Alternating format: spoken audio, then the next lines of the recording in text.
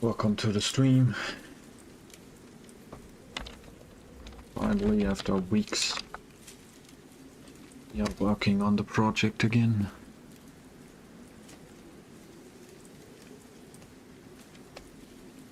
Welcome to the stream. Finally, after weeks. Finally, after a week, I find it much better to work on something productive than just playing. But for me, it's a cheat code when I also stream. Then everything is productive. Even though I'm not productive because I'm not making clips or cutting videos out of it. Where actually viewers would arrive because they see it.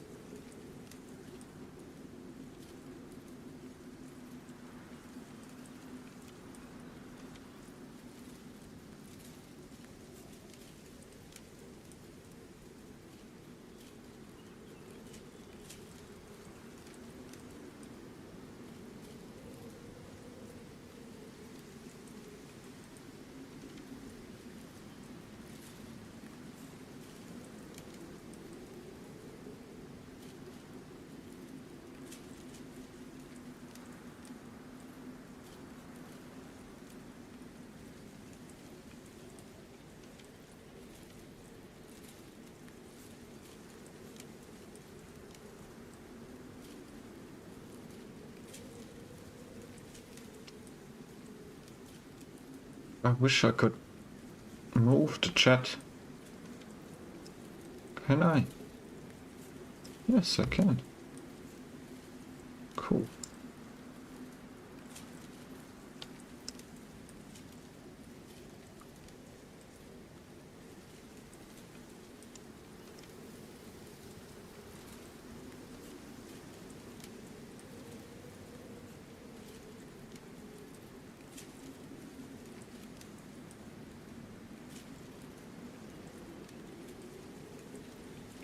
Dude, I moved the chat away.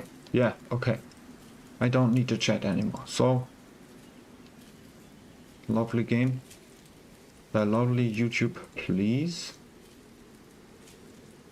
make the window disappear. I don't need both. Just wanna see stream, view count, and chat, and my task manager, and if everything is on. It's that simple. Okay. It doesn't even matter. Yeah. Where did we stop? Here. The graphics card is working. 95%. Donate some money so I can get another graphics card. Yeah, for now it's good. Everything good. We stopped here when we realized we need to learn how to delete in-game items. Because, yeah, the fence needs to be away. The rest, it's okay to have this. Eh? Oh, never mind, it's in here. That would also work. Like, then we can secure this and have an entrance. But then the part is here, we can't enter with a vehicle. So should get rid of some of these fence posts here too. But we will not enter here. Just like some entrance. Need to relearn the whole game again. Yeah. It's a me.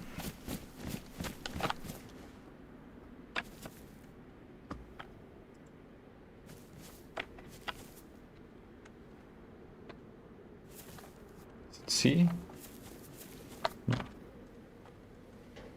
That's space, okay.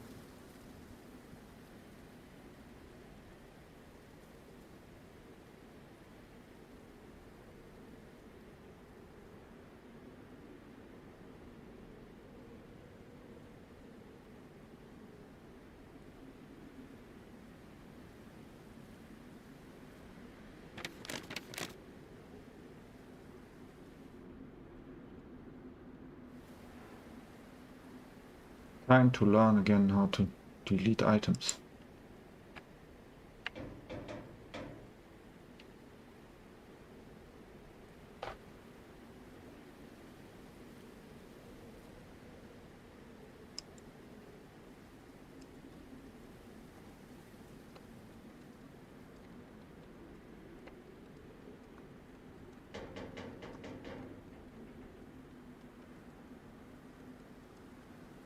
The problem is it will only work on the running server.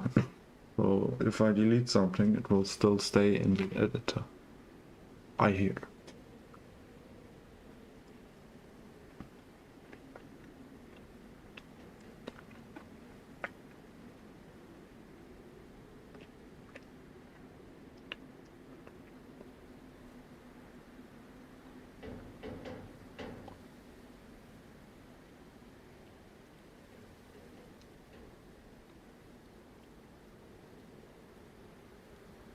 Hi guys, welcome. Doing another Daisy tutorial. This time I'm in the Daisy editor. Now, this is a program that you'd use to, like, create custom areas, place objects down on your server, well, place objects down to import them into your server. Now, I'm not going to show you how to do that, but what I'm going to show you is like the reverse, how you can remove certain objects that's currently in your server as default, that like Dayz has placed. So what you're going to need is, obviously on your server you're going to need to install the Dayz editor mod and the Dayz editor loader mod. Now if I quickly open up my Steam and just bring Steam across, so this is the Dayz editor loader mod. You want this, and the other one's just Dayz editor. So make sure you have both of these installed on your server. There is another step with this mod that you're going to need to do, but I will show you that in a sec. But first of all, let's go back to the Dayz editor. Now, what you want to do is, say I'm currently at Altar. Now, say I didn't want this radio station. I wanted this like area completely empty, so I had like a pretty much a blank canvas to, you know, re-put something else there. What I could do is go up to it, hold Control, middle mouse button, it's gone. Same for the items inside. What? Same for these cars. For real, it works. Do the same for the trees. Middle mouse button. You pick something up. You can also, you know, move them if you want to. Come on, it's not working. And left click, and you can move stuff. But let's just delete them. Let's just delete these. Say we didn't want these. Okay.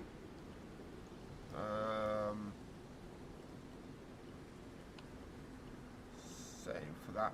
There are some things that you can't remove, like, you know, the main ground, the grass. You can delete the bushes and rocks.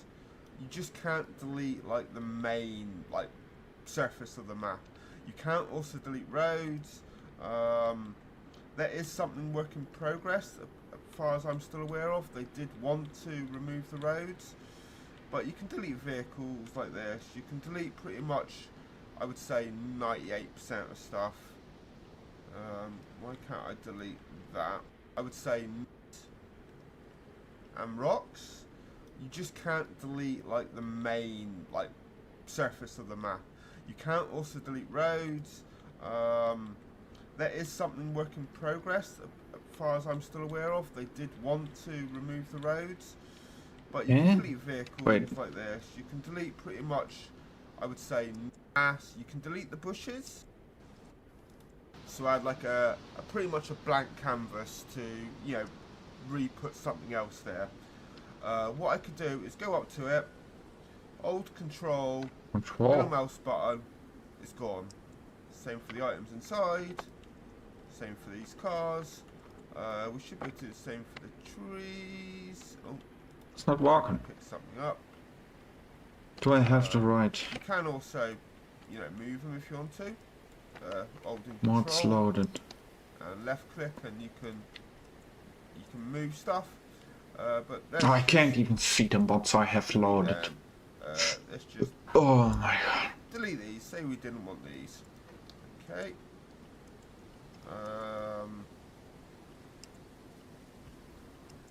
It's got to install the data, import them into your server.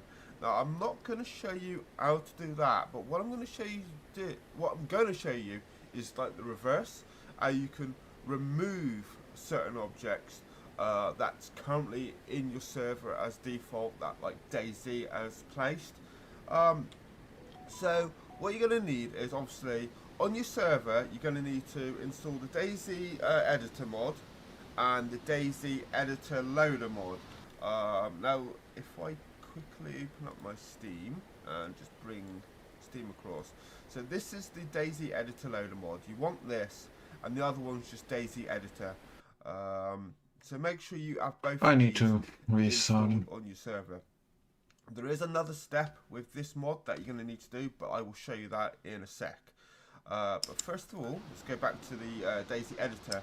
Now, what you want to do is, say I'm currently at Altar.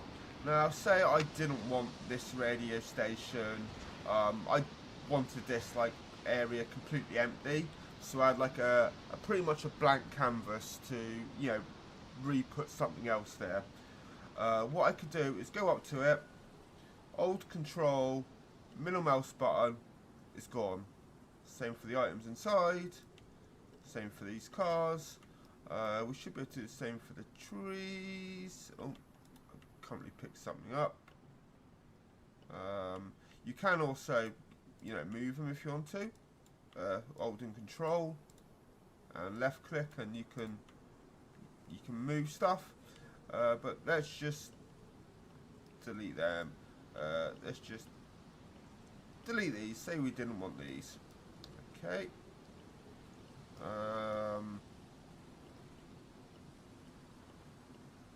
Same for that. There are some things that you can't remove, like, you know, the main ground, the grass. You can delete the bushes and rocks. You just can't delete like the main like surface of the map. You can't also delete roads.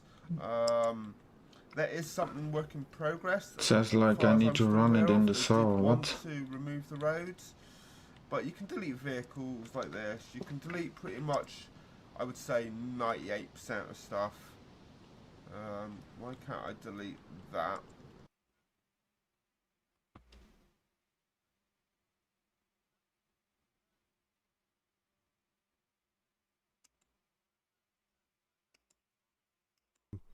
Dependencies on your local server and on your remote community server as well. So you need to make sure you've got community framework installed and dabs framework installed as well. Without those two things, Dayz editor loader will not work.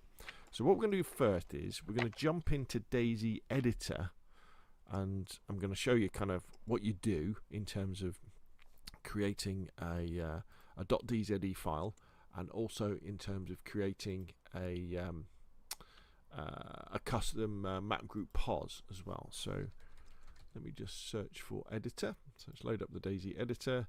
I don't bother with builder items, and then we just hit play. So Dayz editor, if you haven't come across it before, this is the amazing mod from Inclement Dab that runs on your local PC that enables you in real time to create in their places, and it also enables you to basically, instead of having to create custom JSON files that you refer to in your CFG gameplay.json, you can just upload your .dze editor file saves, and that will do all the deleting, and you can have a separate one or the same one if you wanted to spawn all your new buildings and structures and various stuff in. Okay, so rather than me waffle, let's exit out of this remote server. Let's close this down, and I'm going to show you what we need to do. So first things first, you'll want to fire up Steam, and you'll want to go to the Dayz workshop, and you'll want to subscribe to the Dayz editor loadout. This is the extra little bit that does the work, and if you're not already, you want to subscribe to the Dayz editor, but I'm sure you already are. Now Dayz editor loader will need some dependencies on your local server and on your remote community server as well. So you need to make sure you've got community framework installed and dabs framework installed as well. Without those two things, the Dayz editor loader will not work. So what we're going to do first is we're going to jump into Dayz editor, and I'm going to show you kind of what you do in terms of creating a .dze file, and also in terms of creating a custom map group pos as well. So let me just search for editor. So let's load up the Dayz editor. I don't bother with builder items, and then we just hit play. So Dayz editor, if you haven't come across it before, this is the amazing mod from Inclement Dab that runs on your local PC that enables you in real-time 3D to delete items, well, mainly to spawn items in, to be honest, onto the map and create custom locations, which will work on console and PC. It's the deletions bit. This won't work on console yet. So we go open editor. Generous Plus, and we'll show you how to do it. Bum, bum, bum, bum, bum. Right, here we go. So let me first go File, Open Recent, Delete Test 2. So here we are at Chernogorsk. We see we've been doing things. So when you're moving your mouse around, if you look in the bottom of the screen, you'll see it says Object Land House Block. And if I move it here, it'll say House Block 2F. If I hold it over that car, it'll say Land Rec. And to delete stuff, all you do is hold your mouse over something, press down on the control button on your keyboard and click in your middle mouse button, and that will simply delete it. Dead easy to do. Delete stuff. There's some problem here. And then when you're happy and you've done all your deletions,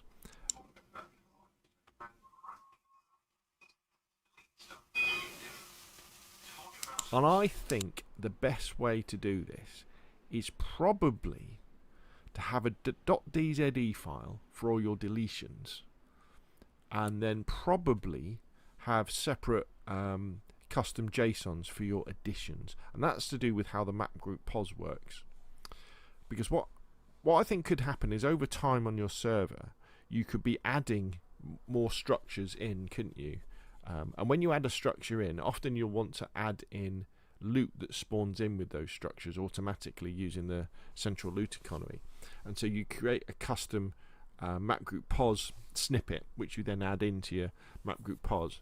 And I think it's easier to add those into an edited map group pos than it would be to try and keep track of everything and have everything in one big .dze and with one custom map group pos file.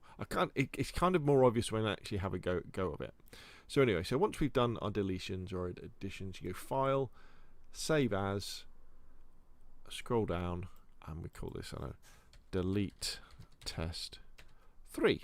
So we'd save that, and that saves that now. So we've created the .dze file that we're going to be using on our local server and our remote server.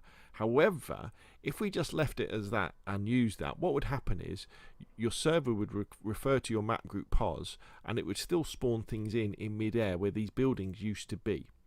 So what you need to do as well is you do File, Export, and you come down here to mapgrouppos.xml, and you scroll down, and you see it says there export entire map.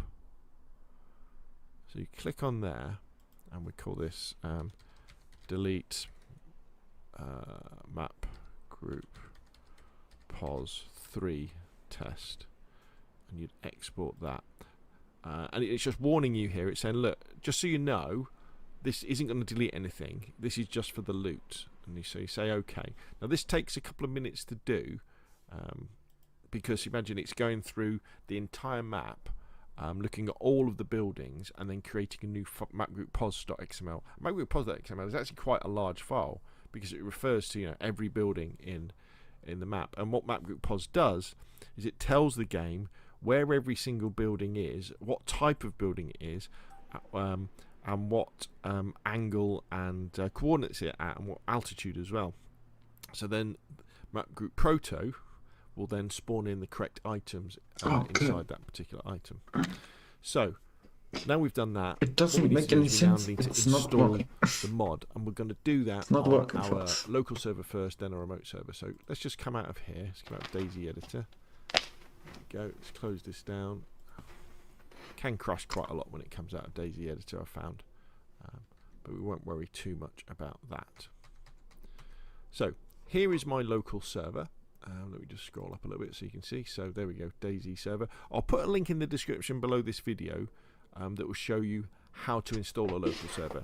Because local servers, I think, are very important to the modding process, whether that be for console or PC, because it enables you to practice with mods and custom XMLs and see if they work on a server environment very, very quickly, because it's very, very easy to swap between servers and restart them and make changes and all that sort of stuff, where when you're working on a remote server, it takes time to restart the server and do all that sort of stuff. So we need to install the relevant mods on our local server. So you'll find the mods in Dayz. So every time you open up the Dayz launcher on PC, it will download all the latest mods, and they're in the workshop folder just here. Here we can see all the mods. They've all got the @ bit on. Let's see how this is getting on. It's having trouble, isn't it? Okay, we'll let that do its business. And so what we need to do is we need to make sure that all the mods that we need for the Dayz editor loader are installed on our local server. So obviously we would copy the Dayz editor loader, and if you haven't already got it on your server, Dabs framework and community framework. So you would right click, copy those. Okay, we're starting it again. Go up, go to your Dayz server, and you can see them all here, and you would right click and you would paste them in. As you can see, I've already got them here because we've got Dayz editor loader, community framework, and Dabs framework. And then you go into each of the mods, and I'm going to show you with the Dayz editor loader, and you go into the keys section, and you would right click, copy the key, and then you go into the keys folder for the server, which is down here, and you would right click and you would paste that into there. And you would do that for Dabs framework and community framework as well. So the mods are in the right place, but now we need to make sure that the server starts with these mods, and this goes with the Windows batch file, or the .bat file. Now, as you can see here, I have lots of batch files, because what I do is whenever I come up with a different set of mods that I want to start a server with, I save it as a different batch file. So I don't have to keep editing one batch file. I have different ones. So I have start with, so this one is a start with Zombie on Chernarus. This is Zombie is the admin tool. Start with Zombie on Chernarus and expansion. For some reason I can't seem to delete that, but I would have thought I should be able to. Okay, I'm just deleting the trees in the background. Okay, I can't delete that net either. But you get the idea. So look at it, control, make sure you got your little mouse cursor, and you can delete it. Now say I was happy with that, and again, this is example for video purpose only. This is on a test server. This isn't going to be on my main server. I'm going to put this on a test server so you can see. Test server. Okay, maybe it really only works on a fucking server. But say you was happy with that. I'm an editor. Why are you so? Edit. Well, so you can see. Let's test it again. Like what? Like look, component. Like we can place this down. Now I'm not gonna obviously. Oh my god, it works. But I'm not gonna teach you how to like do this.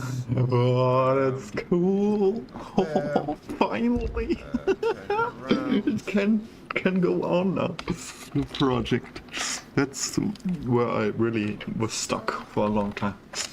Because the controls are completely different. Probably could do with going. Or I just have to zoom on T. Okay. That's the thing. I have zoom on T.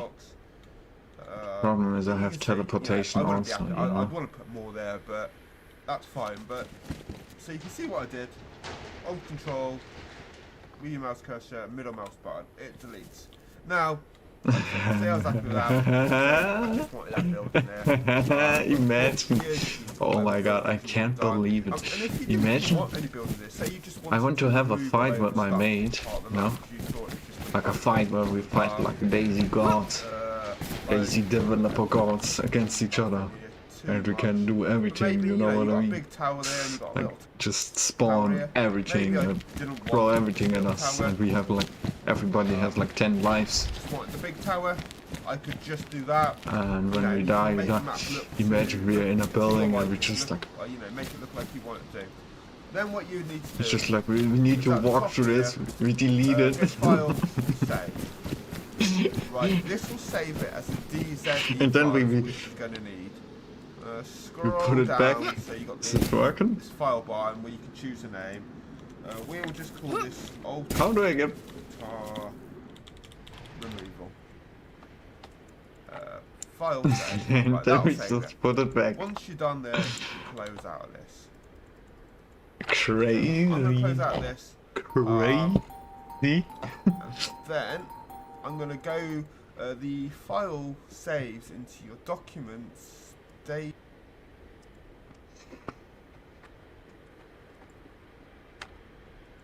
just ignoring all the rest of the video.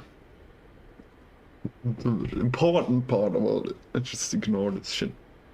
We don't need to learn how to do it and finally we just need to delete it. Everything else we can trouble, we have trouble later. How to... What if I do this? It doesn't work. Yeah, we need to fix this. I hate that they changed every option. Or maybe it's my own fault, but... Why is it on T?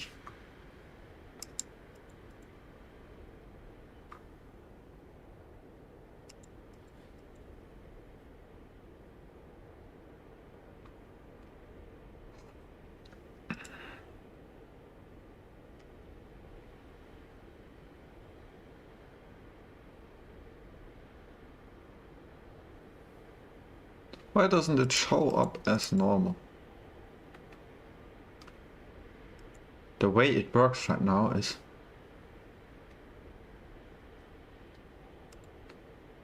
this. It just combines this with...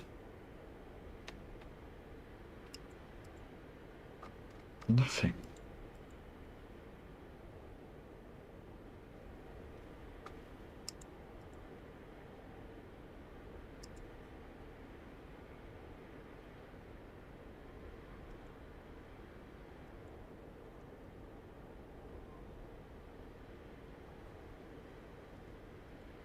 I just have this because I zoomed so much in Dayz.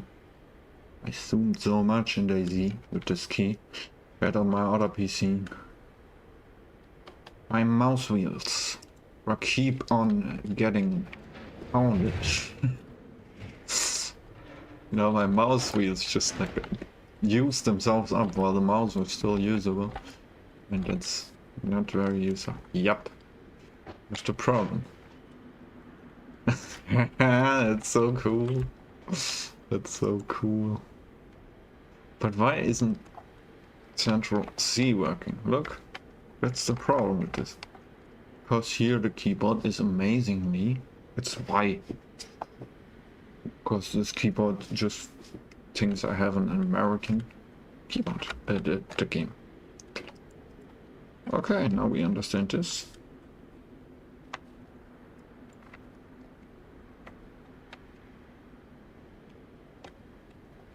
But what's this one? Why? It's completely different. So to go back, I press C, and to put it back in, I press Y.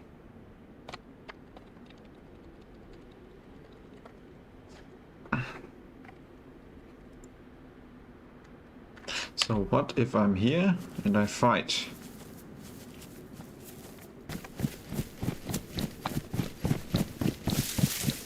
I fight him, my mate, and we do the deathmatch on the editor. Then I just press. I shoot him, I put the wall back up. I shoot him, I put the wall back up. That's advanced bullshit. But now I need to set this on different keys. It takes too long. I can't move around like this then.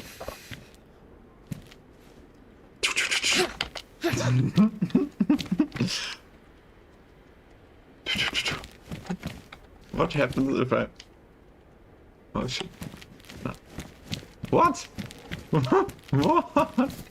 No way. Okay, it will not work. It will definitely not work, I think. Because now it's a ghost wall. It's not very useful. But my plan was to use it as cover. And to fool him completely with it. It doesn't work.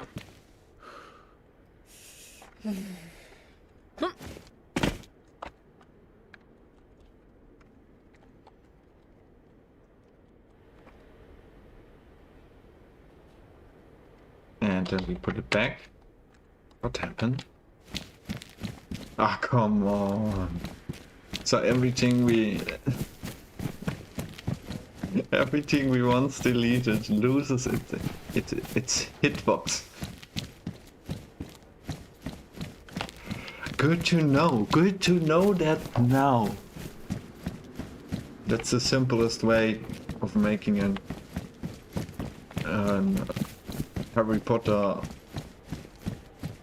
Potter train station exit or enter.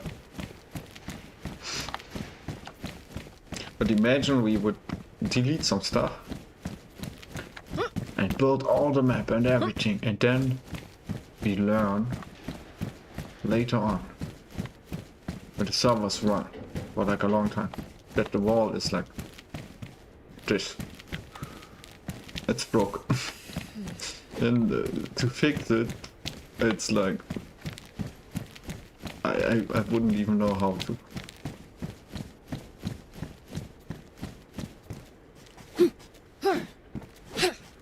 Why doesn't this have a hitbox?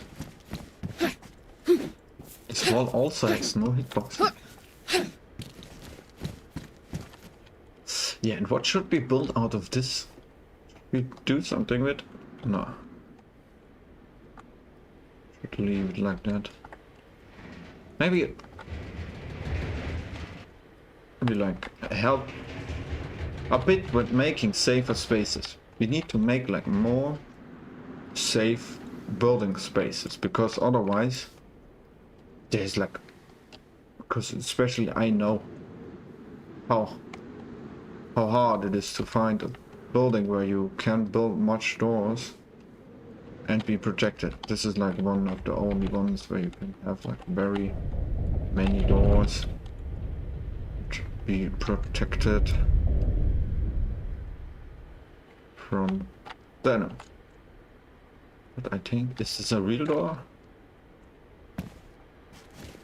Oh, it's a real door. Crazy, I never even thought about this back entrance. I only once raided a base here and from the other side.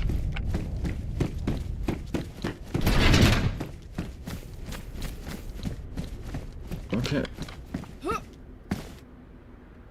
This looks completely different now. What the hell? Looks completely different. We take upgrade this.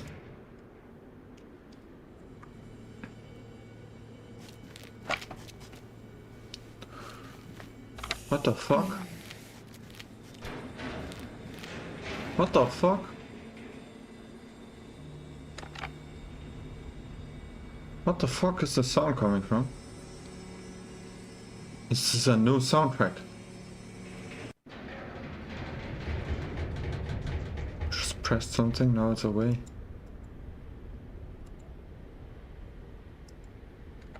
What the fuck was that? I swear, if that's a new Namalsk soundtrack, I will go crazy.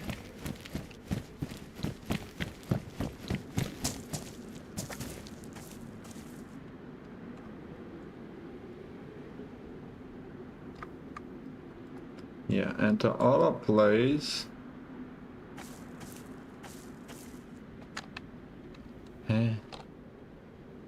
Like here?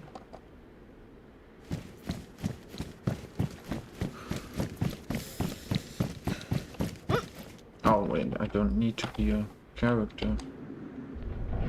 Yes.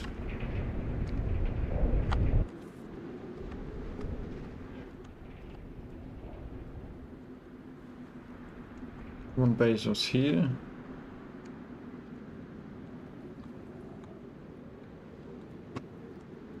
Oh come on, I tapped out. It's very annoying to build here. Let's see.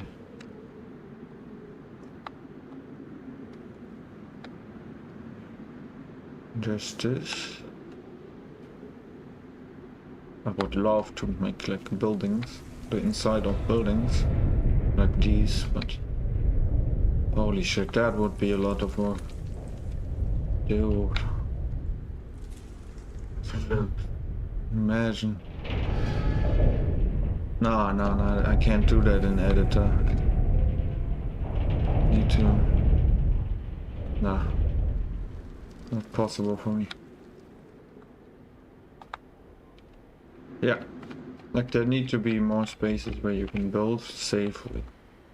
So it means like, if we would say this building, we would raise walls here.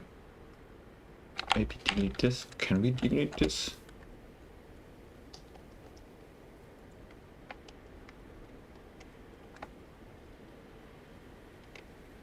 I can't delete this. Ah, sad. Sad. But now it's walkable through. So we need to be very careful what we delete. Once deleted, I got no clue. If we, maybe on the restart we get the hitbox back. We need to test if we can shoot through. Here, what's very important here. Also, I don't remember having this problem here.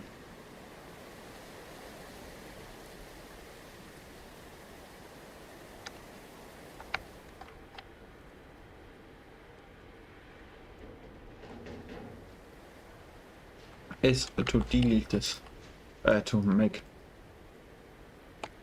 this into, oh, come on, into wood. Otherwise people can raid this from here. Or other server has this. Otherwise nobody would build here because it's not worth it.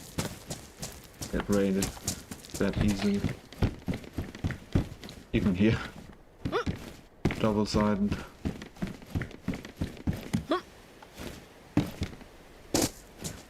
But it's kind of cool that you can jump out. Let's not forget about this.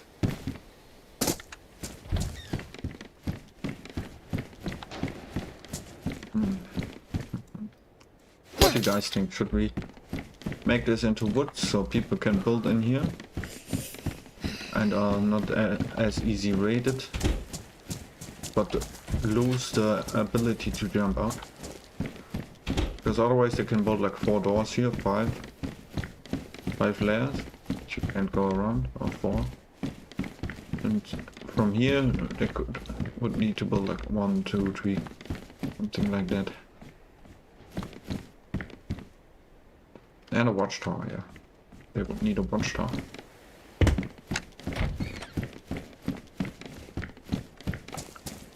But we could make it that it's allowed to make double doors. Double walls behind them. And... okay, yeah. That's shit. That's very shitty. That is a bunch of shit.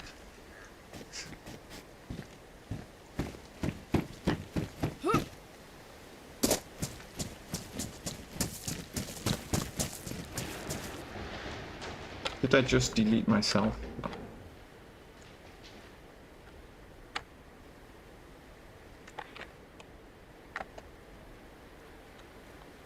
I deleted myself. What the fuck? I deleted myself. I deleted myself. I deleted myself. Never was I able to delete myself. But okay, yeah. Oh wait, we can like this.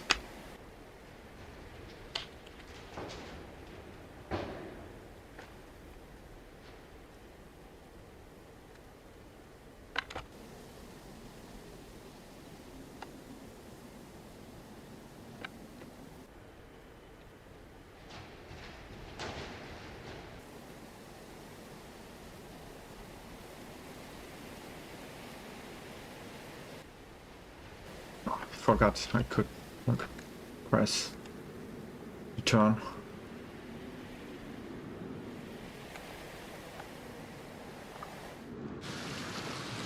Also, it would be very cool if people... Did they upgrade some stuff? Don't remember this boat looking like that.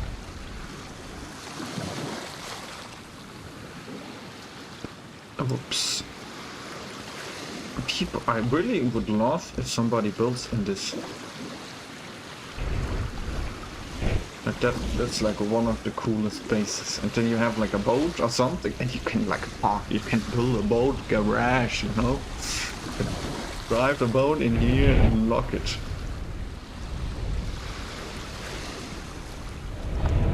I could, if nobody does it, I could like build it myself. And then people see it and then they will like copy it.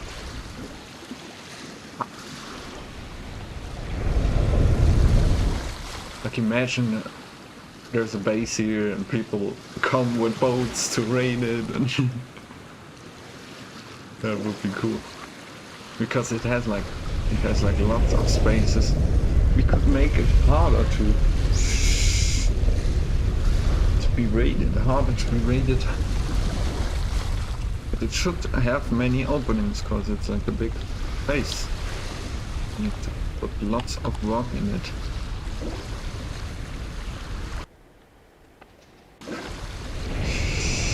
And create a character.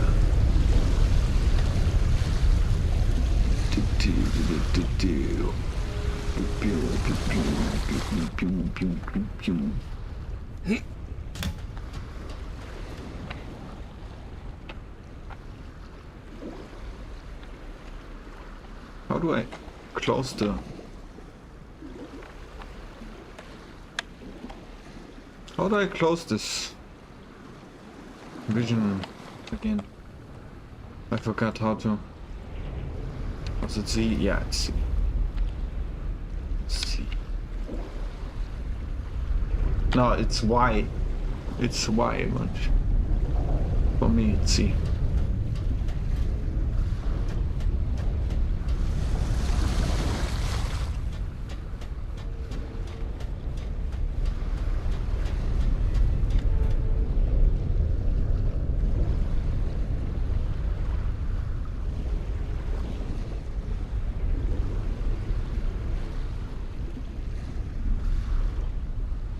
Okay.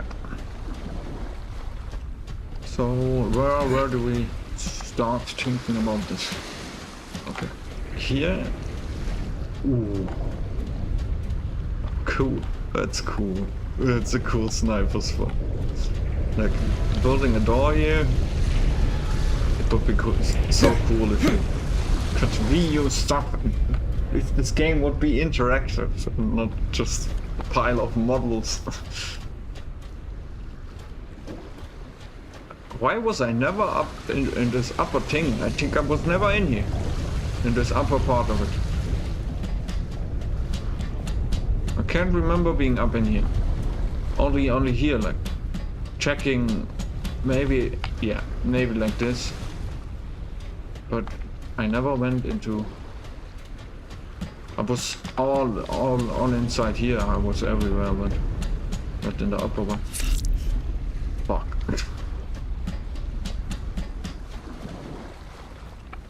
Imagine having this as a base, and every door is a door, so they don't know what to raid. So, oof. And that's basically a good loot room. You can even like shoot up. But what if they can crawl in? Let's test.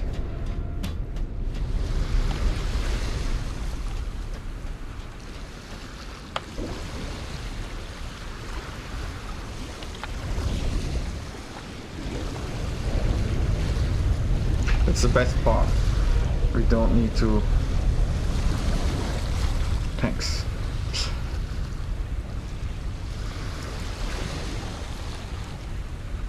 We don't need to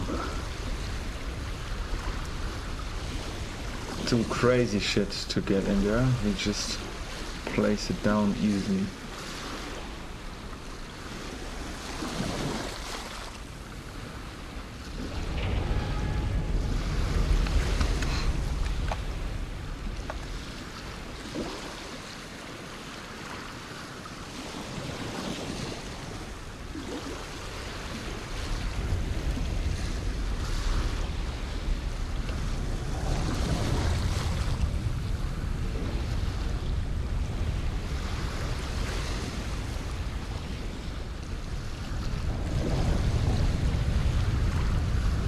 Oh no, we have the part where we can place shit. Thanks for that, Hamster.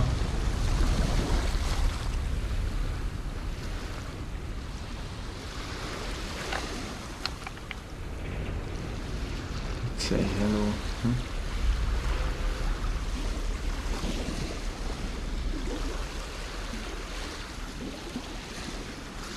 Hello.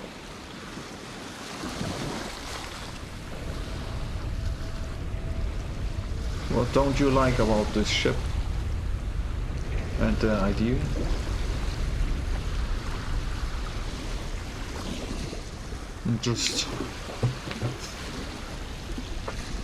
I'm exploring what I want to do with this boat.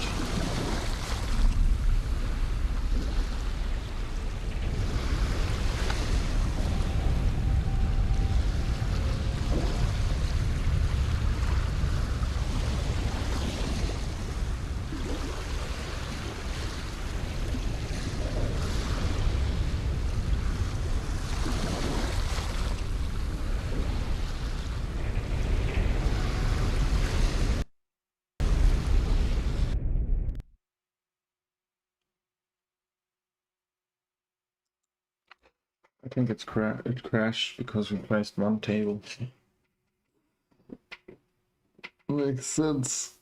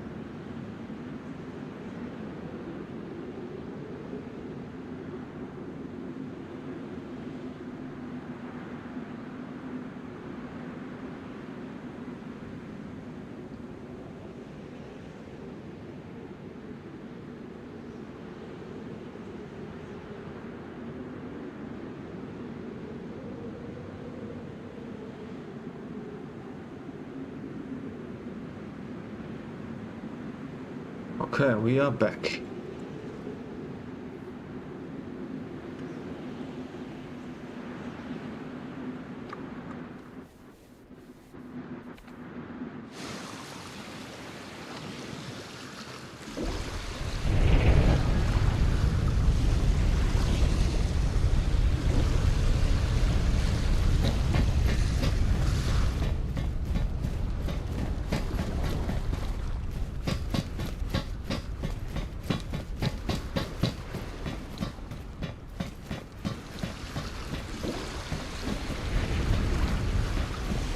I wonder why never. Oh, because there are no fucking trees.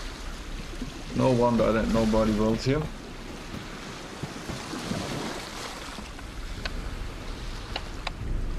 But we gonna test something. We could place some trees here. you place some trees here, somebody can build here.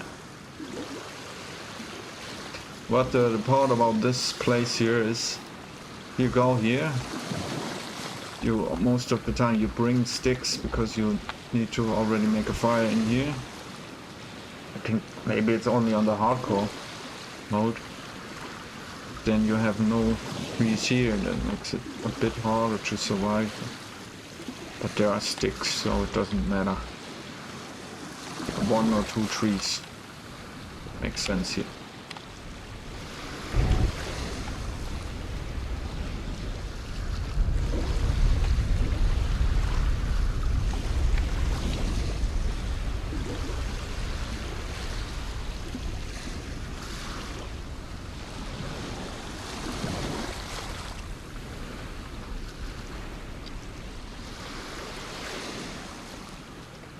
Point.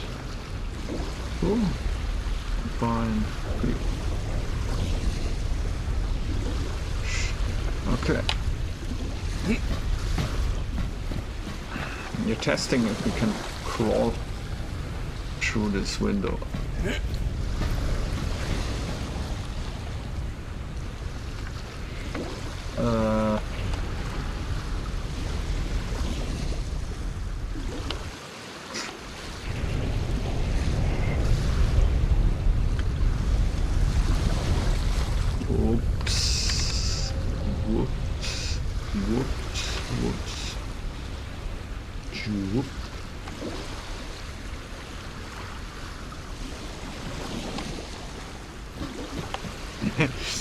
That's how we do this.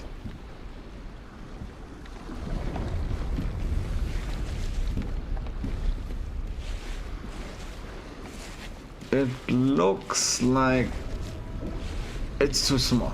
It looks like it's too small.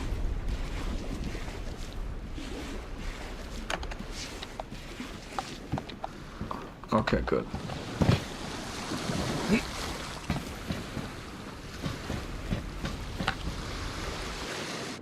Okay, I'm back to this spot where we started to build here. Now we check out what we can delete. We need to delete... Wait, this is there. Can we mirror objects? Nah, it wouldn't be good.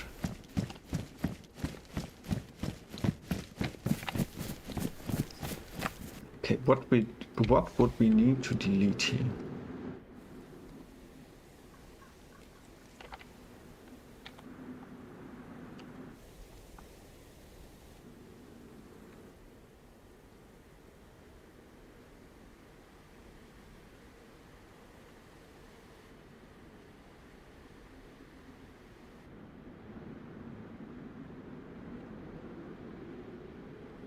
First of all, we would need to delete this.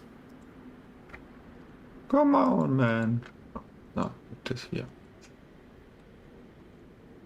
Bam. Bam.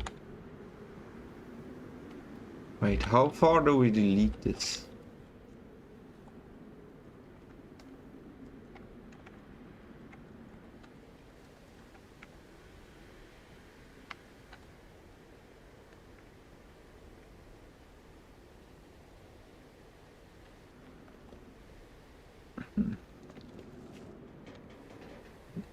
Then we need to delete some stuff here. Now cars can drive in here. But also here, it's ship. Now we have the problem with... that works. That works. Great.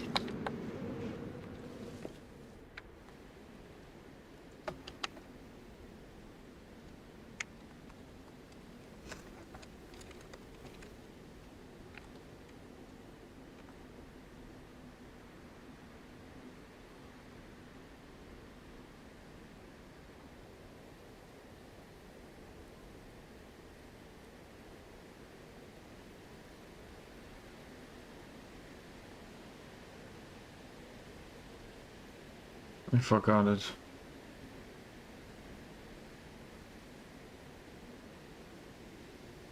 There. Damn.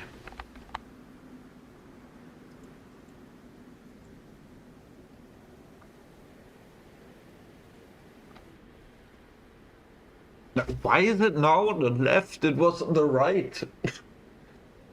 This thing was on the right. Why is it now on the left? Do we have different models of it with left side too?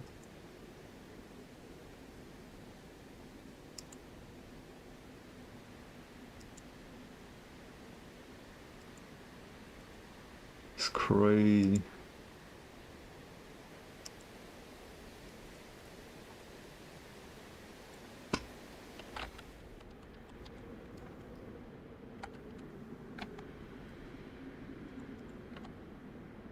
How can you mirror it? Why? Why was it that different?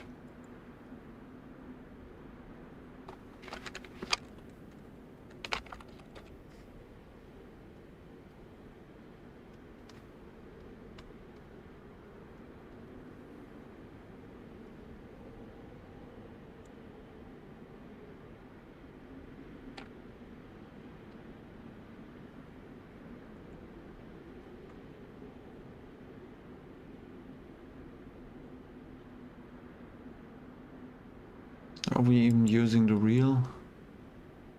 Delete.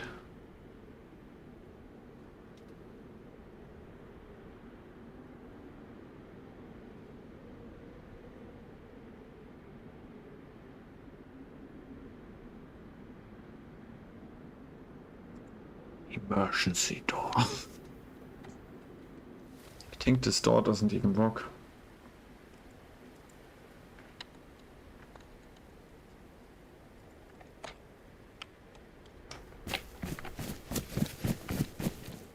No.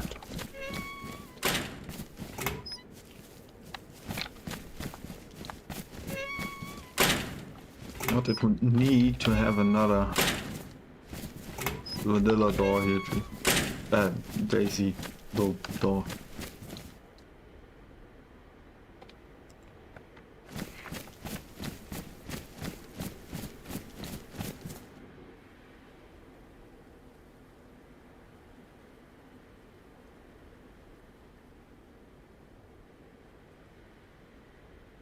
It's so broken.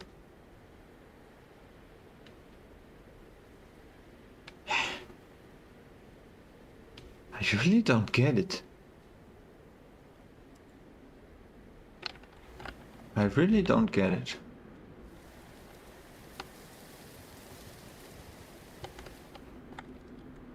Like when I checked it, it was this makes sense now. This makes sense. Okay. Okay. What? Let's make an.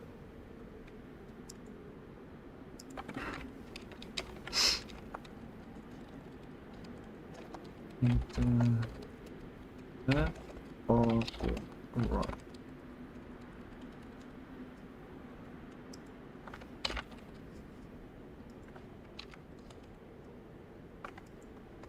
Here, I'm starting a poll. Should we make the control center and the left like this?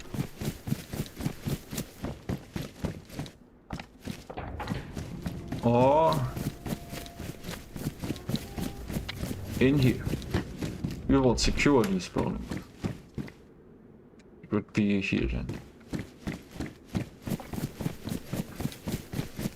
I mean, the other one looks small, right? But this would be looking more safe.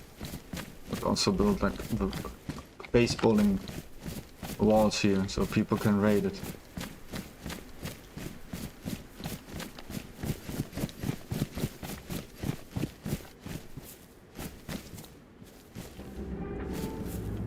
The graphics.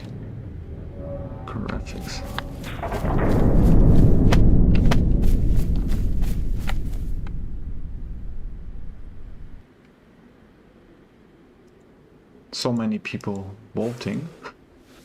Go on, give your vote, give your vote. Oh, I need to show you the other side too. And how do I spin this again?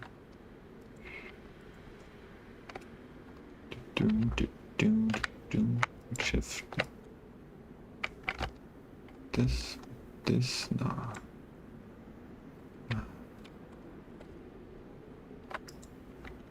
The easy way. We delete. Ah, it still doesn't work. Or this way.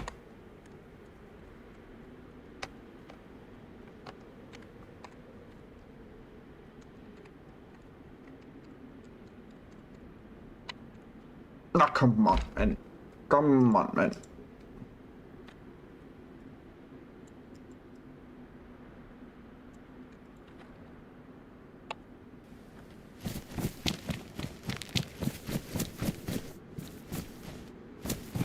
A little bit more to the left.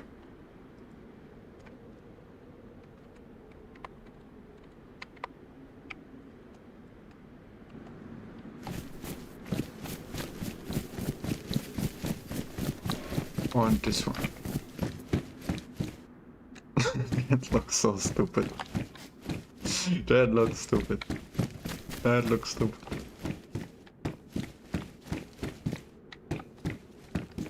It looks so stupid. I mean, we could like cover it up with some other. Nah. Nah, hell nah. I can't even open it. Oh, no, I can't. And we need to. It will also decide on which side it will open. I'm a bit more for this.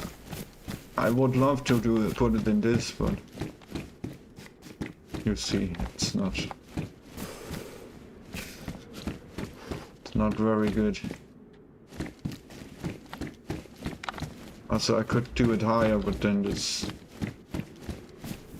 ends here.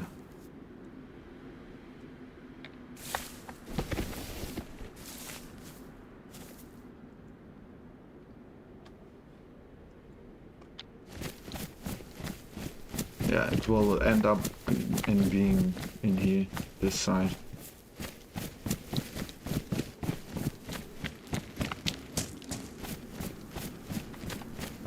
Wait a second. How do we leave it then? There will be also a hard part.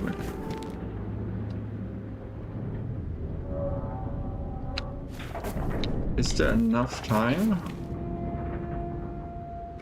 Like open it, one guy goes out with the car, then close it and run out. Yeah, good. So when somebody is like ambushing us, he could basically, a freshie could basically run in. If he's lucky.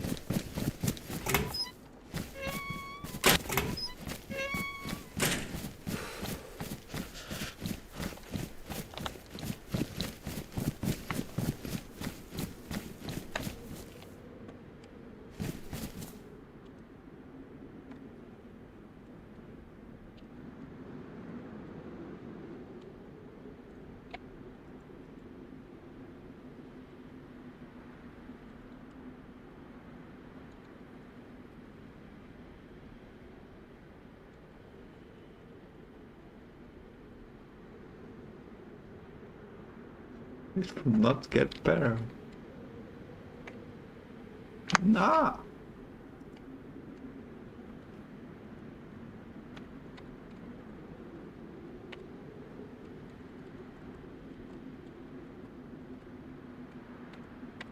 Only way it would make sense would be like.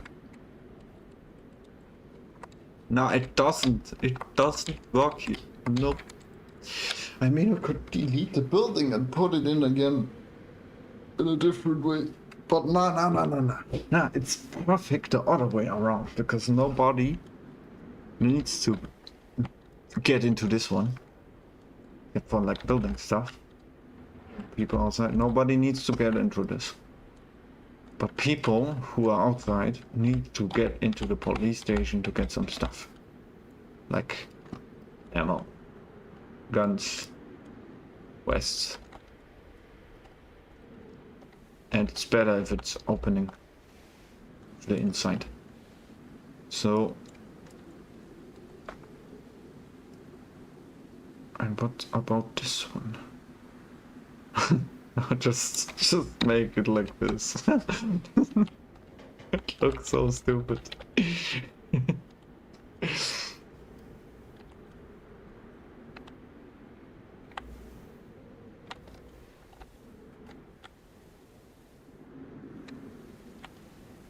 Thing is, I already draw a blueprint of it, and that will be so ugly. Not ugly from it will look beautiful, but for everyone who wants to do this mission, the raid on it, it will be the most. It will take seasons just to get into like 2 layers or something. It will have way too many layers, so I don't even think that anyone will get. Maybe in the start we make it easier. Leave some layers open, unattended.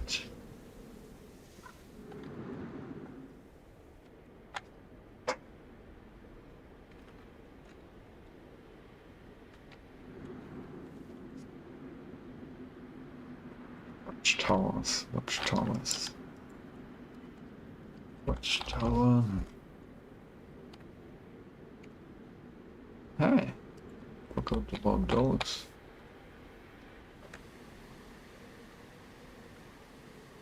I completely forgot about those. Dude, I thought I like need to search something for this, but this is perfect.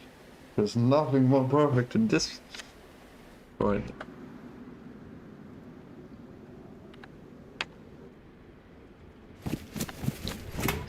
Just testing here. It will not stay like this.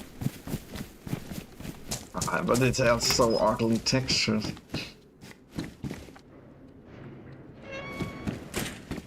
But yeah, it can have like ammo and stuff in here. People can raid it. What is this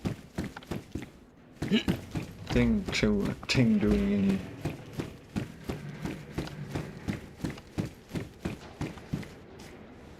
This is a bit stupid. Like, come on.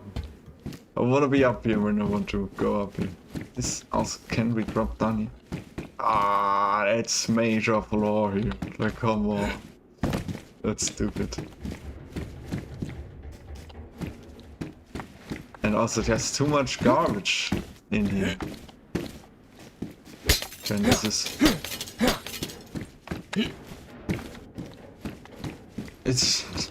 You can't even shoot people out of it. You really need to go out. I couldn't even shoot somebody standing in front.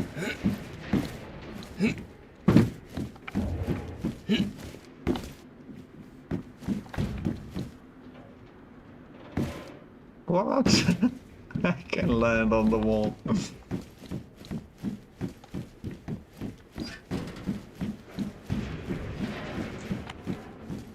No.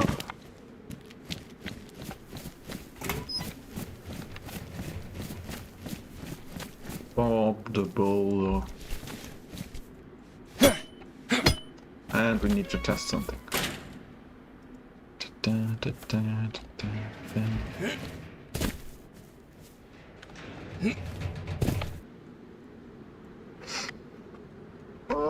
What's it called?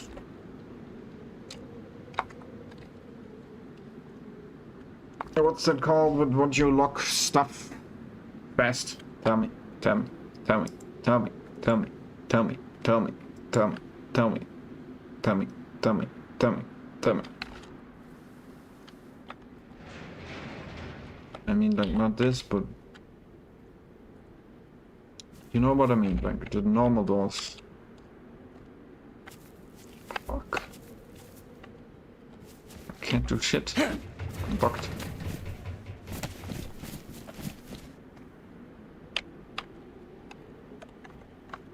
Can't go in my tab menu. This game is not made for testing.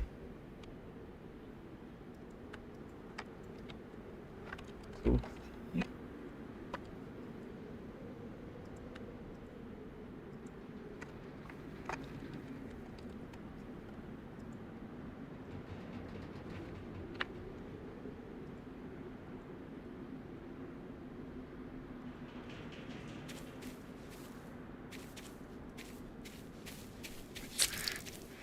Shut up. Ah, the problem is this one doesn't give me the menus. Why?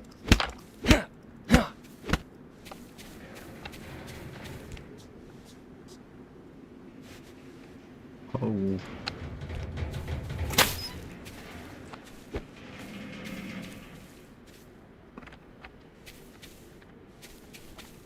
It has no physics? Huh?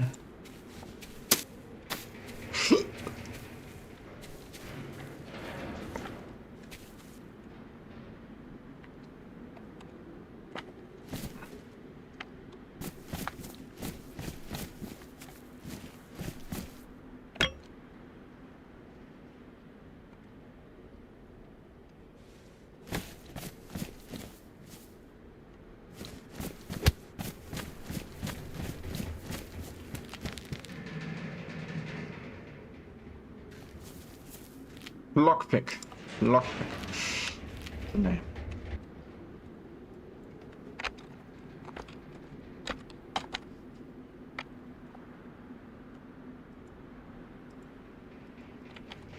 Yes, we are bugged again. Always a good feeling to be bugged.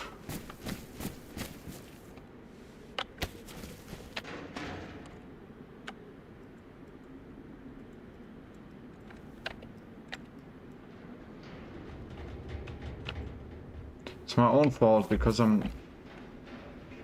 Oh my god, I just put it into my pockets. I can't reach my pockets.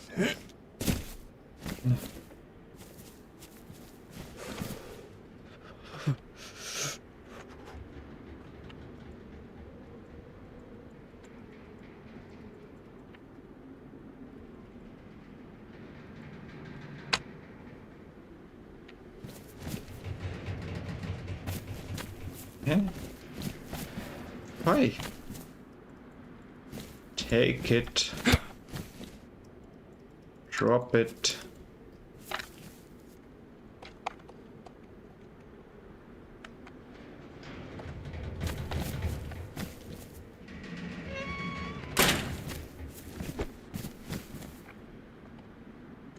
How to fix this?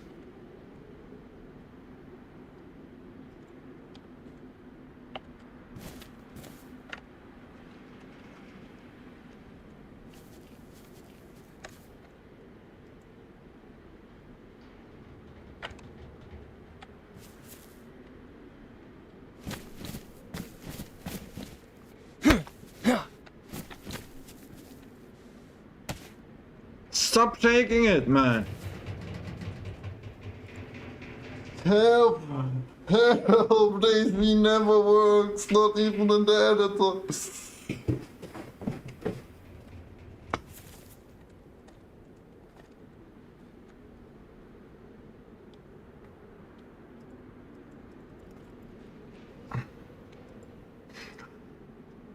UI, load UI, no.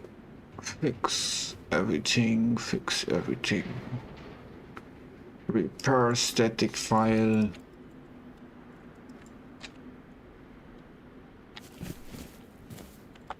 Take.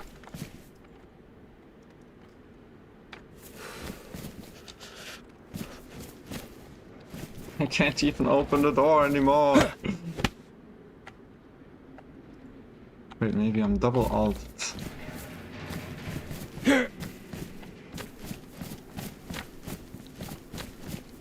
time to reload.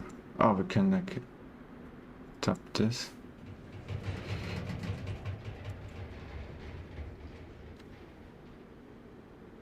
You already decided for the right side.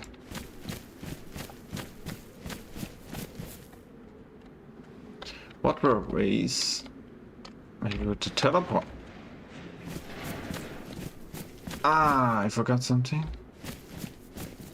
Maybe we stand here, we do this, we click that, go here, and then we do this trick.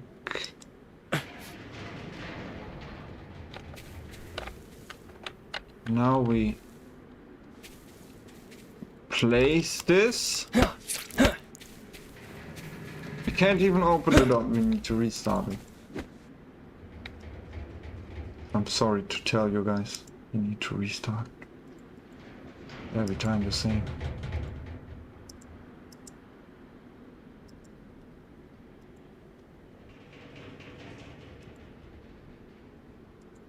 But I don't want to. I'm that far. Or no, doesn't make sense. I will not use this file here, so I can push myself away with the lockpick, but I can't pick it up or place it. Any idea how I get this bug out? I mean, it happens so often.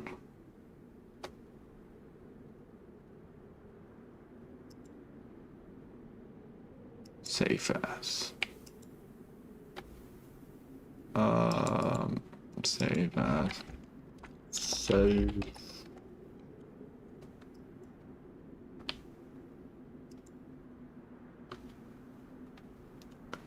Now we load.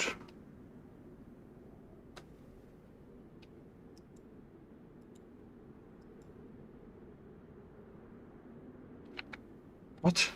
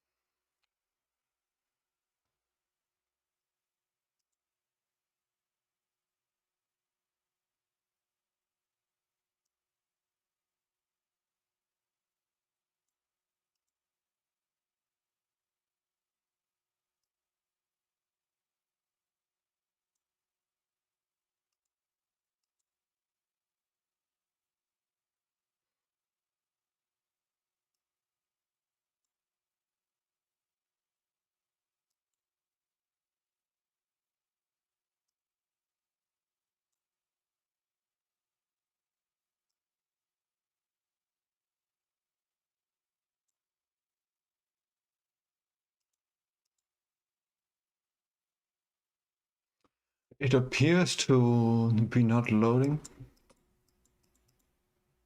but this game rarely, it crashes very rarely.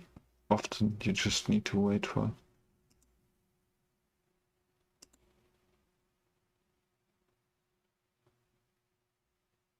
Let's see in the task manager. It is working again. Choo.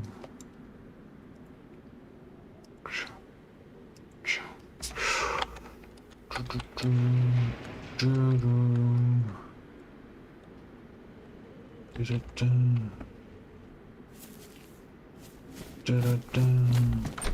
Where are the lockpicks? Where are the lockpicks?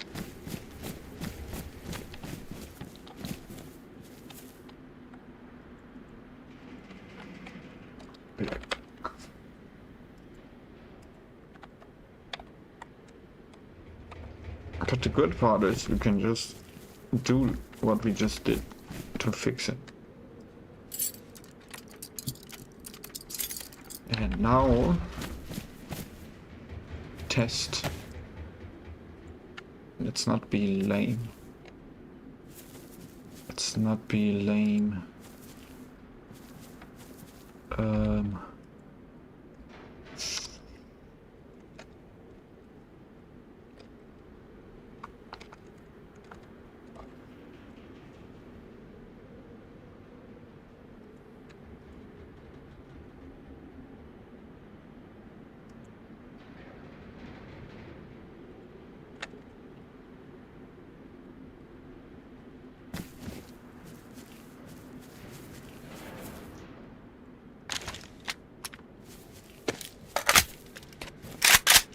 Test.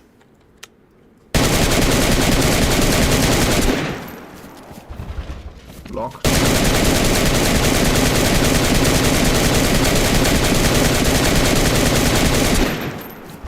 Still locked. What the fuck? 80 rounds of AK, okay.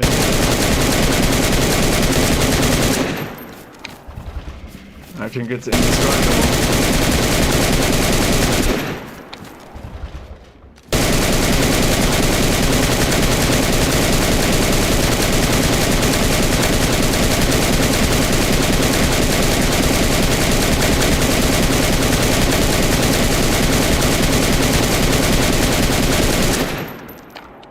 Okay, I think we can't open this with force.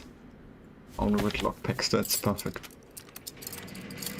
That's perfecto Nico. Nito, perfecto Nito.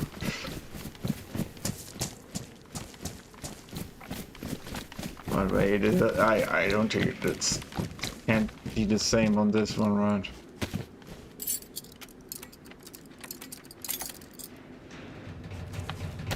I need a new drum mag. God. Here's your new drum mag.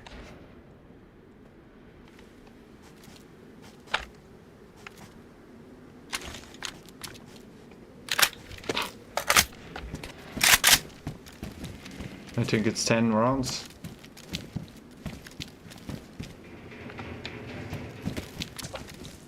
Oh, or maybe 4. 4, 5 rounds.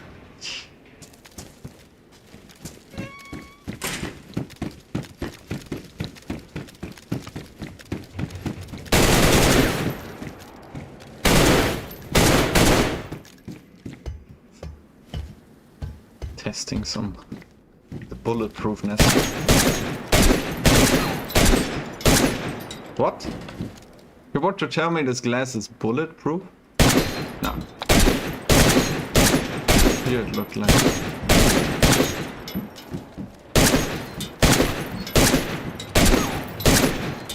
It's very slow after that. You can see the bullet flying very slowly.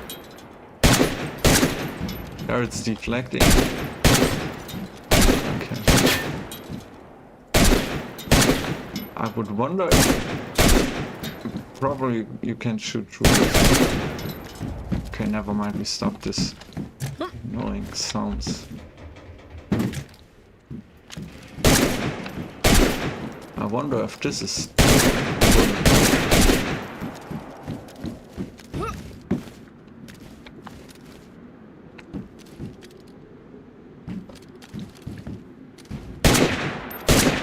I think this must be a bulletproof door.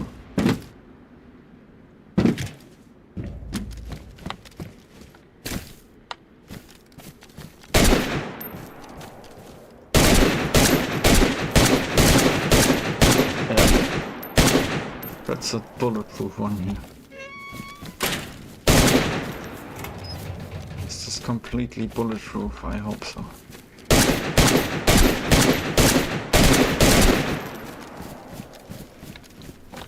Okay, now let's go on.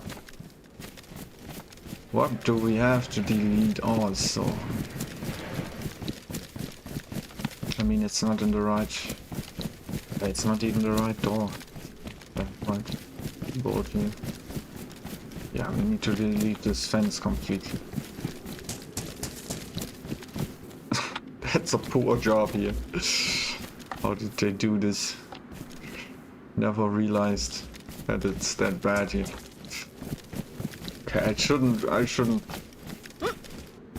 shouldn't be too perfect. I shouldn't act too perfect with this. If Dayz, if like the Namalsk modder doesn't even finish this in a rush. Okay. When we delete this, we delete this.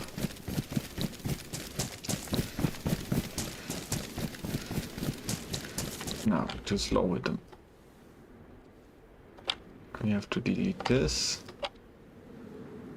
Maybe we have to delete some of the trees.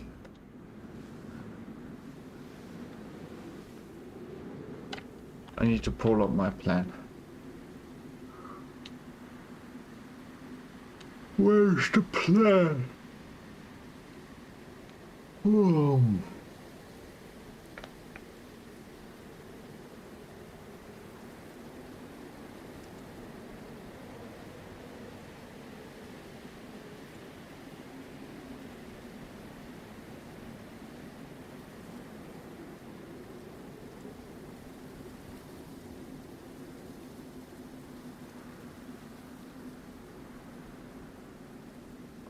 Okay. Luckily we have a plan. The main problem is I'm not too perfect. I want everything to be way too perfect, so I like rather never finish anything than to make it not perfect.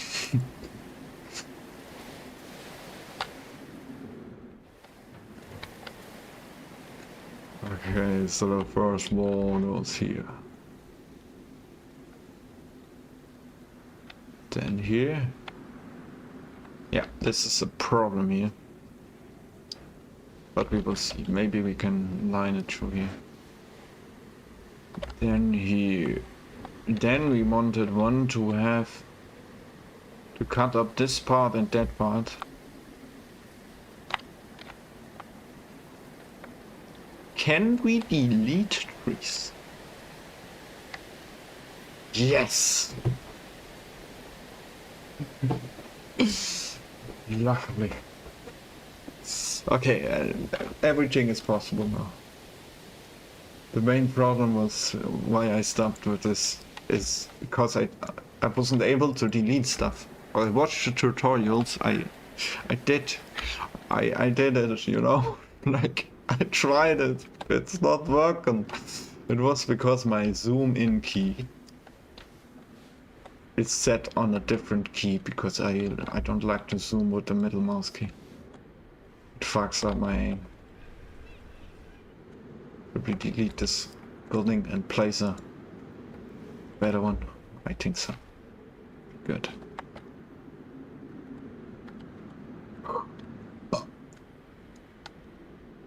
Or what if we do this? This. What? It's in 3 parts? Didn't know that. No.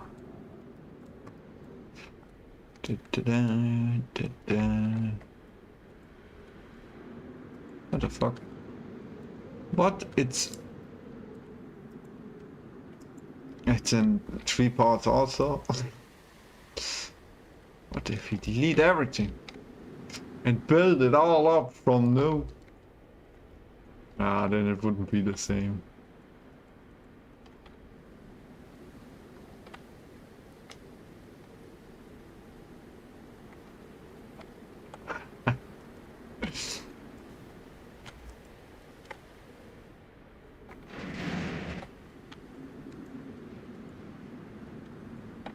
Why is this even in 3 parts? What?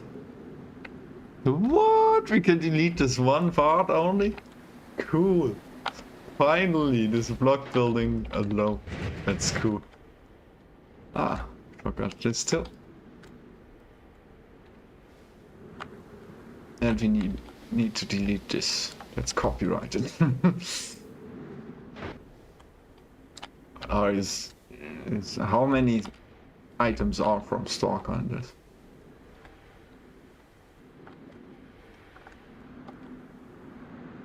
I mean, if we delete a bunch of stuff, we have way more room to do something here.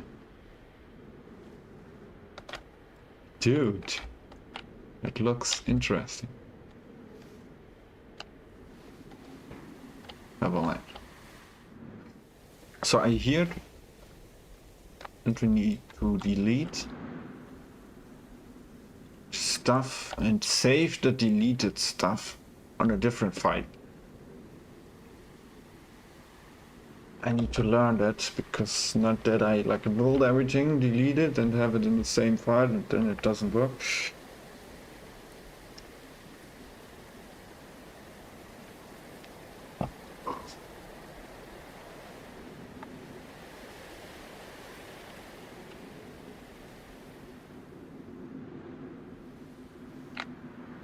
Okay, let's think about everything that we need to delete.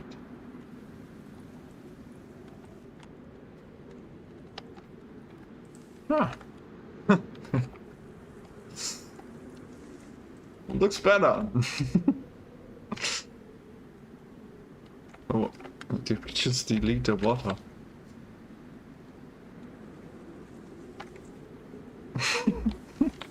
It looks different. Is that good? For when we want to build everything up. So it's covering up the mistakes here.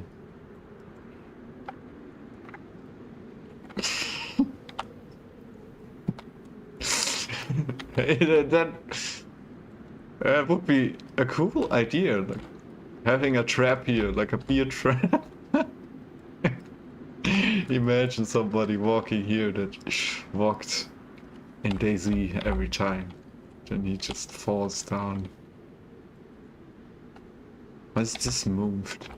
Eh? What? Since when? I never saw that this is not perfect here.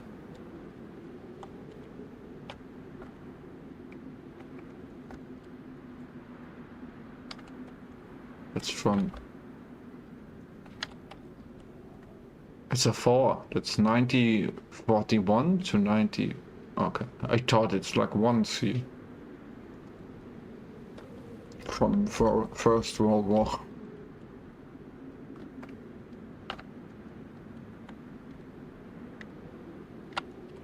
Very professional, I must say.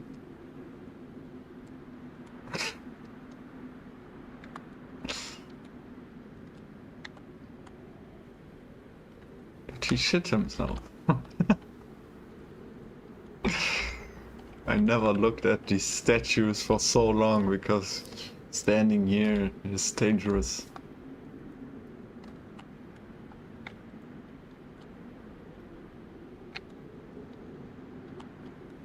Did we move it or?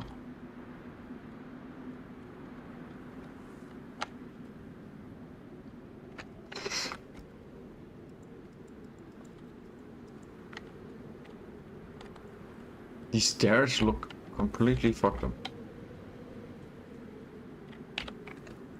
The lineup is completely... But yeah, but at least this game isn't perfect. So we don't have to... But this... It's... Ah! I can't unsee it now.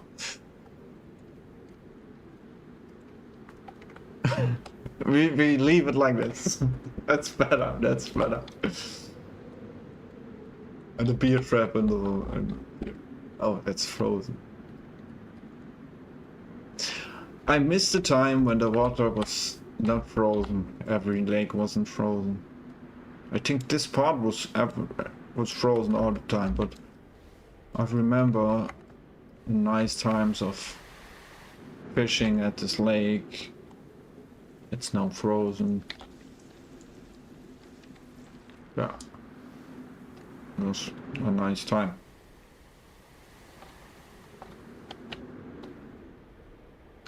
What happens if we do this?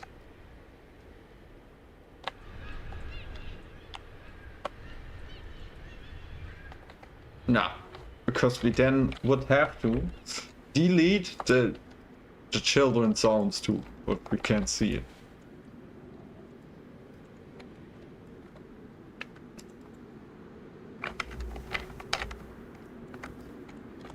Imagine walking up here, falling down here, and there's a beer trap. And your leg is broken and you're in a box. You should test it. You should test it.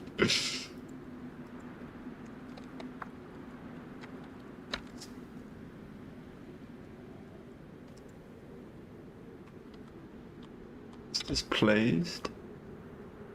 No.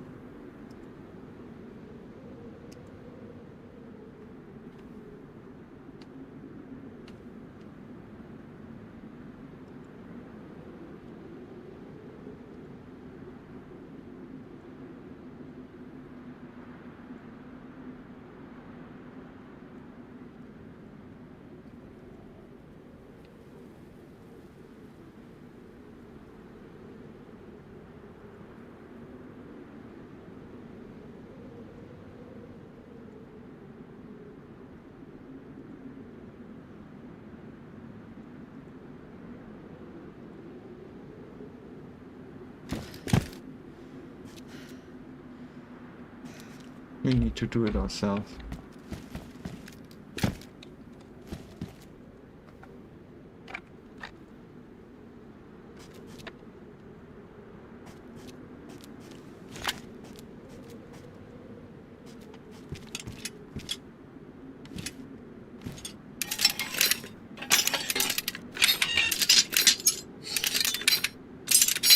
Is that a sneaky trap? Ah, shit. It doesn't have a hitbox. What? Side of this floor. Let's see, let's see. Ah, wait, we need to do this with someone else. He can get a broken leg. It looks bugged. It looks bugged. It looks bugged.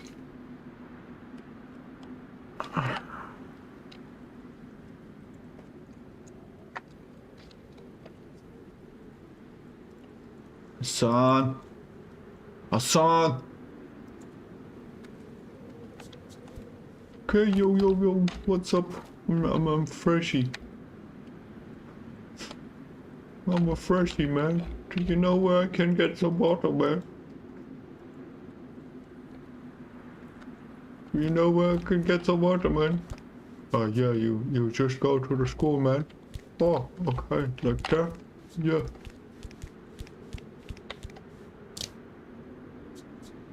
Crap. It doesn't work. Oh man, we need to play something here for a hitbox. Look, everything is placed perfectly, and then this is the part that's completely broken. All of them.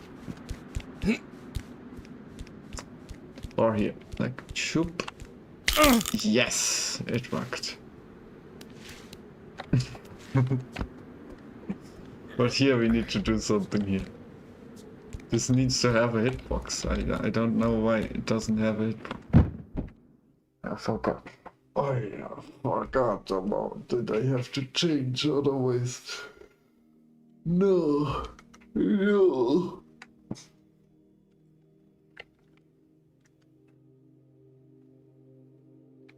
Why is there music now?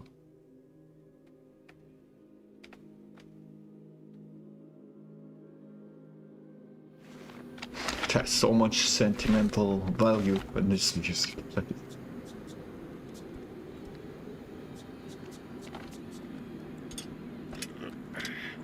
No, I can't place it, but...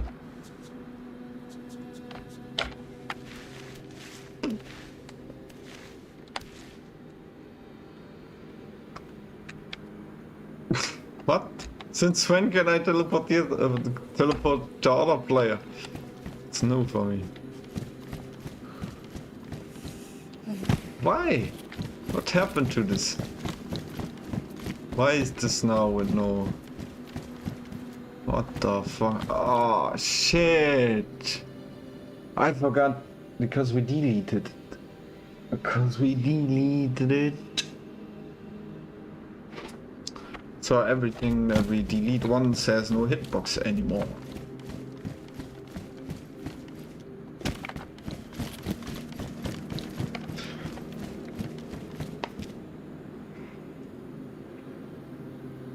What we could do some cool stuff with it, maybe.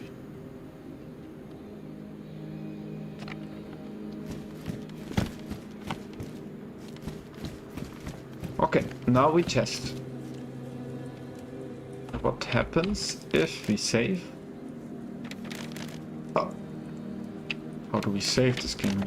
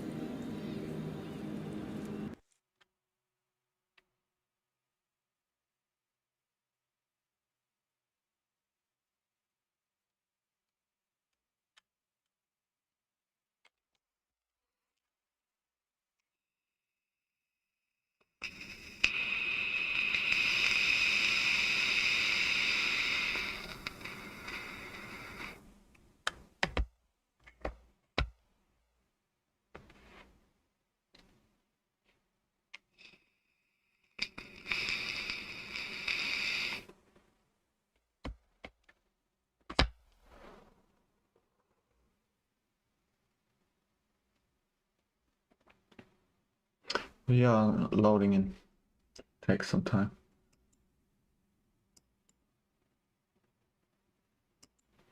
Vor einigen Jahren noch war Simon Unge einer der ganz großen Player im YouTube-Game. Wenn ihr so alte YouTube-Hasen seid wie ich, dann könnt ihr euch sicherlich noch daran erinnern, wie er beispielsweise die Longboard-Tour gemacht hat und damit für Furore gesorgt hat. Seit 2024 sinkt allerdings so ein bisschen der Stern des Königs von Madeira, als seine Ex-Freundin Rachel ausgepackt hat und ihm psychische Gewalt, Untreue und Tierquälerei vorgeworfen hat. Und jetzt packt eine andere Ex-Freundin aus, nämlich Marina. Die hat ebenfalls ein brisantes Statement veröffentlicht und was sie ihm unterstellt, könnte auch strafrechtlich relevant sein. Das ist natürlich klar, dass einfaches Fremdgehen jetzt nicht gerade strafrechtlich relevant ist, aber da war noch mehr drin, das, was sie da vor einigen Tagen in die Öffentlichkeit gebracht hat. Und das schauen wir uns rechtlich ganz genau an. Und ich würde sagen, was Unge hier.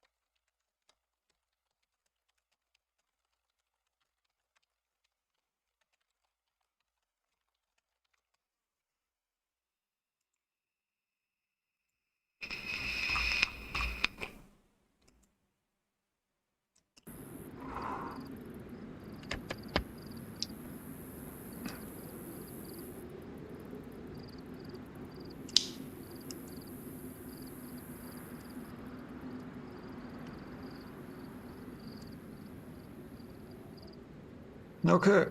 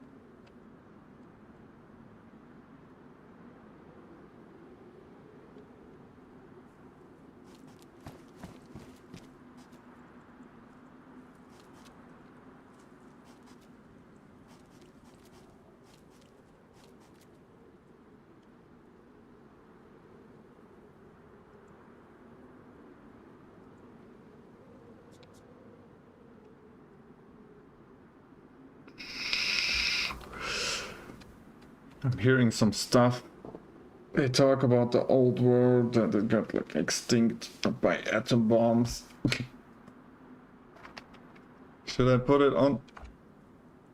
Accidental fires. Yeah, why not? Simultaneous catastrophic fires that consumed entire metropolitan areas in hours. Moscow burned for 6 days. The fire was so intense it created its own weather system. Eyewitnesses described a firestorm that generated winds strong enough to lift grown men off their feet. Temperatures so extreme that stone buildings melted. Melted. Stone doesn't melt in normal fires. New York burned in 1812. The entire southern district consumed in a single night. Official cause: unknown origin. Philadelphia had a massive fire. Baltimore burned. Washington, D.C. burned so completely they had to rebuild the White House. Boston had multiple fires. Charleston, New Orleans, all in 1812, all catastrophic, all officially listed as unfortunate accidents or consequences of the War of 1812. Okay, you can jump out. But here's what they don't tell you. Russia and America And you weren't can at war crawl. with each other. Napoleon's campaign and the American War of 1812 happened simultaneously, but on opposite sides of the planet. There's no logical Maybe connection. this part is better to And yet cut up. cities burned on both continents at the same time, with the same inexplicable intensity. I started collecting eyewitness accounts, letters, diaries, What? newspaper I can't reports from 1812, and the descriptions are can't- terrifying.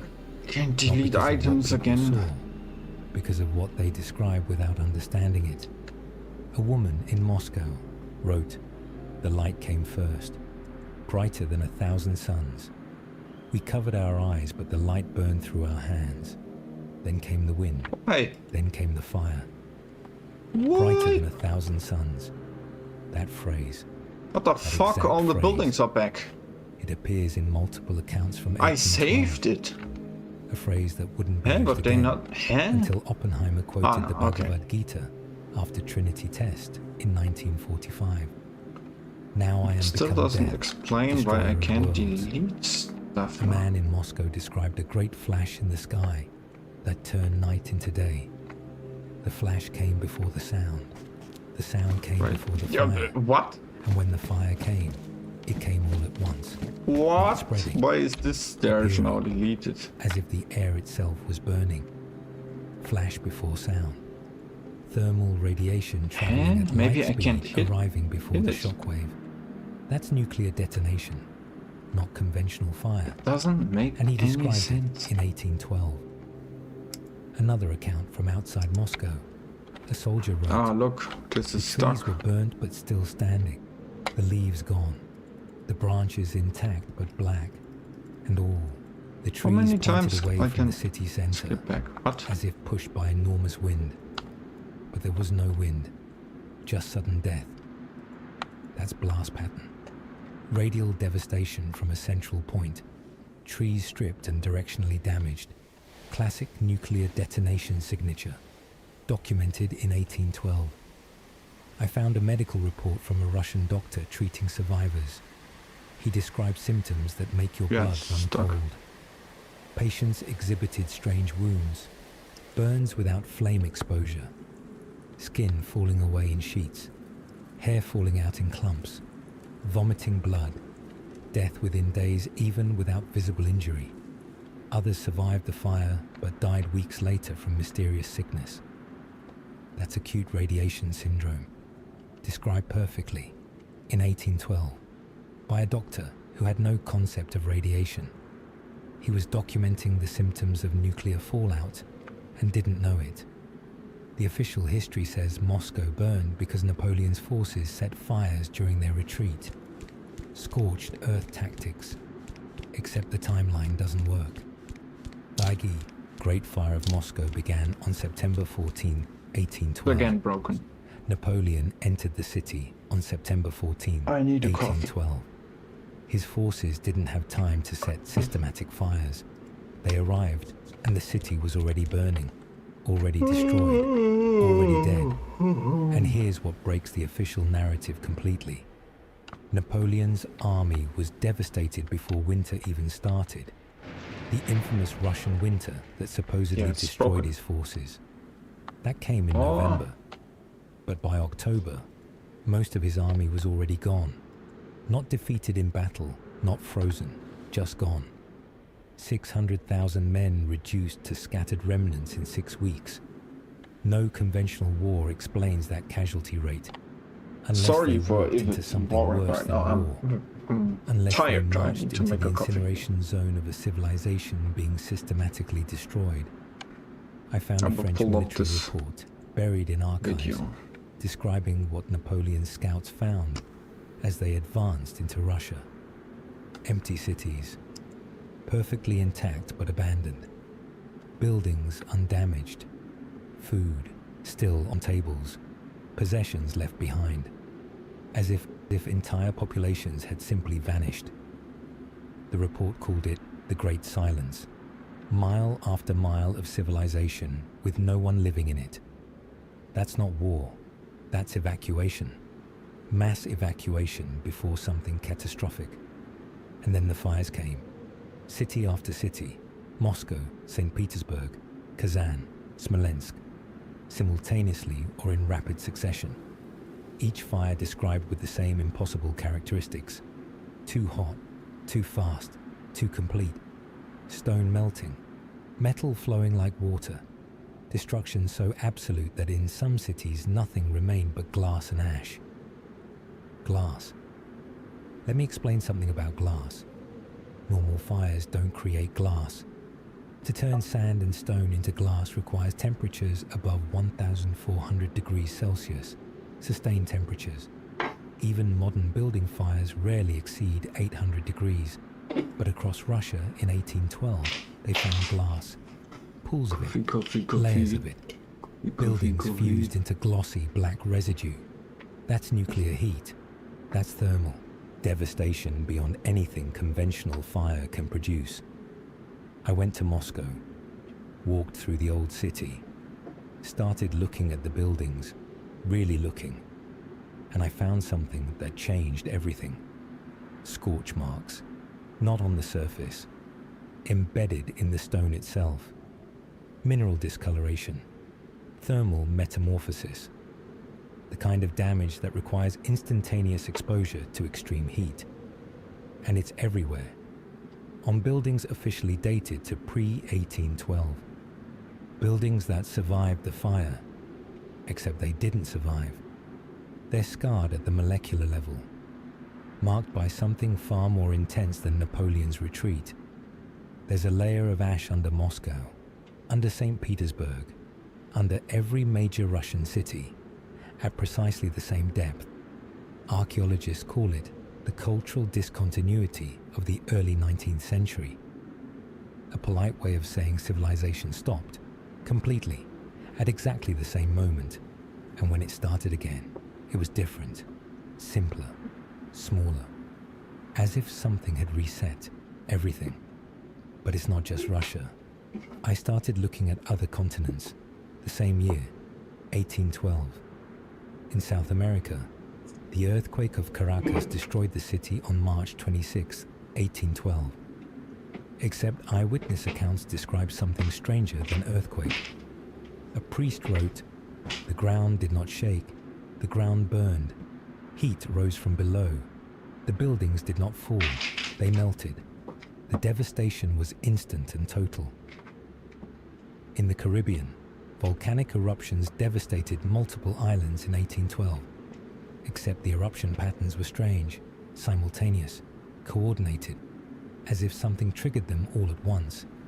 In Asia, records show catastrophic fires across major cities, Delhi, Calcutta, Manila, all in 1812 or 1813, all described with the same impossible intensity. This wasn't regional, this was global. A worldwide catastrophe happening simultaneously across every continent. And the only explanation that fits is coordinated destruction. Systematic annihilation. A war not between nations, but against a civilization. The Tartarian Empire. The greatest empire history refuses to acknowledge. A global civilization with advanced technology, unified architecture, and continental infrastructure. An empire so powerful, so advanced, so entrenched that the only way to defeat it was total destruction. Nuclear destruction. Because here's what they don't want you to know. The technology existed, not steam engines, not gunpowder, nuclear technology. We have evidence. In ancient India, the Mahabharata describes weapons that sound exactly like nuclear devices. A single projectile charged with all the power of the universe. An incandescent column of smoke and flame as bright as 10,000 suns. That's not mythology, that's technical documentation. Ancient sites around the world show evidence of vitrification.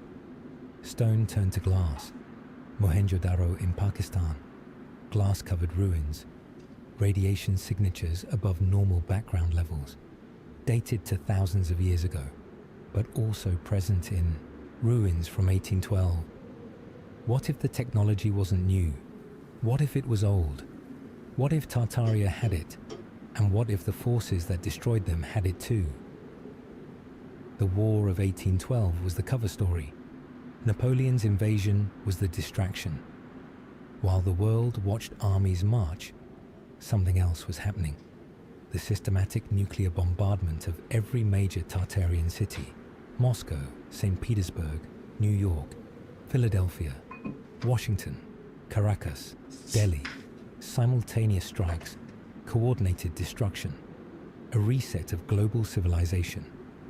And when it was over, when the radiation cooled, when the fires died, they rewrote history, blamed Napoleon, blamed accidents, blamed anything except the truth, that humanity was reset, that advanced civilization was incinerated, that we're living in the aftermath of nuclear war from 1812. The evidence is everywhere once you see it. The scorch marks, the glass layers, the radiation signatures, the impossible fire descriptions, the simultaneous global catastrophe, the cultural discontinuity, the sudden simplification of architecture after 1812, the loss of building techniques, the loss of knowledge, all consistent with systematic destruction of a civilization. I found a letter from a British engineer working in Russia in 1820. He wrote, "The destruction we attribute to Napoleon's retreat is far more extensive than any army could achieve. The cities are not damaged, they are transformed. The stone shows signs of heat no earthly fire could produce, and beneath the rubble we find foundations, magnificent foundations, of buildings far greater than what now stands, as if we are rebuilding poorly on the bones of giants. As if we are rebuilding poorly on the bones of giants.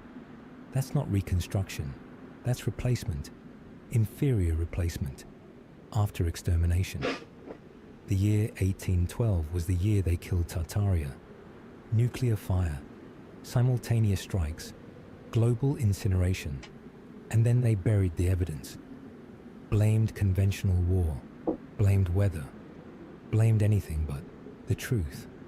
That humanity has been here before, that we were more advanced before, that we were destroyed before, and that the civilization we're living in now is not the first.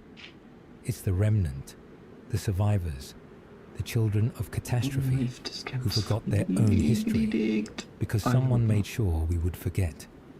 The paintings remember, the scorch marks remember, the glass layers remember, the radiation signatures remember, the eyewitness accounts remember. Even though the historians lie, the evidence testifies. 1812 was nuclear. 1812 was global. 1812 was the end of Tartaria and the beginning of the lie we call modern history.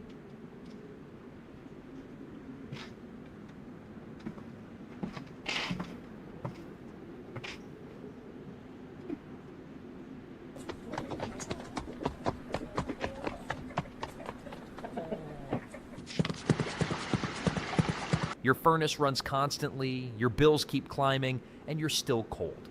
Meanwhile, 600 years ago, peasants heated entire stone castles using a system so simple, modern engineers are genuinely embarrassed they forgot it existed.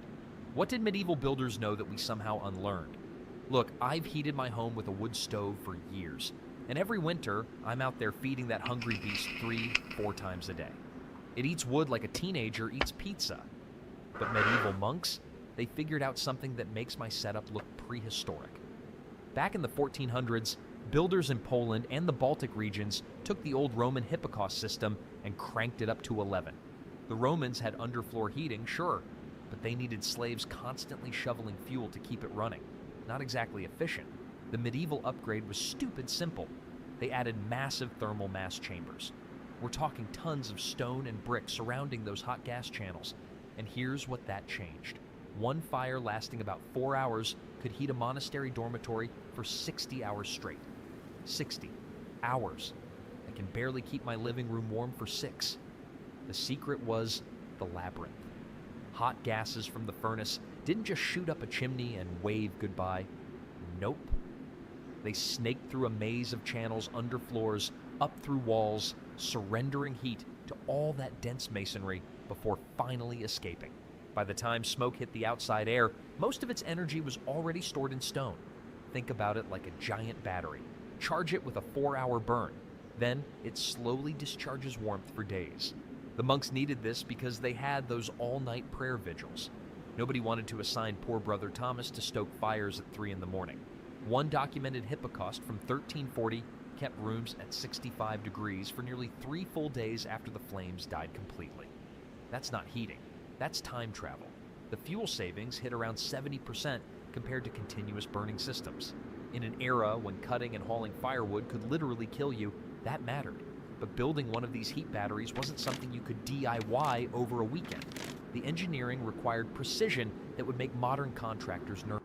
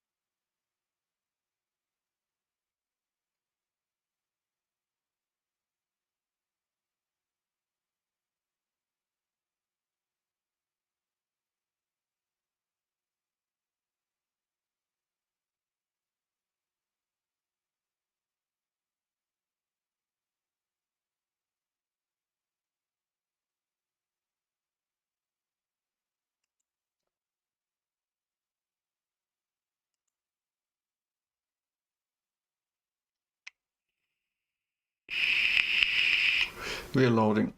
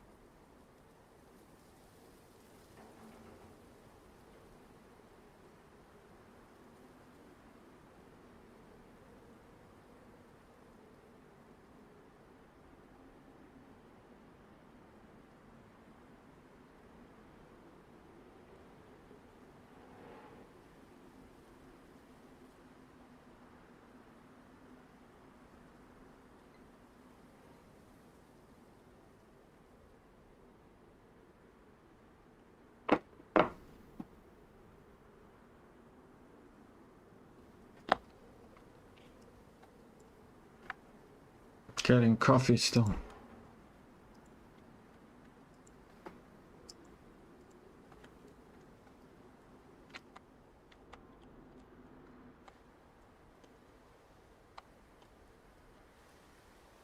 What the hell?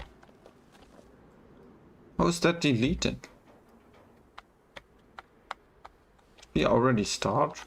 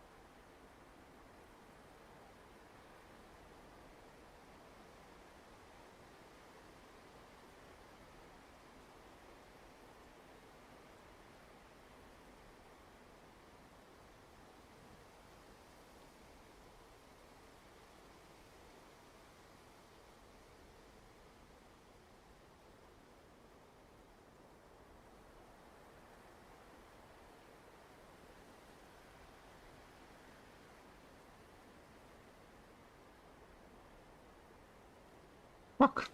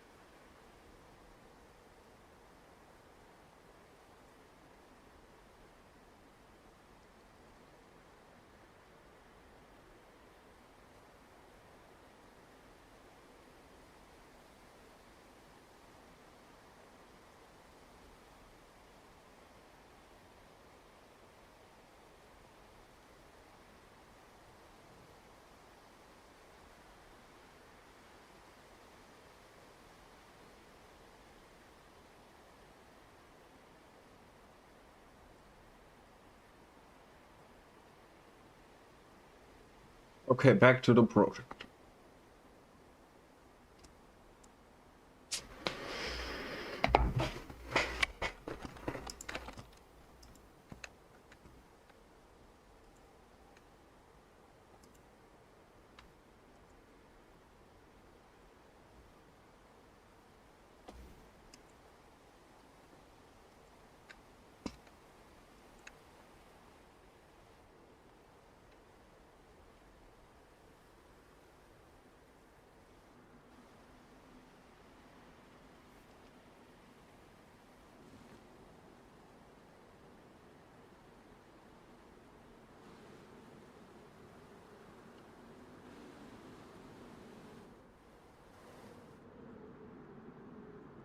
Now just work, not fucking playing anymore, okay?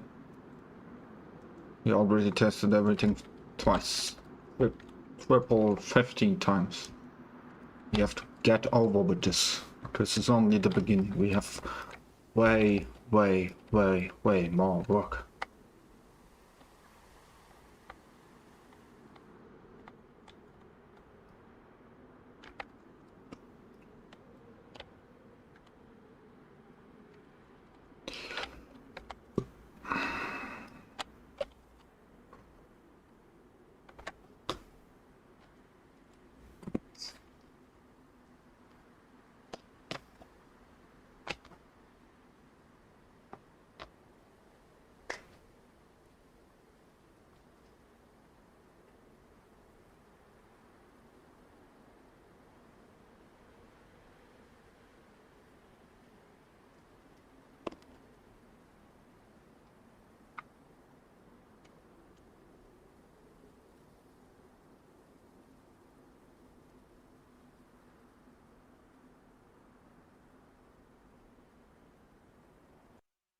And do absolutely nothing for a moment to just give my mind a little break, right? To give my mind a little rest, a little reset or something. And I'll do that for like 10 or 15 minutes.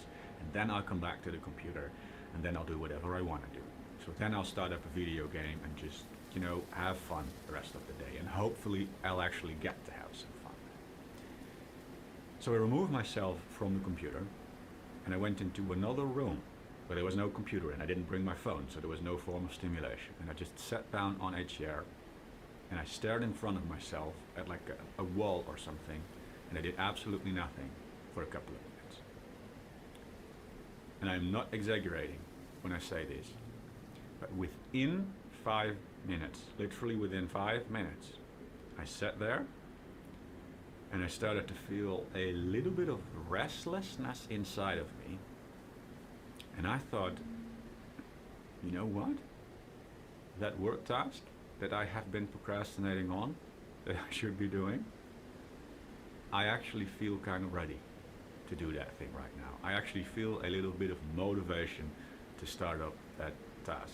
5 minutes before that, I told myself that I was giving up. I allowed myself to give up, right? But within literally minutes of doing absolutely nothing, how many numbers do we I have? started to feel a little bit of motivation that I hadn't felt before in a long time. I need to map it out now. I had completely changed my mindset within 5 minutes of doing absolutely nothing. You have 9. And it wasn't just 9 the work possible. that I started to And think one about, with no number. and that I started to find some motivation for. But I also started to think about a lot of other things in my life that I always wanted. I started to But think we could things also like, use them for the why different have I levels. been eating so unhealthy the last couple of days? Why have I been overeating? I really want to get a better body. I should be getting more serious about going to the gym. I should be talking to more girls. I should be working towards my other goals. I started to feel some sort of a restlessness, some sort of a You could light use on these life I 3 hadn't for the felt outside. before in a very, very long time. And I started to sort of realize from this point on. Now, I'm not saying that it all came to me in that one very moment, that I had an epiphany and poof, then it suddenly came to me. Obviously, I had a bunch more moments like this. I have a And plan it's already. over I time need that to I started count. to think about it. But I think it was like from this point that I started to think about it and that I slowly started to realize that most One. of the time that I was, let's call it, wasting away my 2. life and struggling to find the motivation and the passion to actually do the things that I wanted to 3. do somewhere deep down. It wasn't it wasn't necessarily the fact that the things that I had to do were so hard, or that they were so uncomfortable, or that I didn't know where to start, or whatever. But it was probably due to the fact that I was always, as a default, distracting myself, doing things that were very fun, doing things that were very stimulating, that give you a lot of dopamine. And so I had probably raised my dopamine levels, my dopamine baseline, if you want to call it that, all the way up here. I was doing the things that give me the most. It's too much. Right? The things that give me the most dopamine. The wall will be too big So to just use 3 doors. The things that I wanted to do somewhere deep down were no longer attractive to me, because these things don't give you as much dopamine. They give you some dopamine, but they don't give you as much dopamine as the things that I was doing. The video games, the YouTube videos, the porn, all the things that I was doing all the time. And because I was up here all the time, the things that I really had to do, the things that I really wanted to do, no longer were things that I wanted to do, because I didn't want to go down here. My dopamine wanted to stay up here, because we are designed to always want to get the most dopamine that we can get, right? And if we're already up here, we don't want to go back down here. And as soon as I started to do nothing for just a couple of minutes, I moved down my dopamine levels again. And now, compared to the dopamine levels that I was having down here, the things that were up here suddenly started to become a little bit attractive. I actually started to think, hey, wait a second. No, boy. That's boring. Like doing these things. Because I allowed myself to feel like doing these things because I was down here and not up here anymore. And this is probably also the reason why, if you go on like a vacation and you just spend a couple of days or a couple of weeks in nature with no technology at all, God, why is there no street to the feel a water? Height that you normally don't You need to feel, build a right? street to the water. Get creative ideas. You start to think, oh, I should really start to do this. You start to do that. I should really learn to break my comfort bubble and overcome my fears. I should really start to work towards my goals. You start to feel this passion that you normally don't feel. But then whenever you come back home again, within a couple of days usually, poof, the passion's gone again, right? And then you ask yourself, why is it that I felt that motivation while I was on the vacation, but now that I come back home, the motivation's gone again? Well, it's probably because you were out there in nature, not overstimulating your brain. Your dopamine levels were down here. And so now you started to think, ooh, these things, I want to do these things, I really want to do them. Why isn't this lined as soon up? as you came back home, It's what so happened? stupid. Your dopamine levels, you put yourself back up here. And now you no longer wanted to do these things. You didn't want it to come down. I even noticed this on a day-to-day basis. If I start my day by distracting myself, I'm getting too deep in it. I'm starting to think I need to rebuild the streets. which is one of the dangers. That's not work for yourself at home. something I Start a should video game before you can get to work.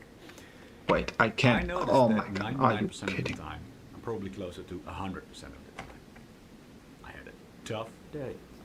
A tough day. Now, some of these days, I might have actually brought up the discipline to do some work anyway, eventually, right? But even then, it was tough. It took me a lot of effort to start up the things that I had to do. While I was doing them, I felt the urge to constantly open up a browser like YouTube or something. Okay, start up a this video is game, one. Pick up my phone and start distracting myself. Right, do the I was other constantly also have. thinking, I can't wait until I'm done with these work things, and then I can watch a YouTube video or start up a video game again, right? It was a tough day. And every time I did the opposite, so I started the day by not distracting myself, but I just woke up, I did my morning ritual, and I got straight to work. And then I forced myself to work for a couple of hours without any distraction at all. I ended up having a great day. At least those initial few hours were very productive. When I started to work, I actually thought, I kind of feel like doing this work task right now. I didn't feel as much temptation to distract myself as I normally feel.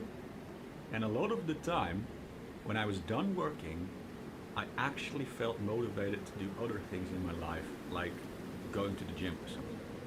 There were days where I was done working and I would have expected, okay, now I'm done, so now I can finally play the video game, right? But there were days where I was done working and I didn't even really feel like playing the game anymore, but I actually felt motivated to do some other things in my life that were better for me, right? Things that were really aligned with the goals And he did I have this. in life. I started to think things like, I should really bring up the courage to talk to that girl. I should really Nice. become more serious about the things that I eat and going to the gym, etc.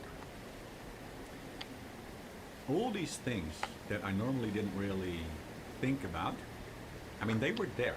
They existed in the back of my mind. I wanted them. They were my goals, right? Oh, yeah. But I That's wasn't really, one how do you put it? true. Connected. I wasn't really thinking about them passionately on a Tree. day-to-day basis. Do you know what I mean? These things started to come back to me.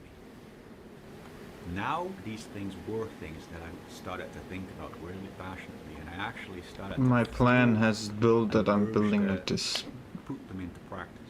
Actually Oh, started. nah, that looks like So a I started perfect to entrance. realize that most of the time that people waste away their lives and struggle to build the life of their dreams that is somewhere back there, down there in the back of their brain. Don't forget this It's not place. because of the fact that the things that they have to do are that hard or that they don't know what to do, but it's simply due to the fact that we have these lifestyles where we always, by default, distract ourselves and put ourselves in that high dopamine comfort bubble. Wait, did it That just... comfort Why bubble does it where say we that feel like it we're having a lot saved of the fun, we deletions? feel good, and we don't want to come down again. Because we didn't change anything else? It's I the hope default so. mode for so many people, right? Not When that we are it even only can considering if we should do do something, one-on-one. so if we're even considering whether we should do our homework or a work task, I need to it's not like we are still sitting there find the doing flying nothing, zombies. contemplating if we should do our homework or not, right? But we are already starting up that video game. We are already watching the YouTube video, or we are already playing the video game, and then while we are playing the video game, then we start thinking, oh yeah, maybe I should do my homework. We are already up here, right? It's the That's default right. mode for us. And so it makes absolute sense that so many people, including me in the past, struggled to move down here again. If we are always trapped up here in that high dopamine comfort bubble, then obviously we are not going to want to come down here. Maybe you've even experienced this to a certain extent yourself. Maybe you've had these days in your life. Otherwise I where would you just had to do forget some about homework, this. but you started up again. And then it would You had to stay in suffer, there like and the example be I just very described ugly. before. You struggled to start up your homework. While you were doing your homework, you kept thinking, oh man, I can't wait until I'm done with my homework so I can play the video game again. And maybe, not everyone's this lucky, but maybe you've It's also still a had bit some in days the air, your but I life don't think where it for whatever goes reason you started up with on homework this. first, right? So you hadn't watched any YouTube videos yet, played no video games yet, but you just started up your homework first. And you just did your homework, and you noticed that it was a lot easier to do your homework, right? It was a lot easier. And maybe you even felt some motivation to do some other things as well. You started to The feel proud fuck? of yourself. You started to think, maybe I should do That's a these cool things as tool. well. And when you were done with your homework and you started up that video game, you also had a lot more fun playing that video game, didn't you? It's because now your dopamine went like this. It went up, up. It only went up throughout the entire day, so you felt great. But normally, what you normally do is you start here and then you have to go down. So then you feel like shit. You're not having a lot of fun. You're not even having a lot of fun playing the video game because you feel kind of guilty and you can't really relax and immerse into the game. And all that happens is that you have to go down. But if you switch it around, if you start by doing the serious things first, you allow your dopamine system to go up, up, and you only feel better. And Fun is allow also... yourself Why? to Stop start to feel some flying. motivation to do the things that you've Don't always fly, wanted to man. do in life. So I am not saying It's that you can never do the unbelievable fun things again, that you can how never messy ever this play a shit is. video game again. But I am saying that the problem that we're having is that we are doing these fun things by default. We're doing them. I hate when I see stuff like this, you know, in other before we do the things that things. we should be doing, right? And It's that is messy sort of numbing stuff our that could dopamine be system and corrected with killing like our motivation and seconds of preventing work. us from connecting to the things that we truly want in life. And if you get into the habit of doing the work first and waking up in the morning and not distracting yourself, but doing the work first, allowing your dopamine system to go up, up throughout the day, your life is going to become so much better because of it. You get more motivation to work, you become more productive, it allows you to focus more on the work that you do, it allows you to feel passion towards the things that you've always wanted to do, and it even makes the fun things in your life more fun. I also started to notice that when I had evenings where I didn't distract myself, so normally I'd spend the whole evening just playing games and watching some porn, maybe some YouTube videos, right? But if I started to have evenings where I didn't do any form of overstimulation at all, so I just, I did something productive, or maybe I exercised, and then I go for like a long walk after or something, right? Looks good. Go for a long walk, and then maybe make a plan of what I was going to do the next day, and then go to sleep. I woke up the next day feeling like a completely different person. I felt an amount of motivation and passion to do the things that I always wanted to do that I hadn't felt before in literally years. Literally years. I was a completely different person. And even in the moments itself, where you were already distracting yourself, like I told you in the beginning of this video, in the lowest lows of your life, where you have the most overstimulated brain that you've ever had, and you're already playing the video game and watching the porn and doing everything. Even then, Need to place you the just street. remove yourself from the overstimulation, and you allow yourself to do absolutely nothing for a couple of minutes, you will start to feel a little bit of motivation to actually work towards your goals that you haven't felt before in a long time. So guys, hey, I hope that you can relate to this video. I hope it actually adds some value to your life and that it wasn't all for nothing. I think that's Hey all I need to guys, say come for now. back. I think that's sort of the point that I wanted Come to make. back to the stream. As you might know by now, I have Just a because free you're community. AFK and you wake In up this and community, you can ask you for hear this advice. stuff, There's also a free doesn't mean you need to dopamine click reset off. course. Just go to work, leave it If you're running. interested in learning more about how to actually reset your dopamine system, or if you Now struggle, when we finally do head over to something the again, community. when we You can AFK, watch that free course. Hope it we helps. get more Guys, viewers. When we then see you finally next do the job, then people leave. You're a man. You are a man. Stand up and be a man. Make the hard decision.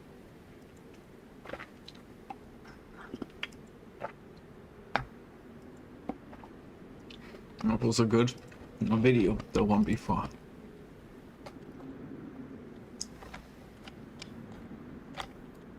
So.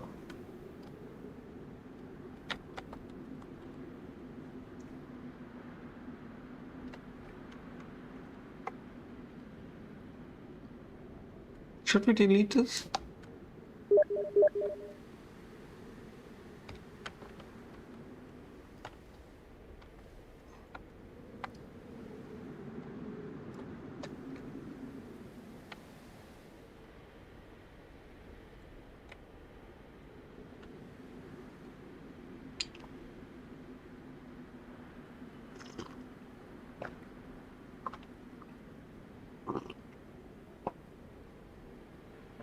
I just call this A0 because it's the one with nothing on it.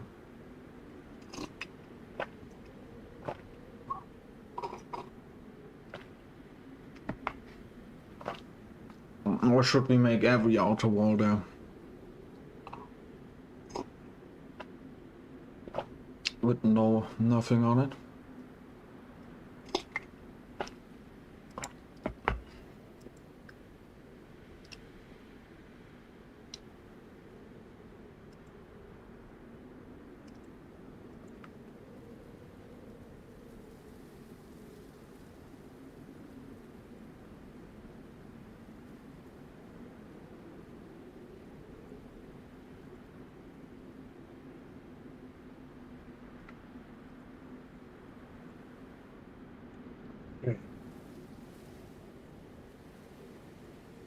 Ah yeah, I forgot. You need this model. It's concrete XTC.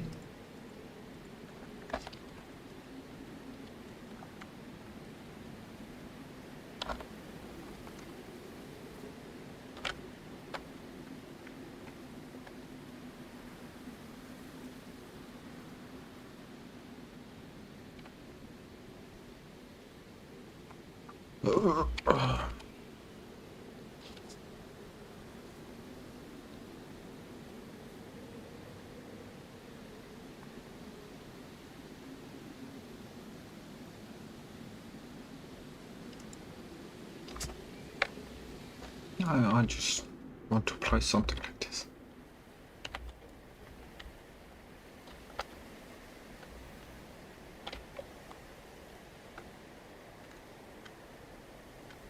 For people to be able to ambush easier or what?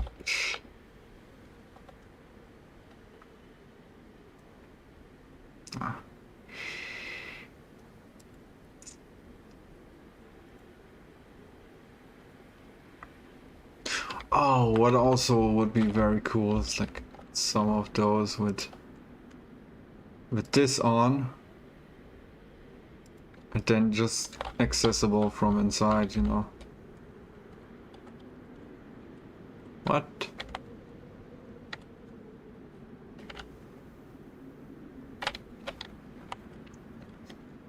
Like that way we could check what's going on there.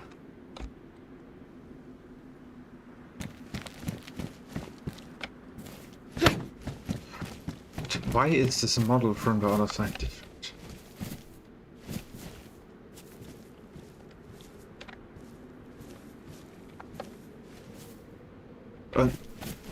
Yeah, this doesn't make any sense. Stuff here.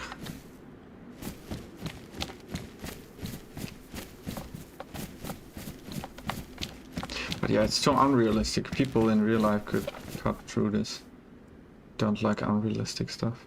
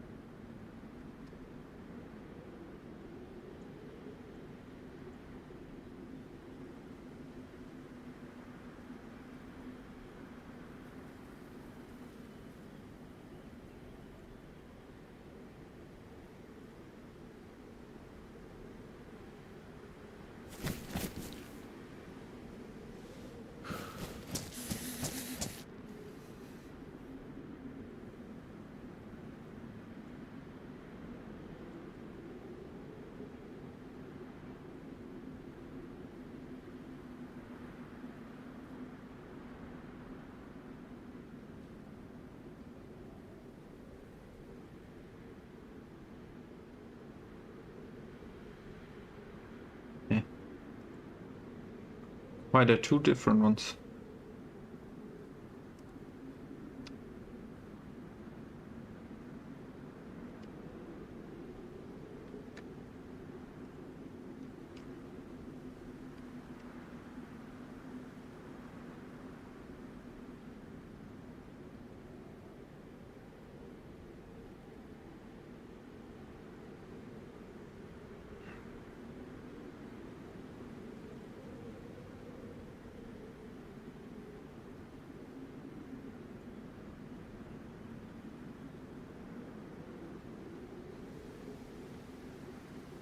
Ah, you just do this.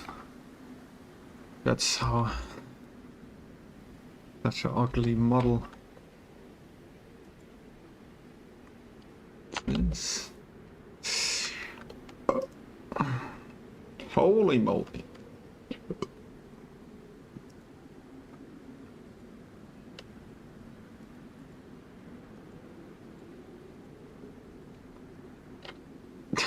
That's the entrance. Or redo this. You.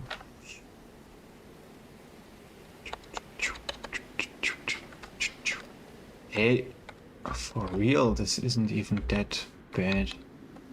But if we start stuff like this, we will never finish this. The whole map. We'll never finish. But it looks so much better, I swear, so much more legit.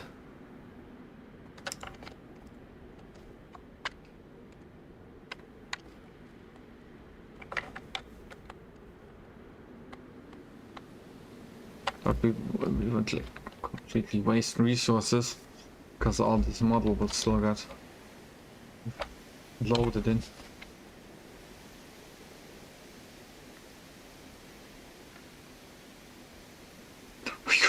We could build this into like a skyscraper town. It has double the. Maybe it makes more sense to build it like this.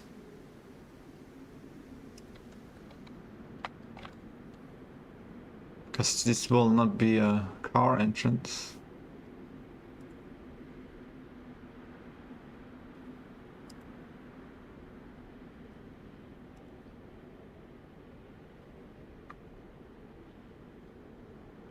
But then why having this big gate?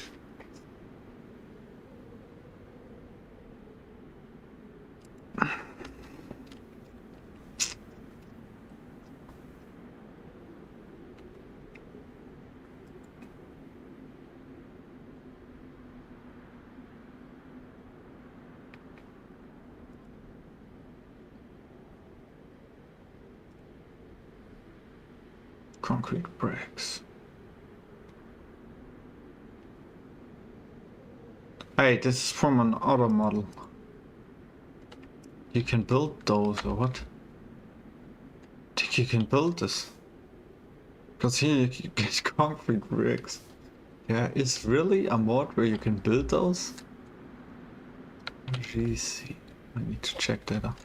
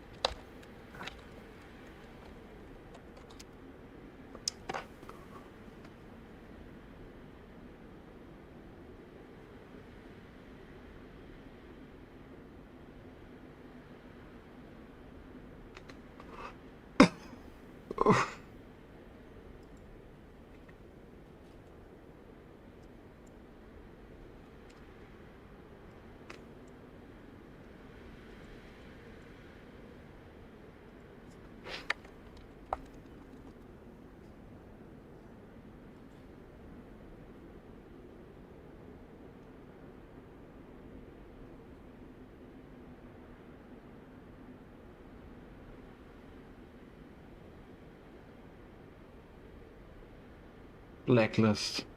Namalsk LP sector line. Dayz on dogs. Because they stole it or what?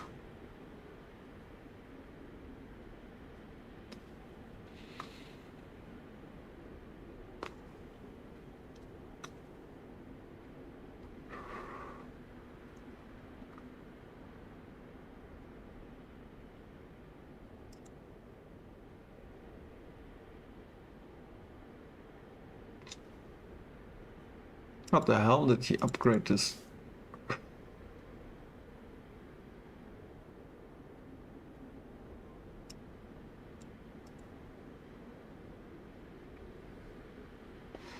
This guy. All the models are from somebody else, but because he put them into a Dayz mod, or he didn't do anything, basically.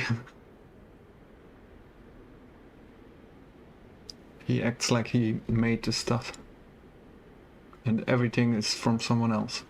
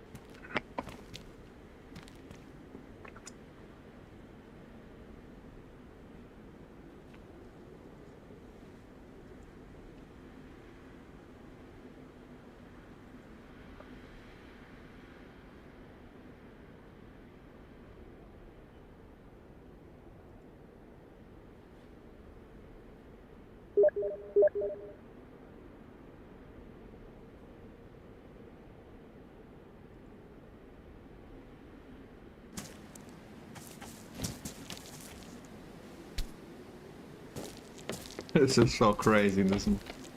Just having a concrete bunker that you can place where you want. Maybe I should do it like this. Having this mod in, placing them where I want to. What the fuck? Oh, it's just here. That's cool. Can you destroy this? I bet you can.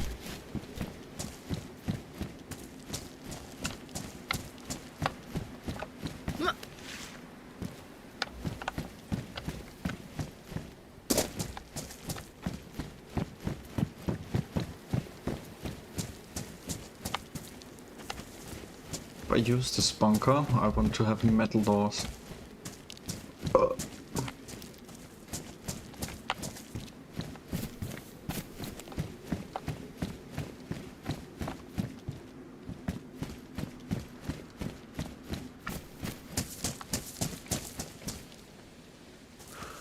Oh, I can't even delete this. I can't delete it because I just will if we do this.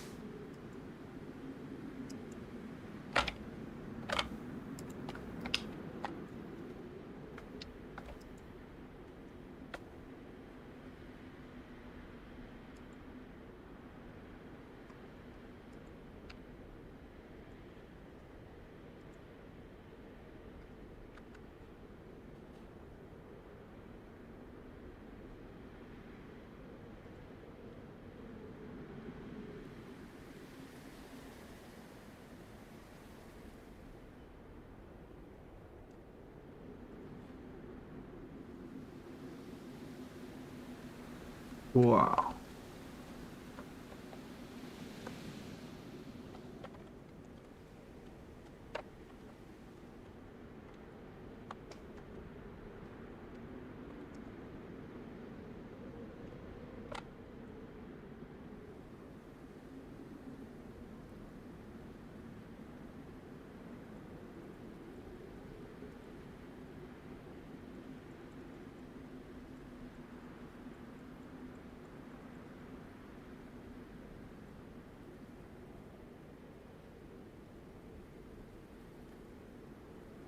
I can't find concrete floor.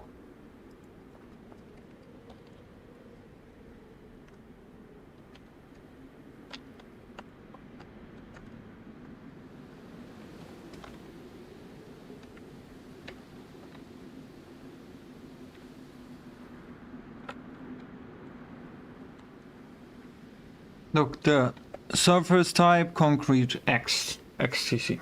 Where do I get this? There, right? Yeah.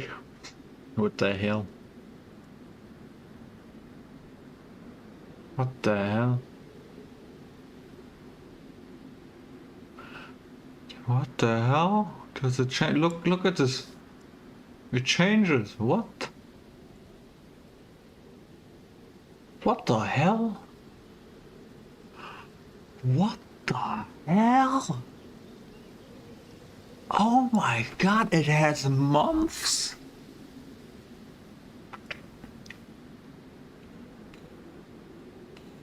In case it has months, I'm for it that it's in real time. I don't want to have 3 nights in 3 hours. I want to have 1 night that is very long. Imagine in the winter. What? We say daytime. Let's say it's there. That means it must be brighter. Eh? The fuck? Why isn't it brighter now?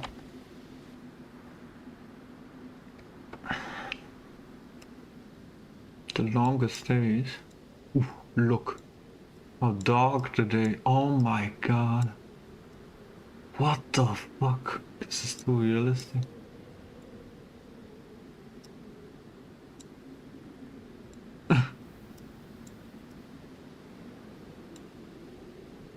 But why?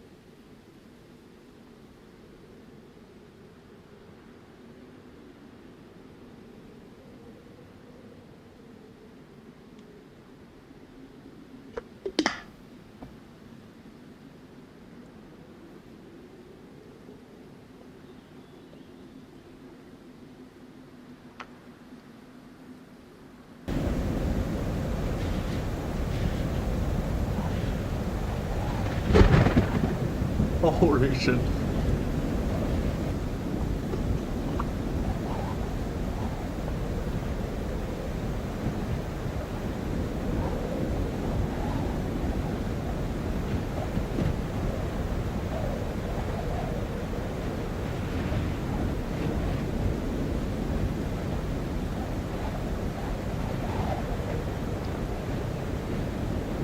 The Dark Knights mod. This is some crazy work. Oh my god. Finally, Dark Knights in this game again. Yeah, we need nights that dark that you can turn up the brightness.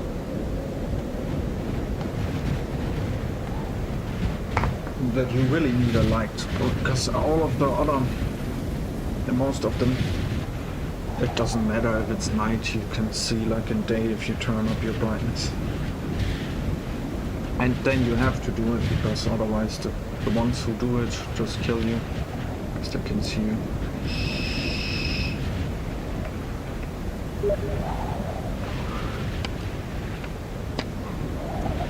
But how do I set it back? Oh shit. I can't change it any.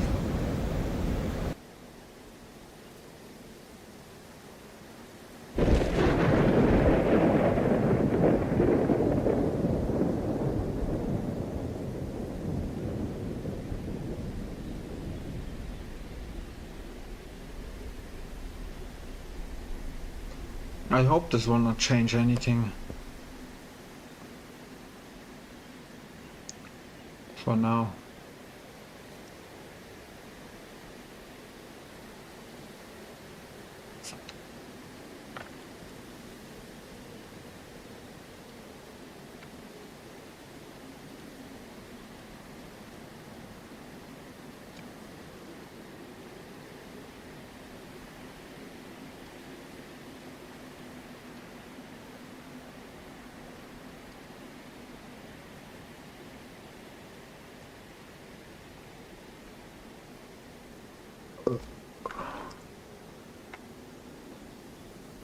I don't get what they mean with this. So, you want to tell me that they calculate in this game how the sun is placed in the year 2000 towards the fucking Earth?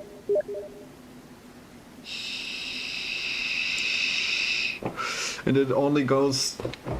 Why does it go back to this year when we nearly reached the end time? We have only 12 years left, then this game is over.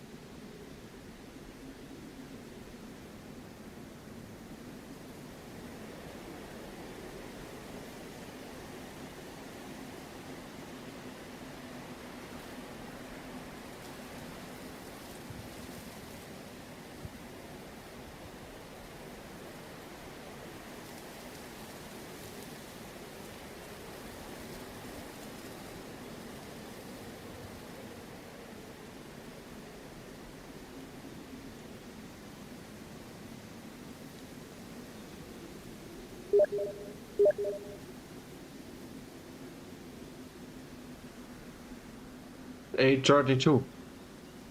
It's bright here. Why isn't it bright there?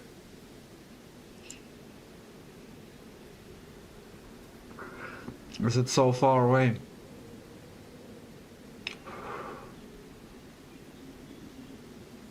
Oh, 1 year. Wrong. Hour wrong. Ah. Huh?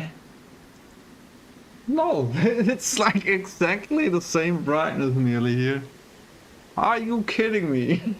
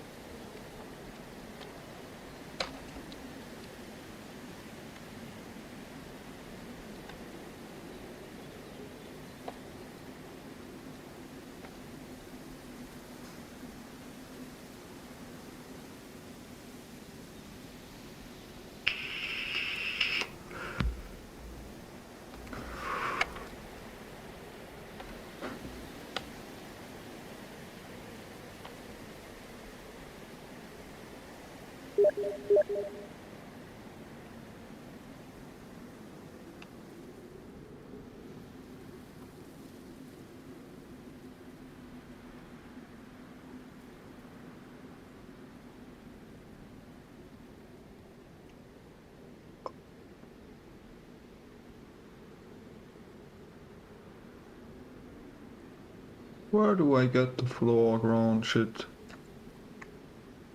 Surface, surface, surface. Surface. Block verse concrete. Surface type, nam force. Nam.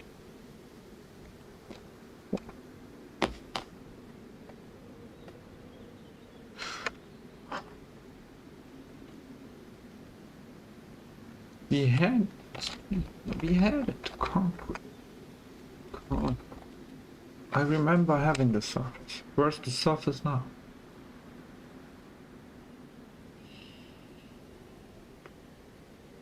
I remember finding the street under concrete or something.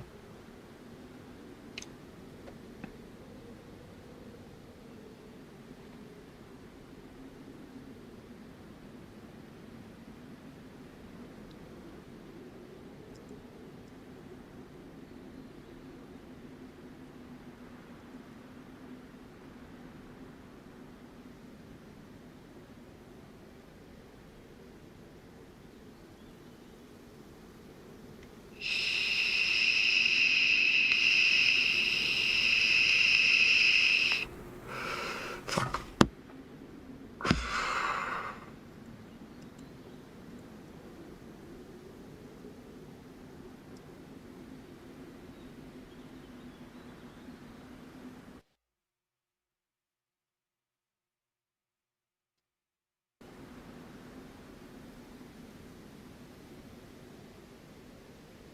Shit. This thing is forever here.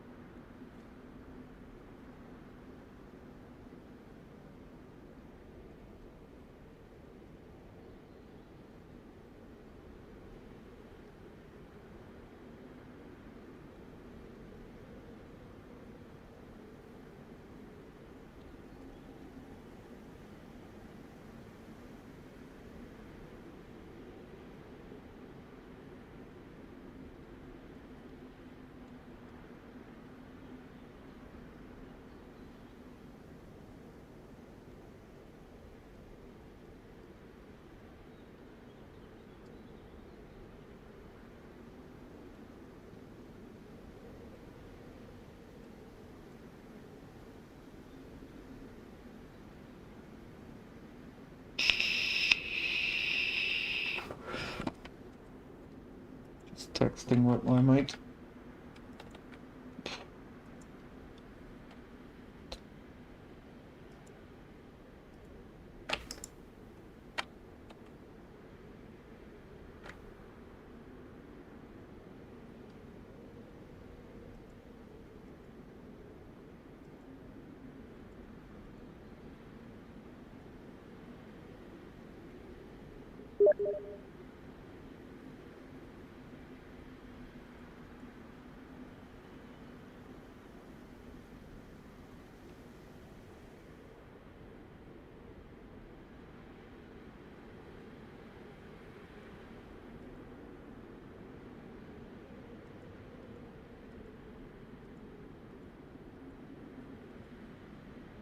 And this one.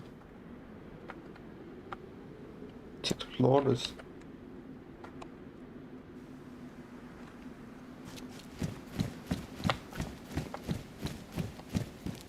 That's cool. Not that it can stand on only those trees is crazy. Ah, this is for parking your car. But it's also, it's so stupid. Like, you think about it. Having this is stupid. Only if you live in a flood area it makes sense. But living here, if you need to heat in the winter, you know. And also that those tiles not even hold it. Lol, it's class. A balcony. But it's beautiful. It's beautiful.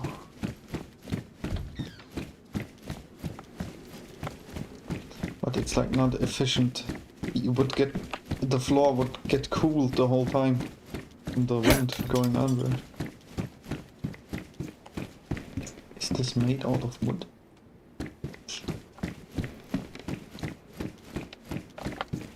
Could get. Why the fuck is one window broken here? Who wants a broken window in this building? Repair this. It would be a nightmare if people get on top of this and that's your base. But it can. You can't really build base in here. You can build like one door here. What was that sound?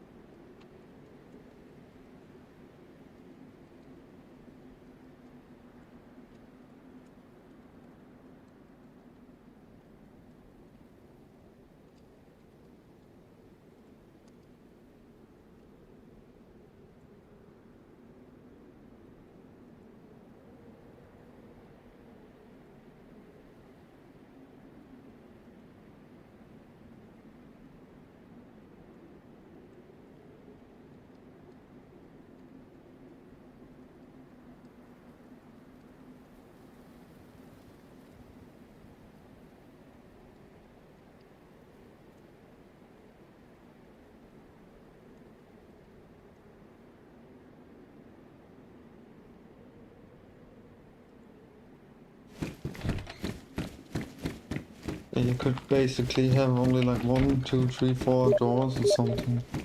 Other way you can get around.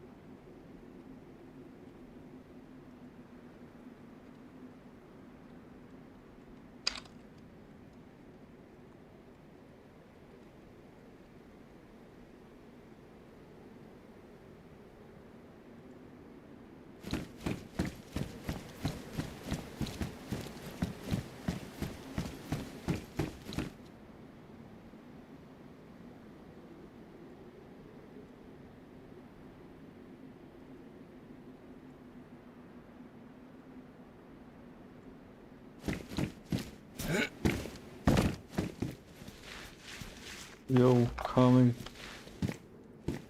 Guck mal, jetzt haben wir endlich die Einrichtung für dich. Gut, das ist schöne Einrichtung hier. Boah, warum schaut denn das so? Ist das UV-Safe-Film hier?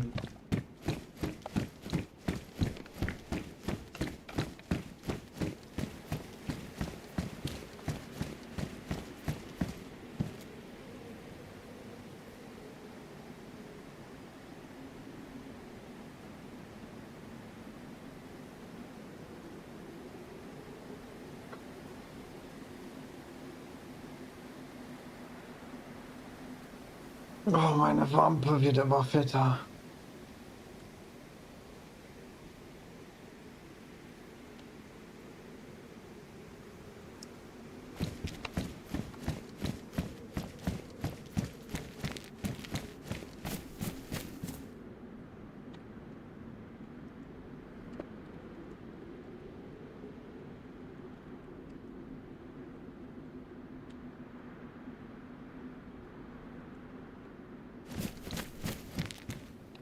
What is not funny?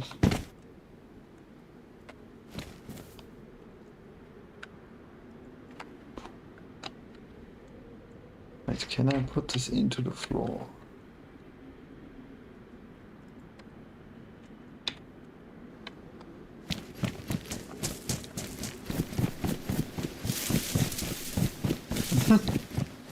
Shit. I could cover this up. If I put it a little bit lower, it works perfect.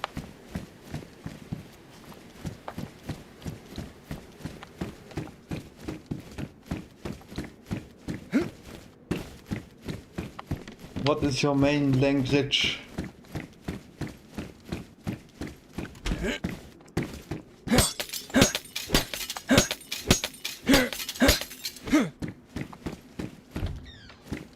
Yeah, I need to put more work in now. Bam.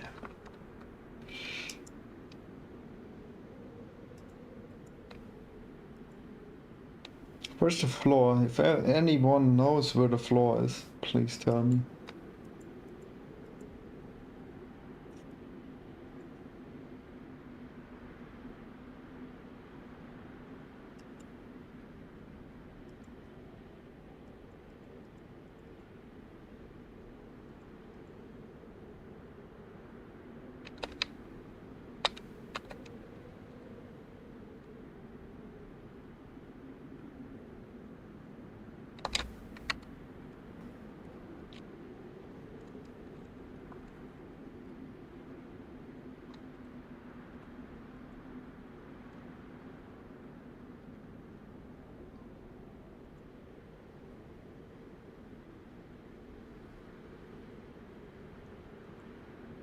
Where is the floor? Where is the floor? Where is the floor? Where's the floor? Where's the floor? Where's the floor?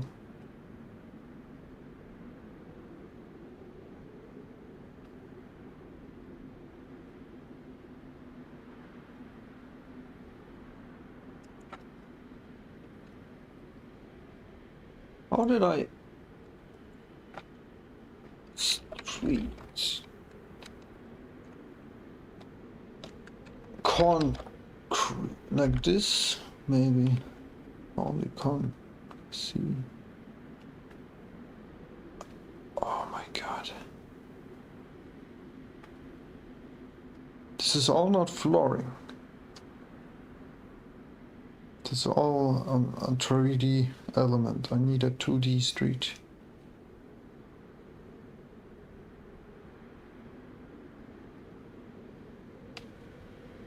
Your English is very bad.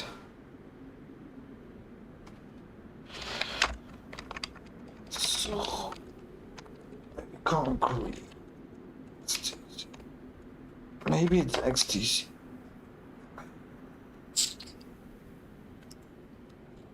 What the hell is this?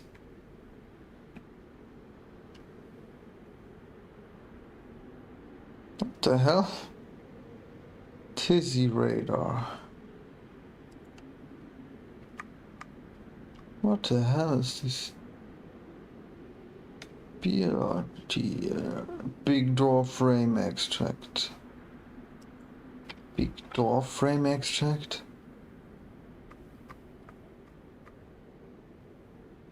What?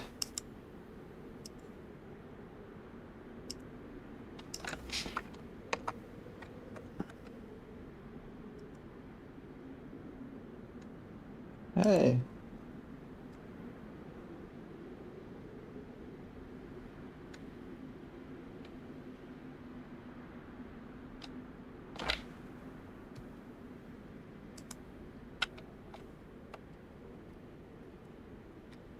Okay, have fun.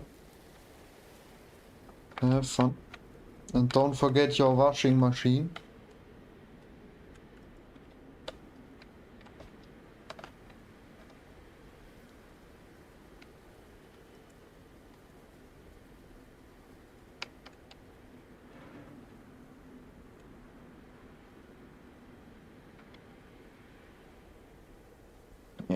Yeah, Arc Radar sucks. Stream Arc Raiders, then we see who gets more viewer, then we know which game is better, okay? I mean, look at this, Dayz even has wood skateboards. I don't think Arc Raiders has wood skateboards. And Boogeymans. Boogeymans.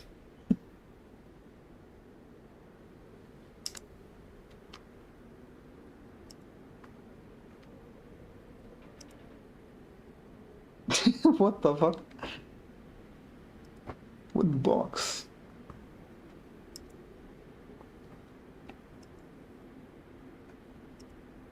Hey, we could place this. But why should this thing have railings? Like, come on, who's gonna fall? Okay, yeah, the Russians could drop off the street when driving here. But who should fall off the street here? On the straight. Like this. We should just randomly somewhere on the map we should place this. Like where people reach high speeds, we should just place it like this. And then make a compilation of people crashing into it. Just install a steady camera there. Must be somehow possible, and just record every crash. Without even being there and watching. And then let AI analyze it, who crashed in it and who doesn't. Who doesn't.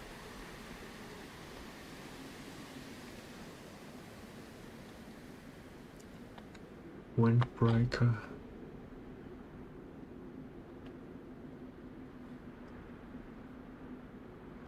I wanna place all this stuff, but I can't. I have to focus on my plan here.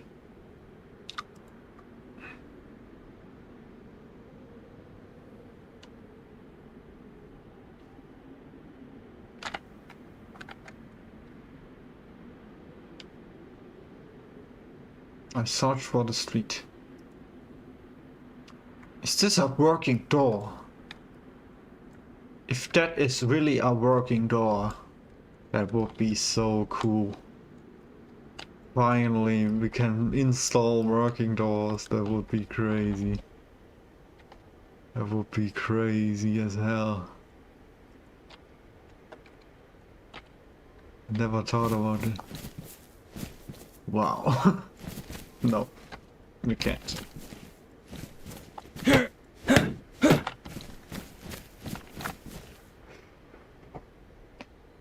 Oh, some people... we can't do this. No, we can, with an upgrade. Like, if we have the server up, then some people are cheaters, dupers, or whatever. break the wood.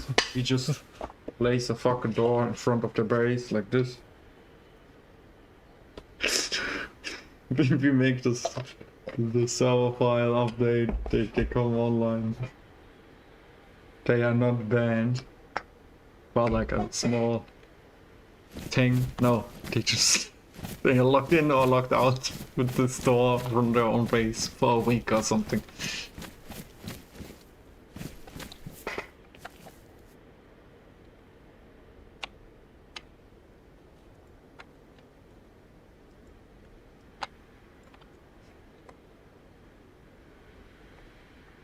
Why does the door not work?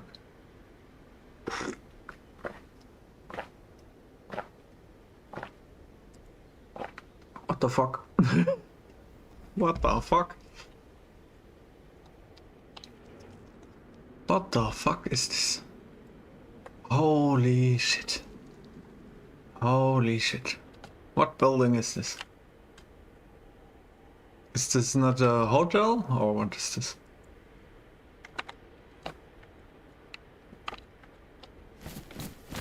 What the hell? This can't be the 16th story. Or it is. What the hell? It is.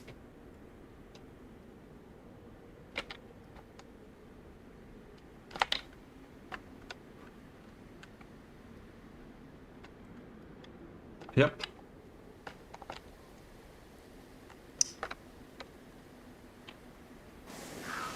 Whoop. It has no hitbox.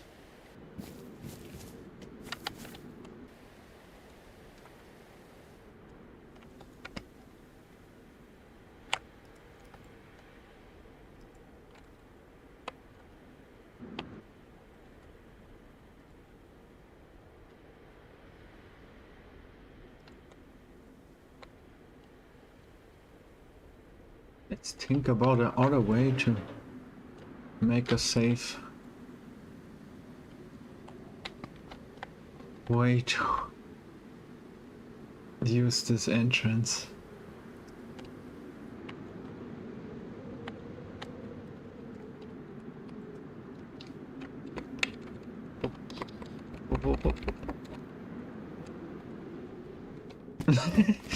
Even easier, we don't need to walk in. And no.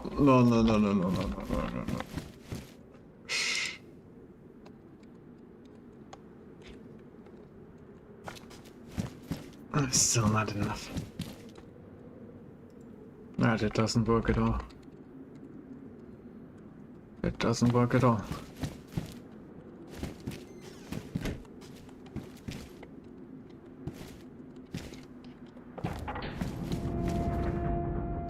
That's cool. That's a cool idea, I must say.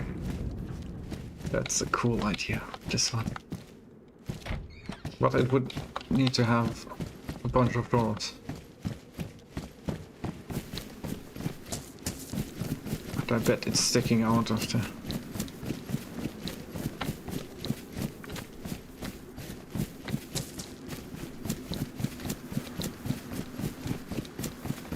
We need to also lower this into the floor.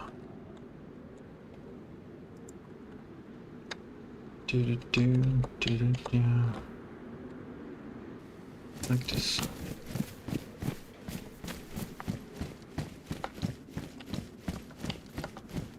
Oh, looks more sensible. Makes more sense.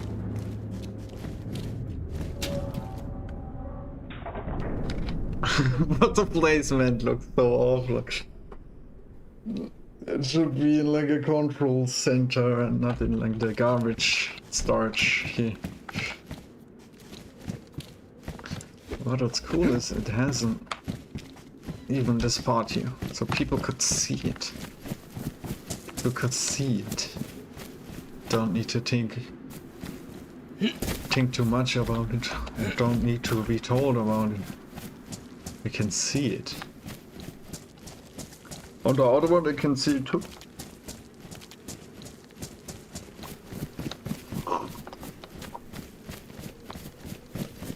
There's a police station in the police station.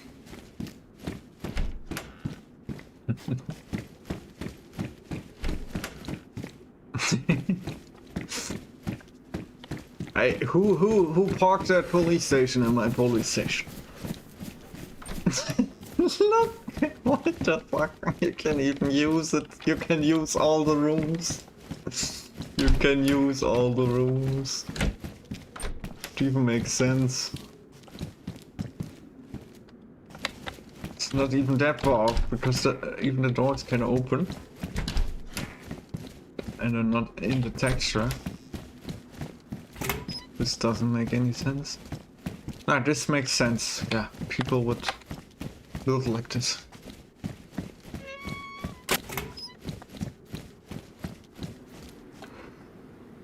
And yeah, people who try to raid or be nasty, be locked up in jail. Lock them up here. well, there's like only a few meters away. There's this thing. We could give them a gun. we lock up trashies with a gun. Oh my god, that would be even better. So every now and then people get randomly chosen to be a freshie in here, and they need to be in here for like. They are chosen to be that part for 50 minutes or 20 minutes. In there, they get a gun to defend the entrance, but they can't get out.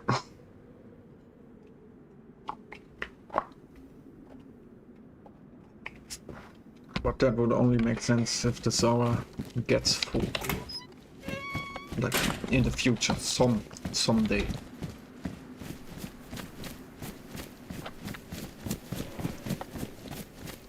Or just simpler, more simple. They have access to. Oh no! Let's not forget. I will make. So it will.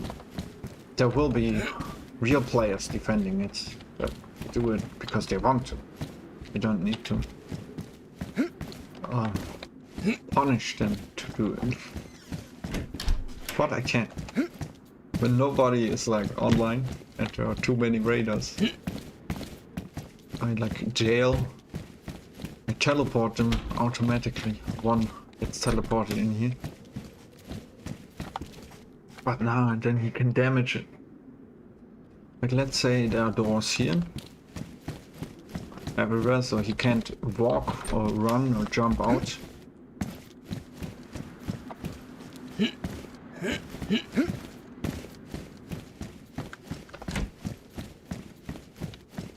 And he has not enough ammo to do it, but he could like.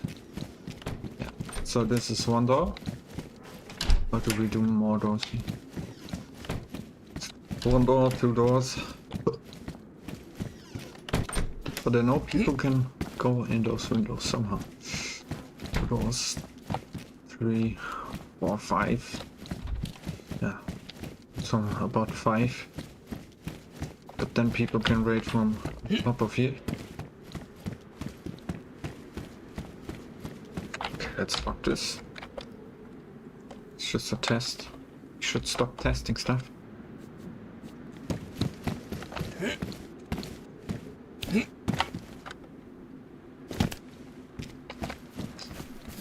We are still searching for street.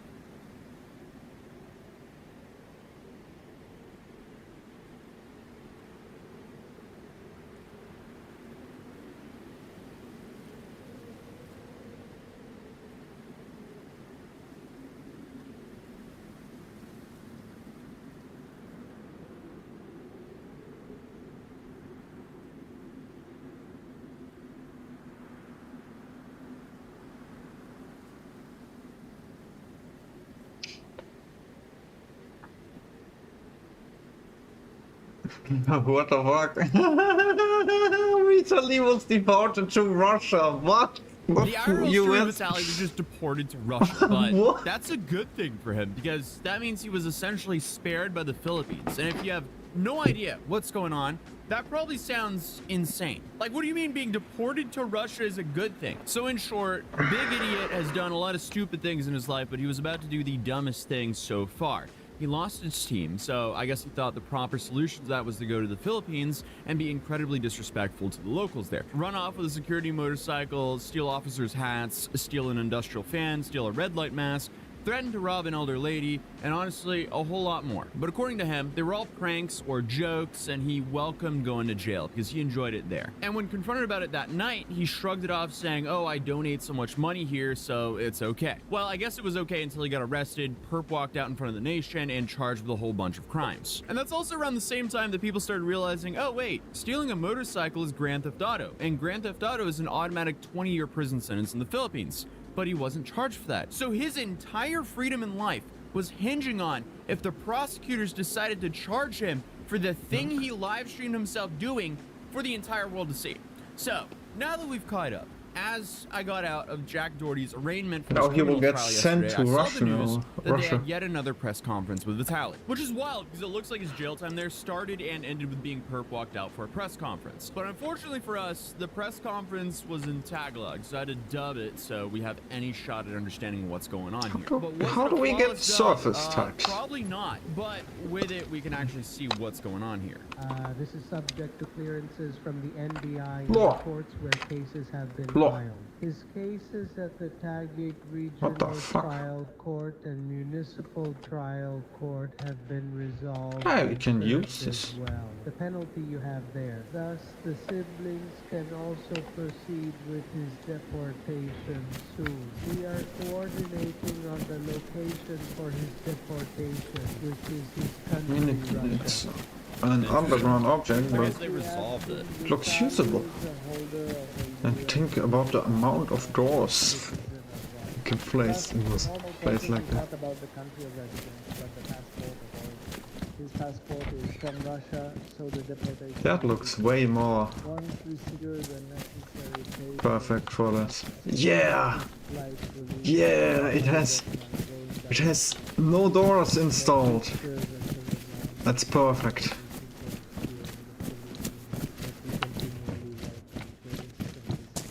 We treat them with respect and anticipate they will follow the same rules we do when traveling. We have no ill feelings towards Vitaly. He has served his time, shown remorse, and he is now a free man going back to Russia. Thank you very much.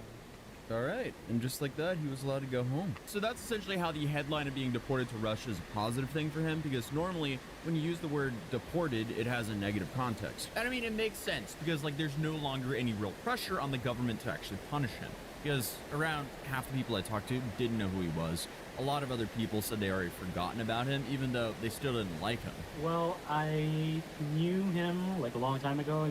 Dude was pretty much online. So when I heard that he came over here, I knew he was up to no good. And after hearing about what happened to him, regarding his incarceration,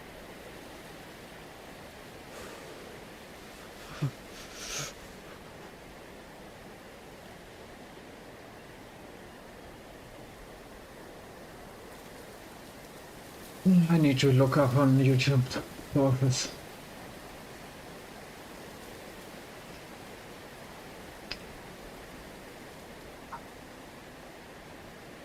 Ooh, crazy.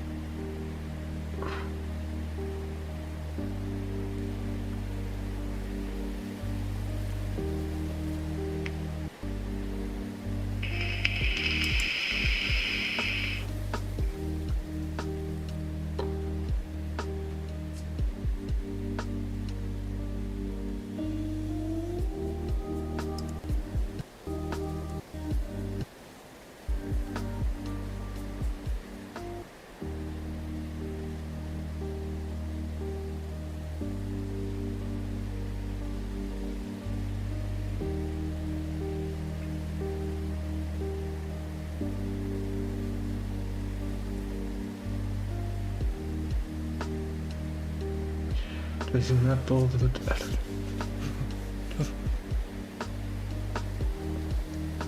I hope I don't need to install something else than this editor. Surface. I made it already. Oh no, the terrain builder.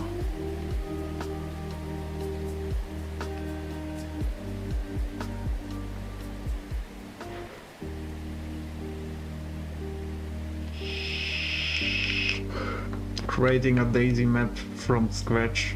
Yeah, sure. Leave me the fuck alone. I will take 3 years and then Daisy 2 comes out. Or something like that.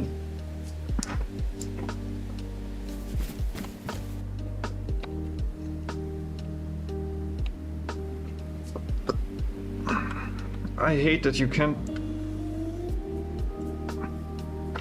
spin items anymore. Only with like a key combination that is very like annoying, like STRG and this and that, but it's so fast and you lower and it doesn't have steps to it like the mouse wheel.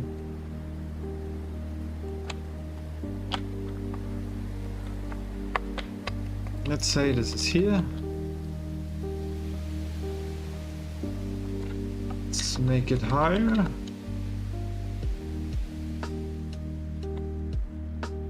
It needs a flat surface.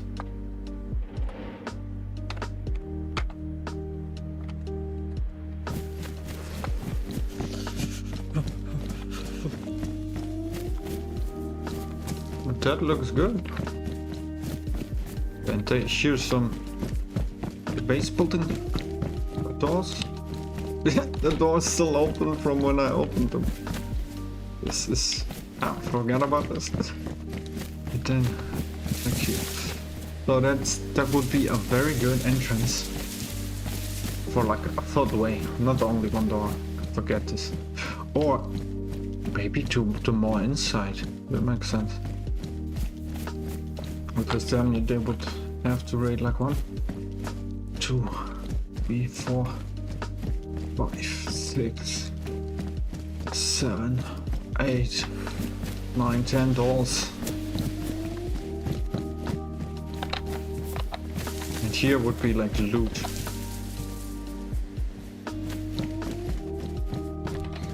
Here would be a bunch of stuff. Make it worth it.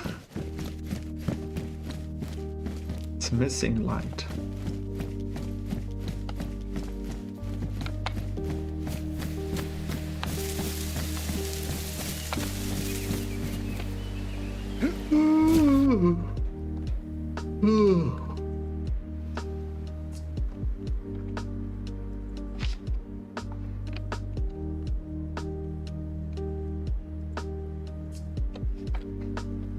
What about this?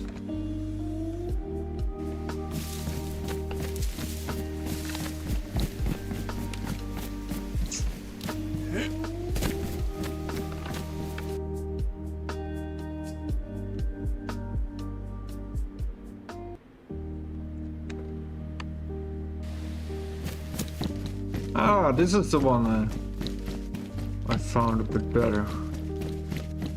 Looks cleaner. Ah, yeah, that makes a bit more sense. Showers. Yeah, why not? Toilets, but no.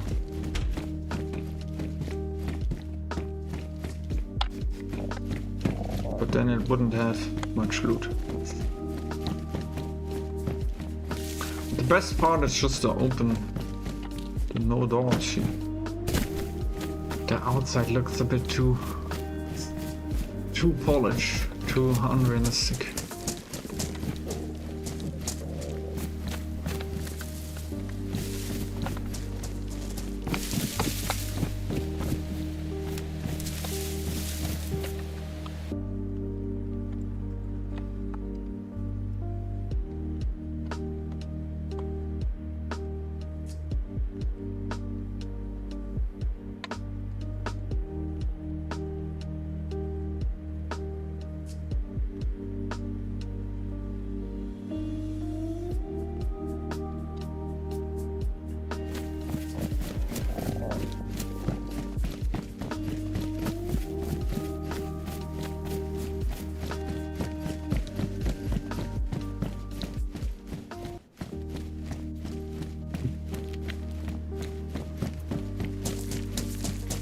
maybe mirrored.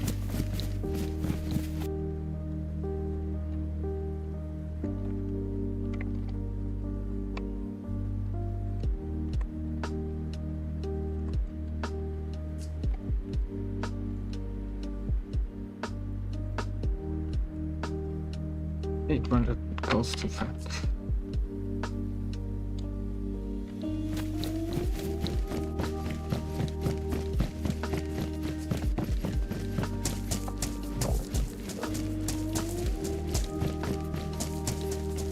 Yeah. But we can delete everything.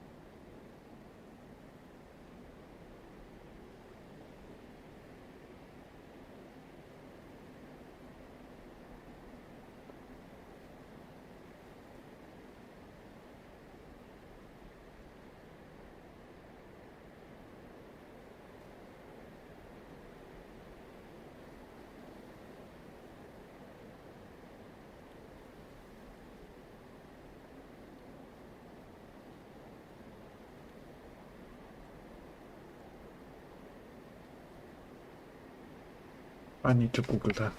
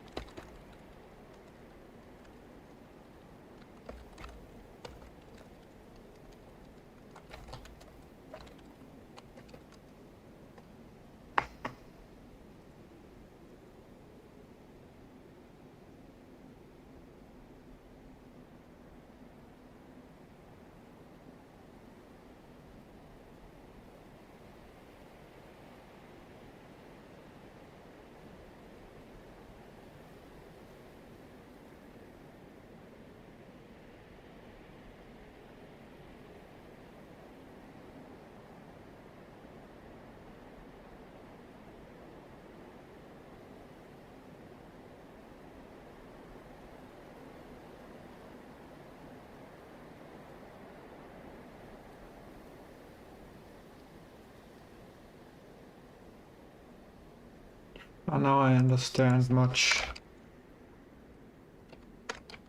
But we had the concrete.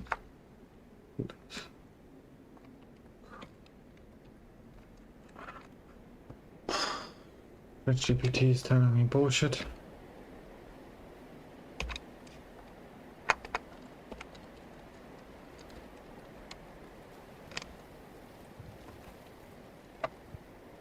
Runway. What the fuck?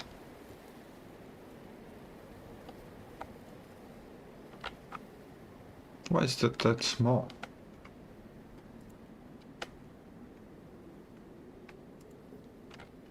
Ooh.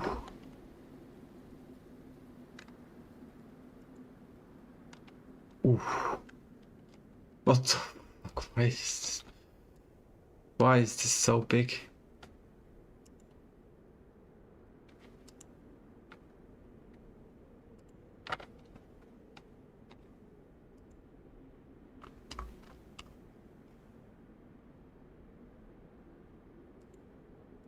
Roads.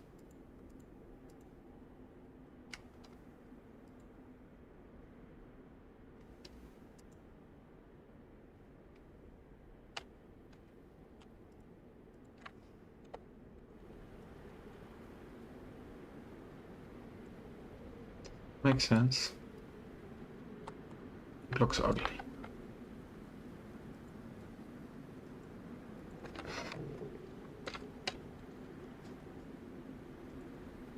It looks better.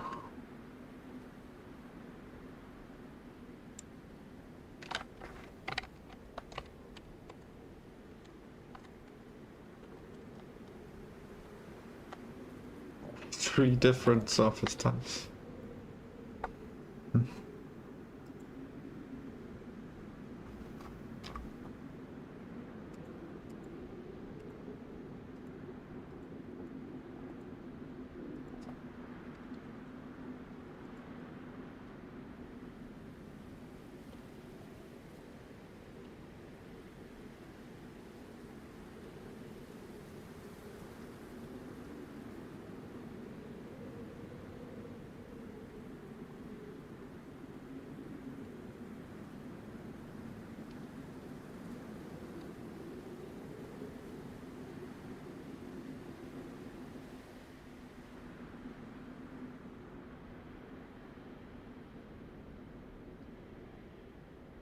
Looks like the floor, but it's not the floor.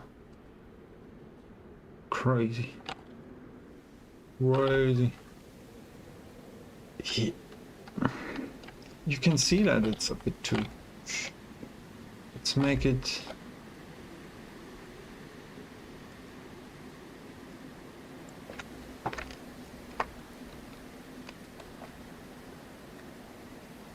So... It does the job.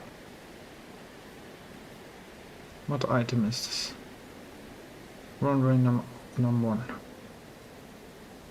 Okay.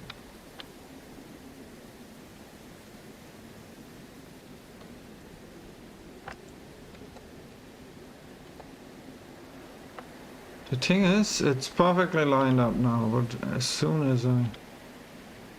No, it should work.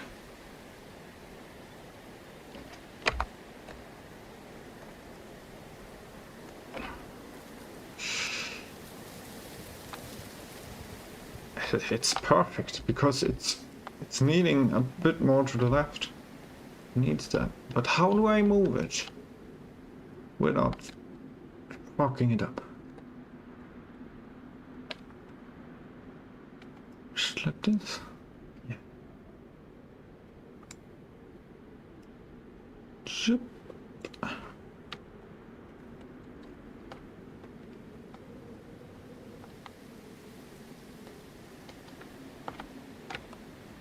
It makes more sense, actually.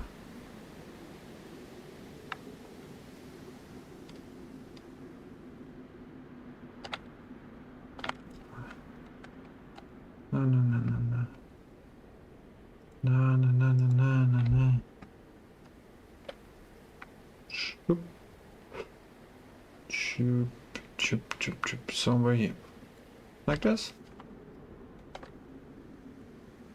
It's still wrong. Now this isn't lining up anymore. Why is it a 1% to the wrong side? 1%. I don't want to turn it. Could fuck everything up. Yep, it did.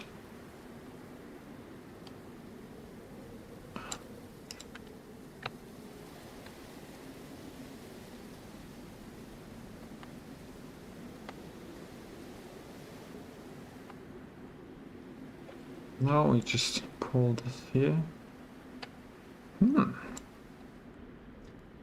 It looks perfect. Yeah.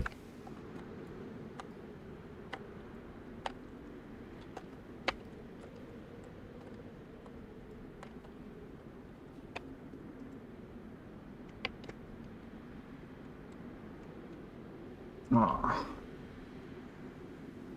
God damn it.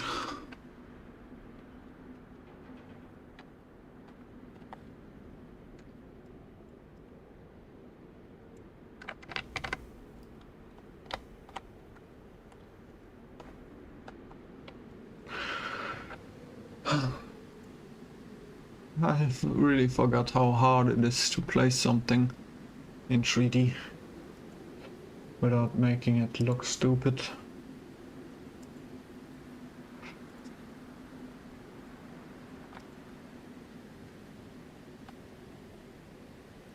Also, for real, this is way too big. Oh, you can make it smaller. Wow. For real. Oh, I wanted to say like, I wish there was a way to make it smaller.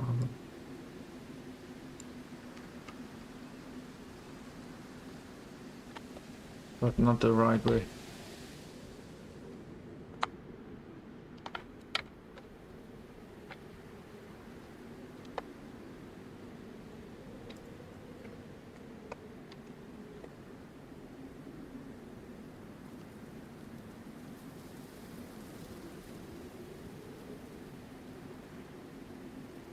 Love that it's still, the things I put under favorite is still there.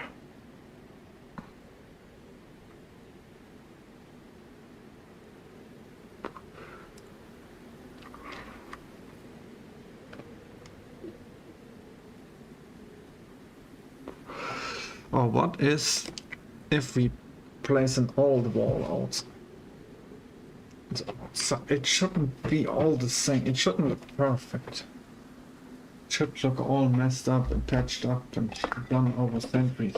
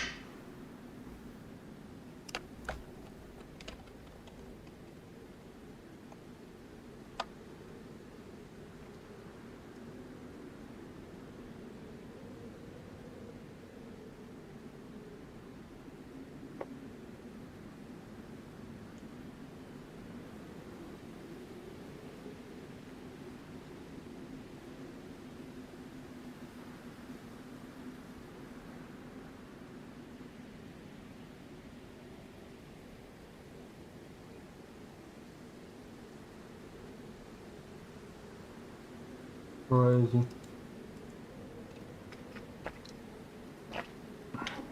I was thinking about Ruskov, the old YouTuber that made funny entertainment videos.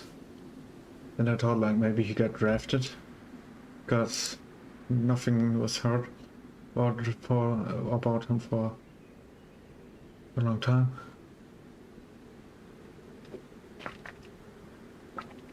What? Hair Ruskov.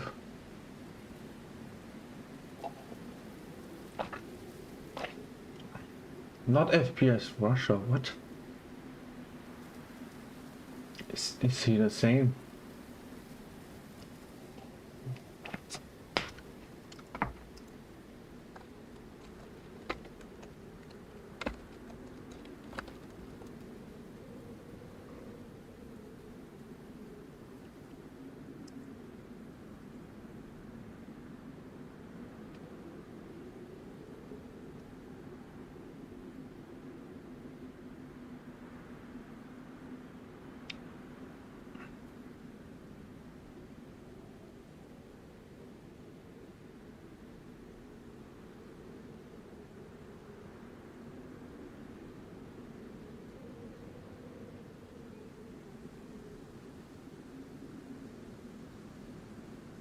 They say he died in Donbass, but someone says he's from France, but what's going on?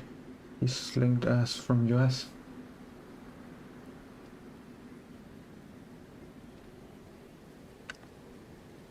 What am I doing? I'm working. Welcome to part 2 of my video series on how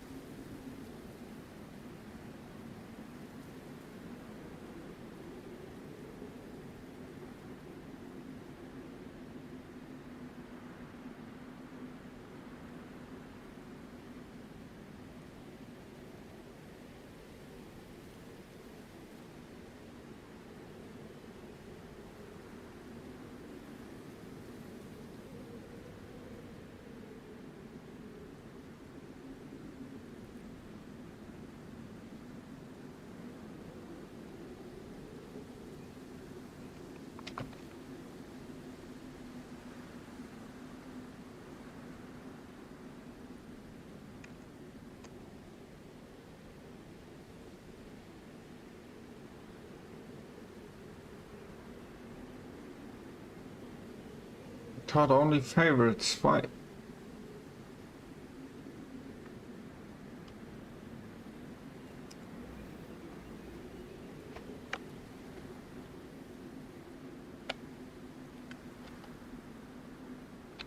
That's stupid. That is stupid. This is stupid. Stupid, stupid, stupid. How do I get this to line up better with the street?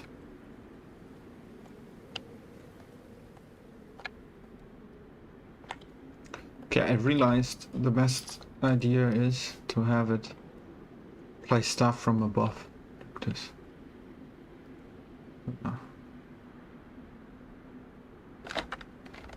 Tuk, tuk, tuk, tuk. Both is wrong. This is wrong. This is wrong. This is wrong. This is wrong. It's annoying.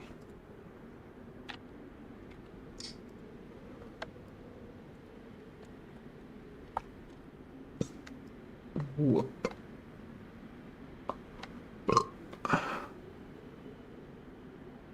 I think this would make sense more. Yeah, that would be 10 times more perfect actually.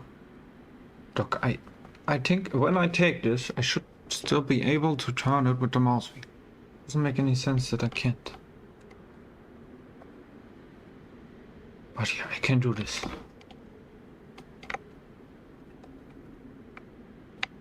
Ah, yes. Okay, with shift.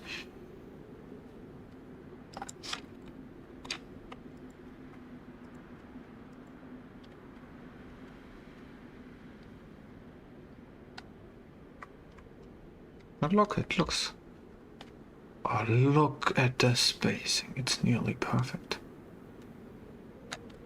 Maybe it will be perfect with this.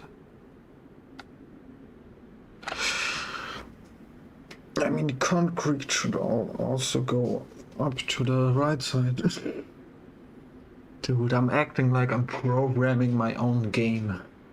And I'm building my map, but I'm just building a DayZ custom map. And I take for this thing, I stopped at this part 1 month ago. Now I work for like 5 hours just around that, of doing that finally. It's the first thing I played.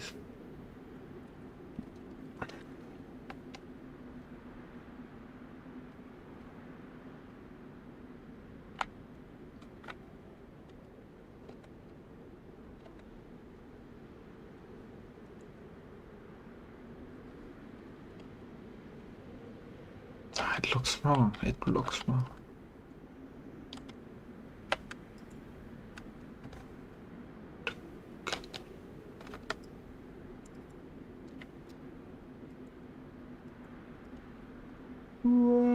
Yeah, spin around like that. Ah. I can do this trick with the mouse.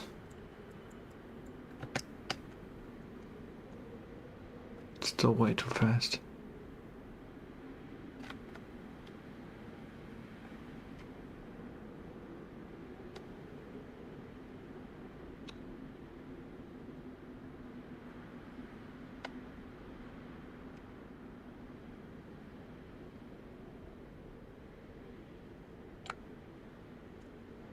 That's as good as I can do it.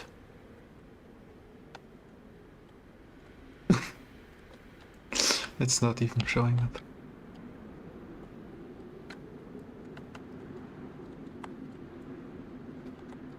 This side is perfect. This side is perfect. I mean, this is a bit in the water. That's okay. This is also perfect. This box isn't visible. Oh.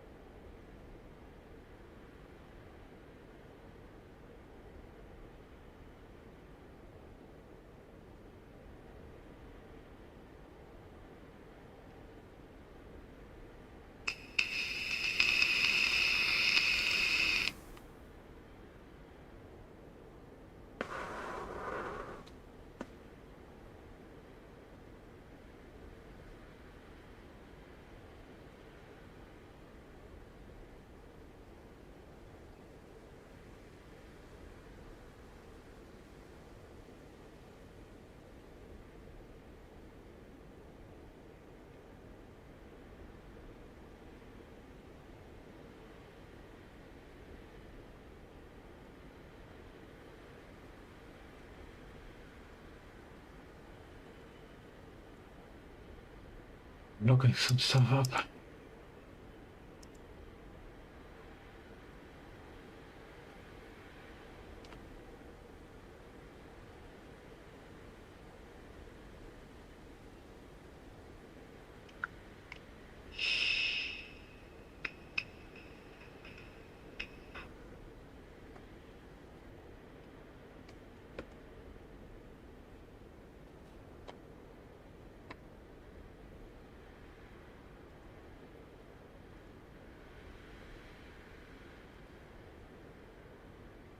Okay, let's go on.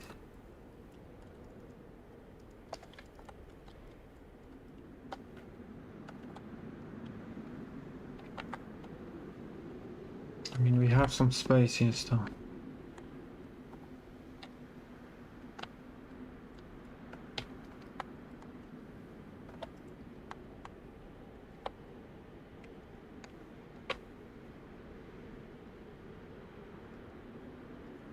Take the lowest setting. My mouse.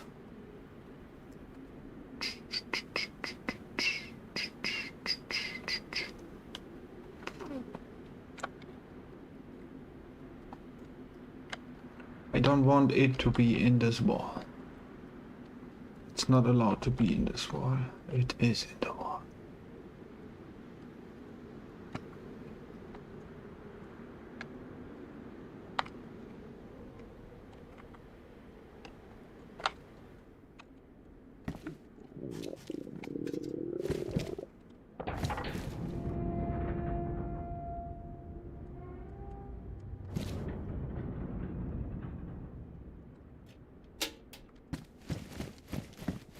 Not good enough.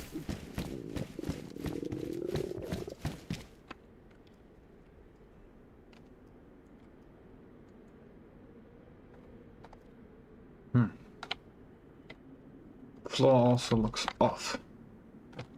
Off.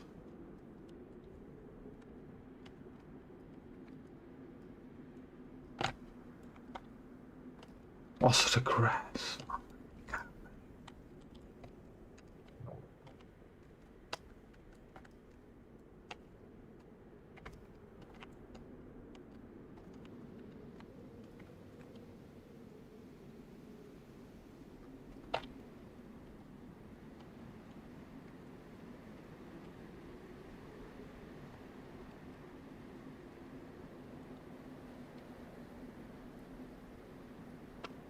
I have another idea. Make it 7.5.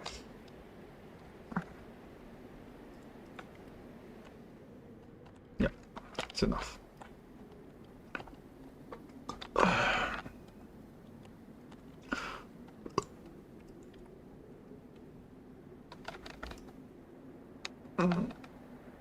Ah, come on.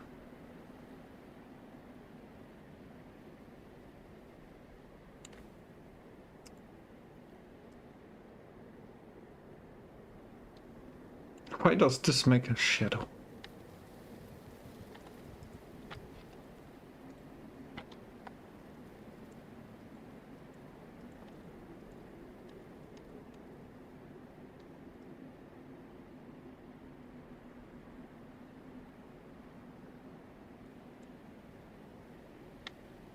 Why is it so hard to just fucking fill out the space?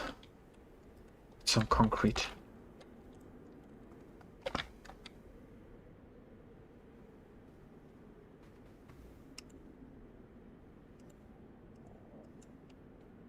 What is this called?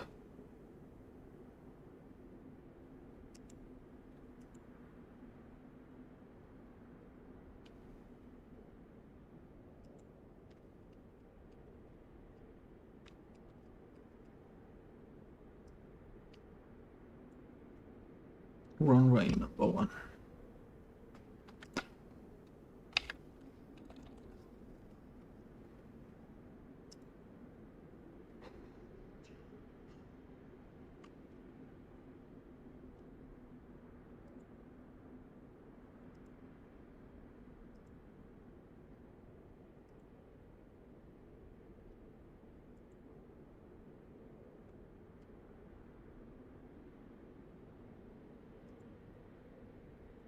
the fuck? Why are those numbers? That's a 1. Oh my god. Guys, I thought I'm placing some concrete, some street, but it's the fucking number 1. It's the fucking number 1. I was like confused, like, what is this? Is this around a gas pump, or what kind of concrete is this? No, number. It's just a number. But it looks like... Hey! But I can't unsee it now. It's just painting.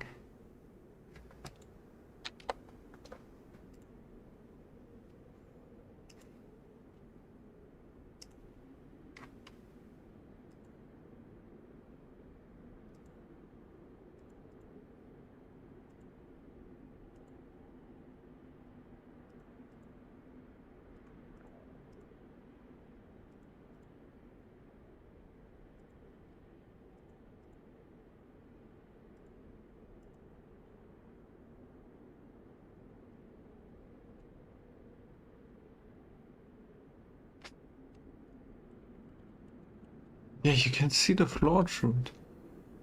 What the fuck? But I remember I placed a street. I remember it. I placed a street. But it wasn't this street. I remember it. So why isn't it working?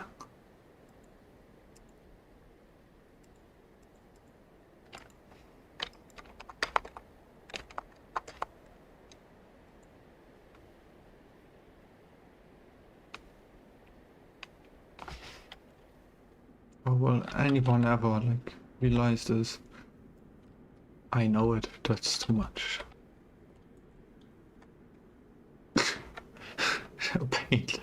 Painted grass. Painted grass, dude. Look, even this is in now white.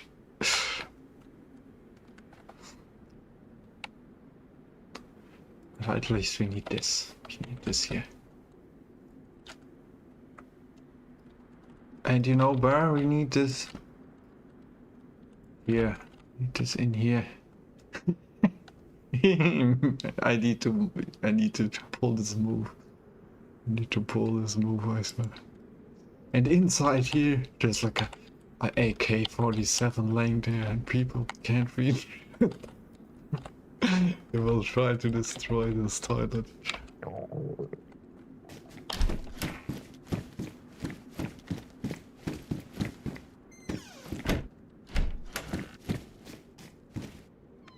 Imagine opening the door. Toilet on the toilet.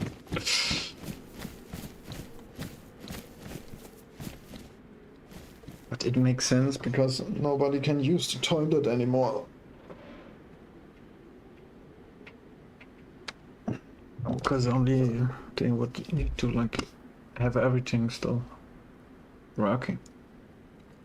The sewage and stuff. Running water.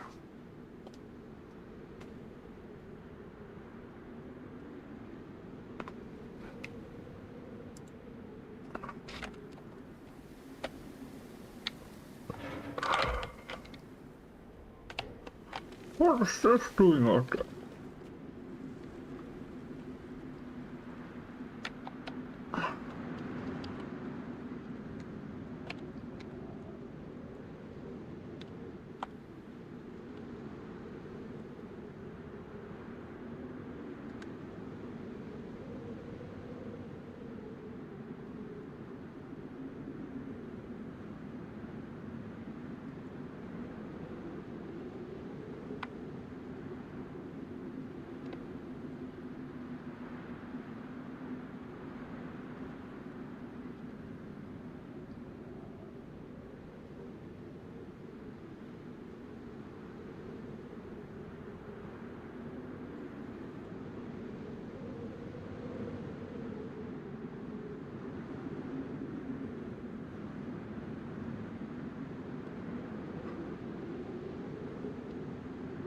Oh, it looks dumb.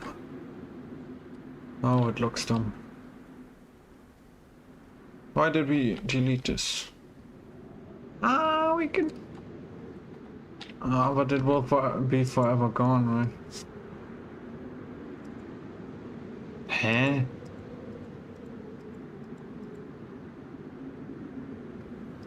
I bet we deleted more, but what happens if I... Eh? What happens if I press it?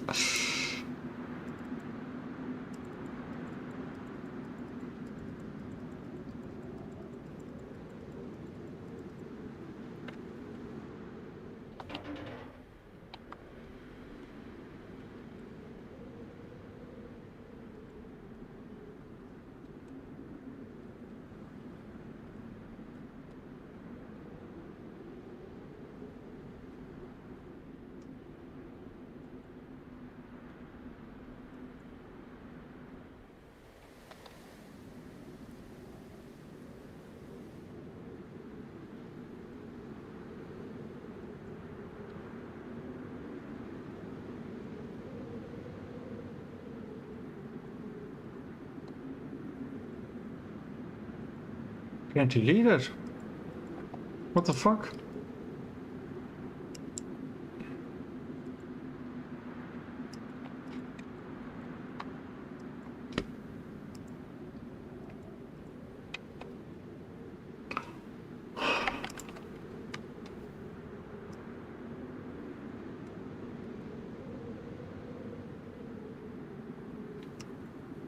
Oh my god, no. Please, Daisy, one time be cool. One time. One time, do what I want.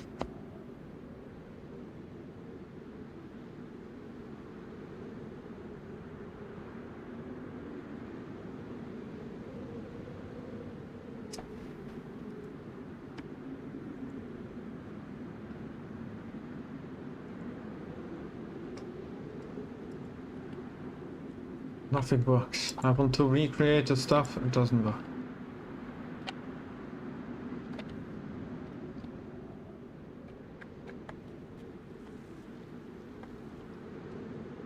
I don't want to load up some old garbage.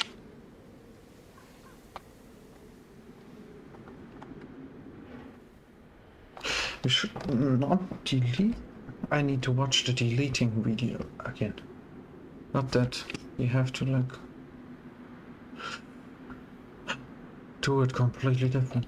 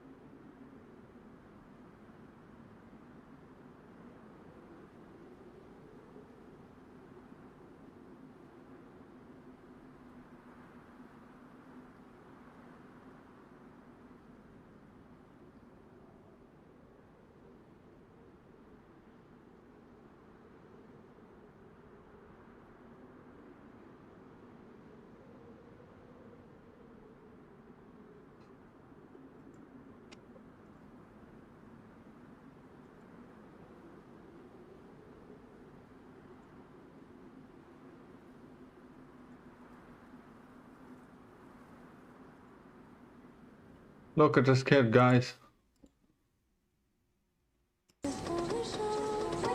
Look at this kid, guys.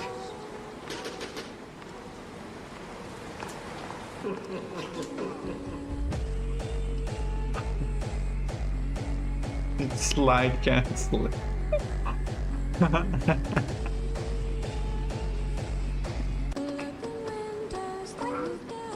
Quick peeking in real life.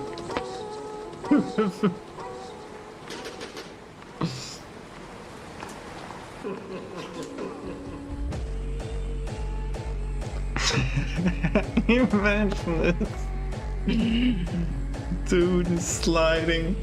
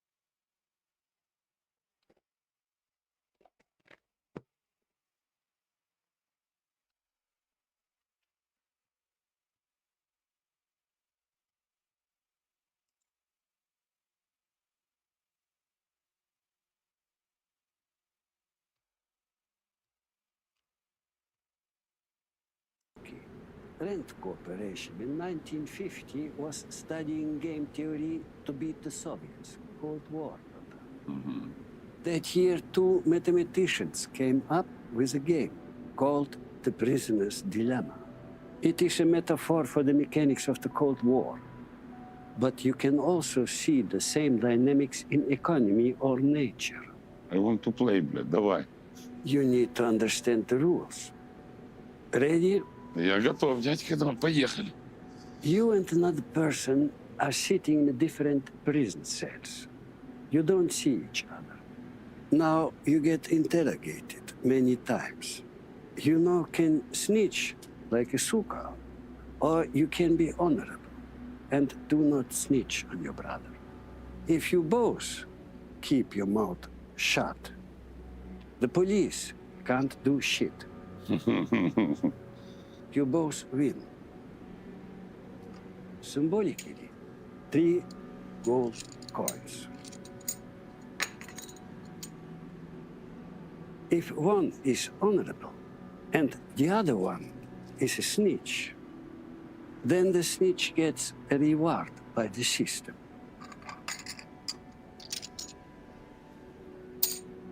Five coins. And the other one is screwed.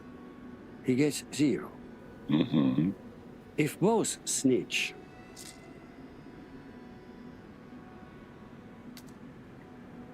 both get 1 coin. The interrogation starts, and after each round, you will hear if the other guy was honorable or if he snitched. The goal of the game is simple. Get as many coins as you can. Okay, understood. Best strategy is to snitch. You get 5 coins. Not so quick. Remember, this game lasts many rounds. If the other player sees that you are snitching, then he will do the same in the next round. And you only get 1 coin, and he gets 1 coin. But you both could have 3 coins each when you would have been honorable. Honor makes you more money than dishonor. Yes. But only if both players have it. А с чем это связано с Третьей мировой, я, блядь, не догоняю что-то. Look at the Cold War. Russia and US, were they cooperating or not cooperating? Not really. They went against each other.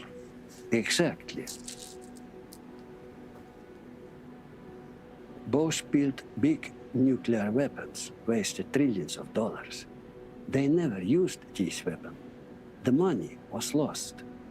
If they would have cooperated, they would have won this money. Cooperation makes you more money than confrontation or snitching. What is the best strategy in game theory? In 1980, there was a tournament. Many different computers played against each other. Each one had a different strategy. Each strategy played against every other strategy. I know what fucking other video he's like, he's just translating it into there were more being a than game 40 study. strategies that played against each other. The thing One was of the them called thumbnail. Freedom. One war It creates is an three interesting one. strategy, It starts with three cooperating with the generations other to player. control. But if the other player does not cooperate once, then he will not cooperate anymore until the end of the game. Friedman, understand you. Market, cooperation makes you more money than confrontation. I don't believe it. What about World War I and II and III? Что с ними? Good point. Wars help to keep the masses from playing the games. Sure. You need to research one fact. All the important decisions in the world are made in closed groups. Club.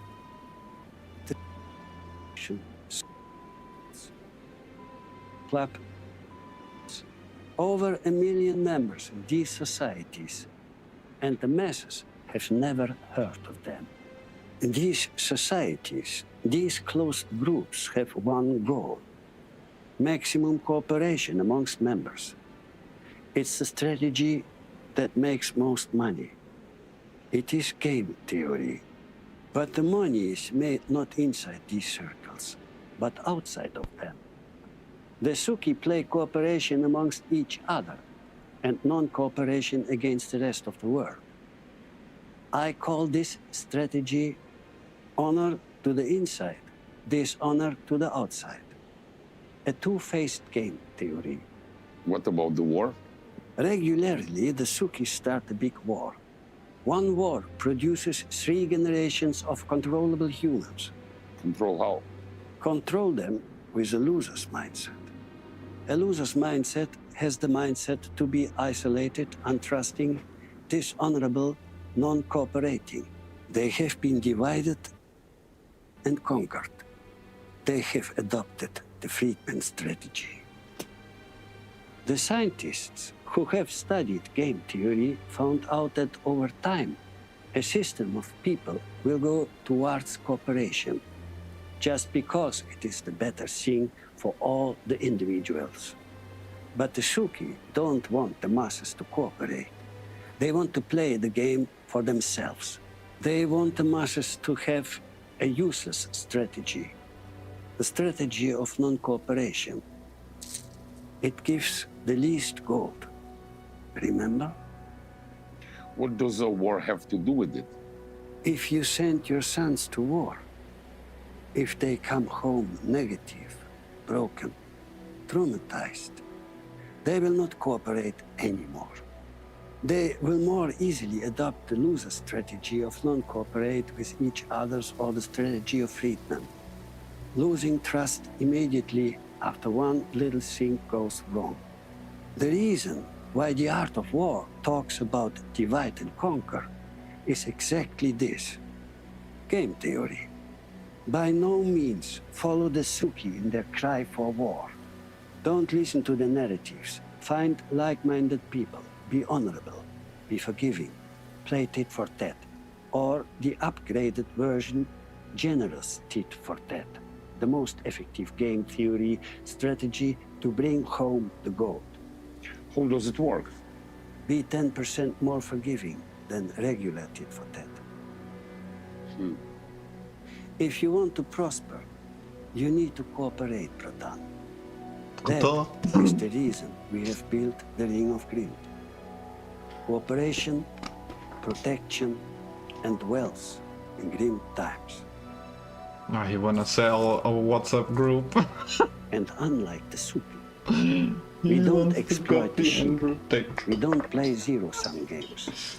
Honor is never a zero-sum. Похуй на власть. Honor will come. Be honorable.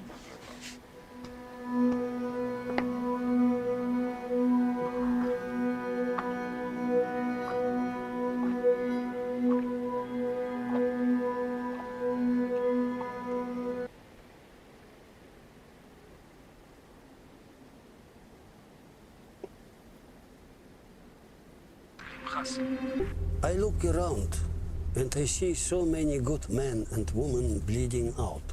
Bleeding out for a system that gives them nothing but a paycheck. You need honor. You need a soul. You need gold. You don't need a paycheck. A paycheck loses its value day by day.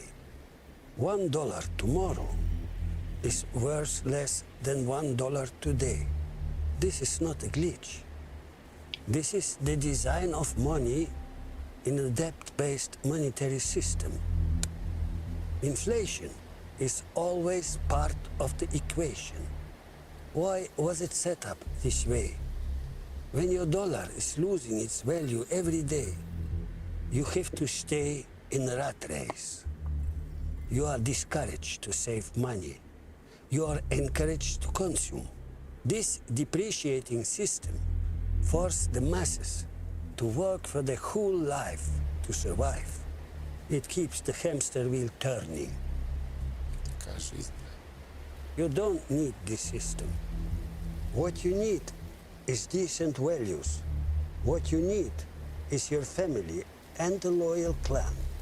What you need is love for God, no fear for death, and honor for your Rodina and your ancestors. You would not be here without their love and their sacrifice, Bratan. Forget all of the so-called values and goods of modern life. There is no love. There is no honor. Look at the phone you hold in your hands. You loved it when you first bought it. It was worth somebody's paycheck, and within just 36 months, it will be thrown away to the garbage. And a new device will be bought. That is amazing and cool, and you'll love it. And it will also lose its value within 36 months. Don't you see it? Everything in the modern world loses its value in a matter of months. Why does everything lose its value? Because the modern world has no values. It is a dark hole. You put in good people, good work, good souls. It is all sucked up and devalued. It is a depreciating system. Depreciating means that all assets lose their value and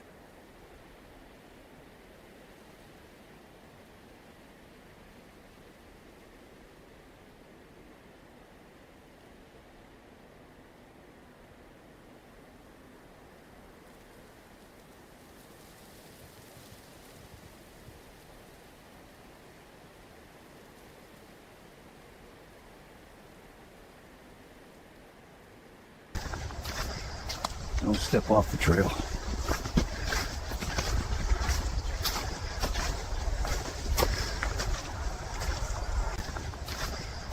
Don't step off the trail.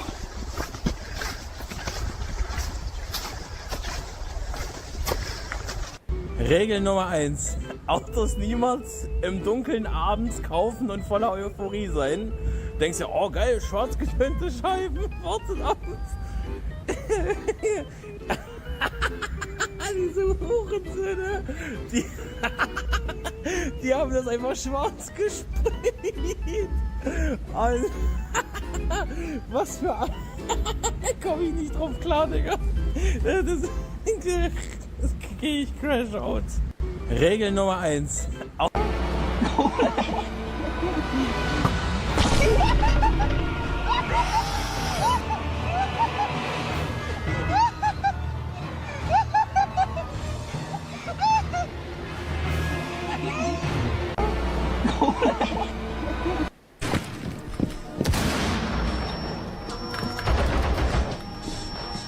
I'll take it.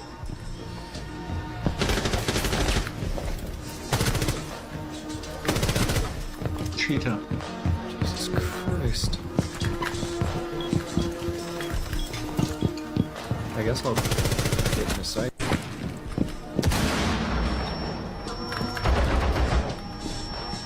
I'll take it.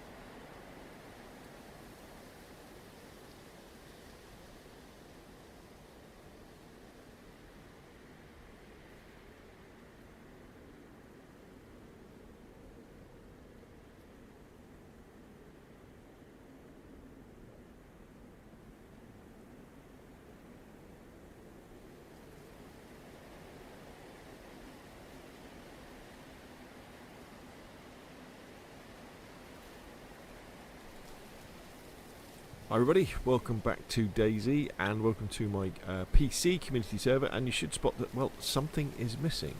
That is correct. The oh, hello. Somebody's come for a fight. The hotel has gone.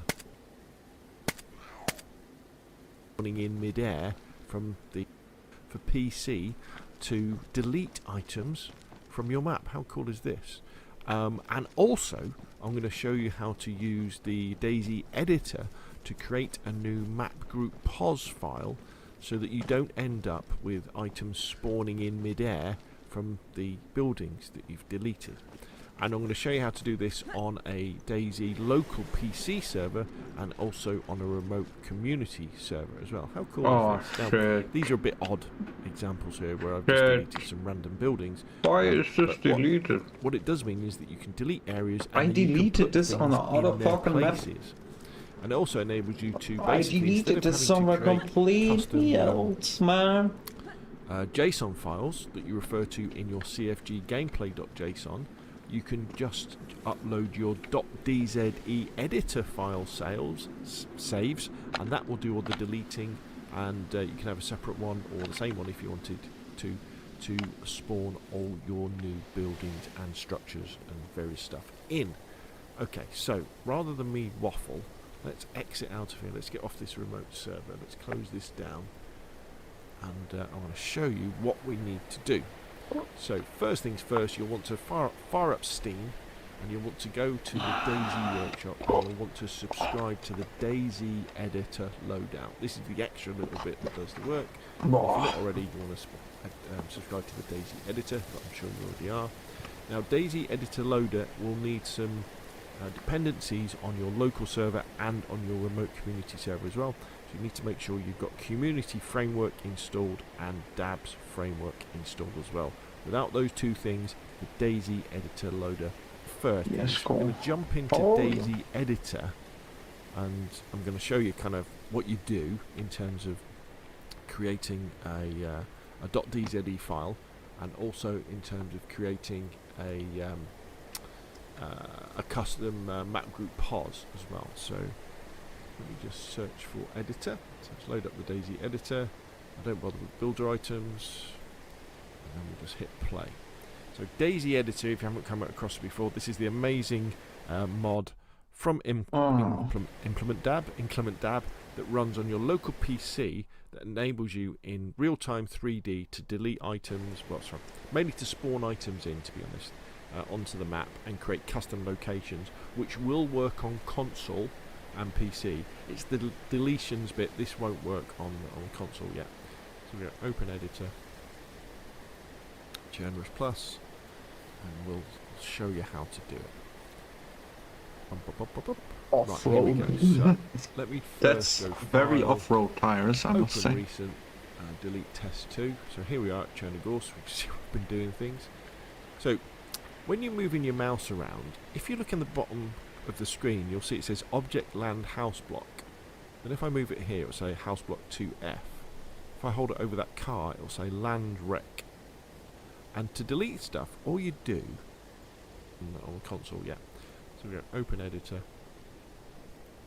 Generous Plus, and we'll show you how to do it. Right, here we go. So let me first go File, Open Recent, delete Test 2. Here we are. Holy moly! So when you're moving your mouse around, if you look in the bottom of the screen, you'll see it says Object Land House Block. Oh, I completely forgot about this. If I hold it over that car, it'll say Land Rec. And to delete stuff, all you do is hold your mouse over something, press down on the control button, and click in your middle mouse button, and you'll simply delete it. Dead easy to do. Delete stuff like that. And then when you're happy and you've done all your deletions, now you can do additions as well. Obviously, this is the main thing we do. And I've been thinking about this. And I think the best way to do this is probably to have a .dz file for all your deletions. And then probably have separate custom JSONs for your. That's to do with how the macro pos works. Because what I think could happen is over time on your server, you could be adding more structures in, couldn't you? And when you add a structure in, often you'll want to add in loot that spawns in with those structures automatically using the central looter content. So you create a custom macro pos snippet, which you then add into your macro pos. And I think it's easier to add those into an edited macro pos than it would be to try and keep track of everything and have everything in one big .dze and with one custom macro pos file. It's kind of more obvious when I actually have a go of it. So anyway, so once we've done our deletions, go File, Save As, scroll down, Delete Test 3. Save. Just had a breakage with it. So we've created the .dze file that we're going to be using. I'm just gonna write one. If we just left it as that, a quick round through the town here. Miles. Holy moly, that's basically the best road in all Namalsk to run. On the lane. You scroll down and you can see it says there export entire map. Click on there. Call this delete.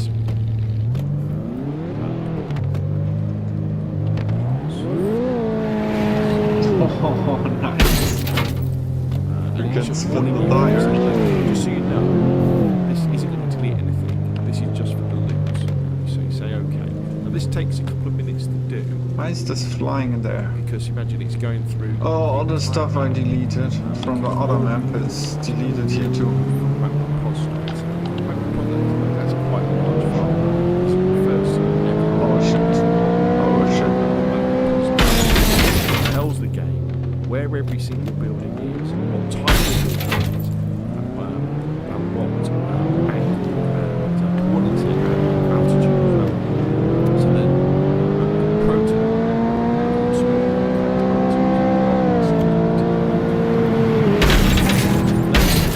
What we need to do is we now need to install mod. We do that on our local server first, then on our server. Problem is on this map there are no long streets where we can like reach top speed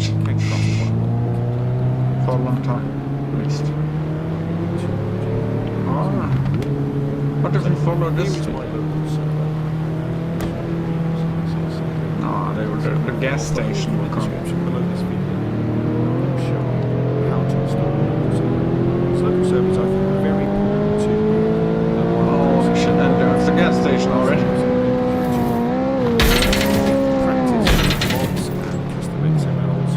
This car is too low for this network. Server time, very, very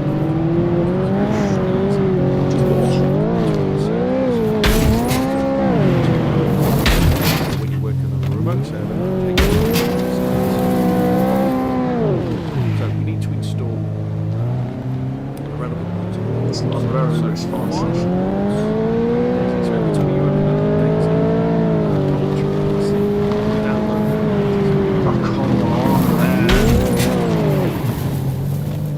see all the mods that are really apps bit. See all this is.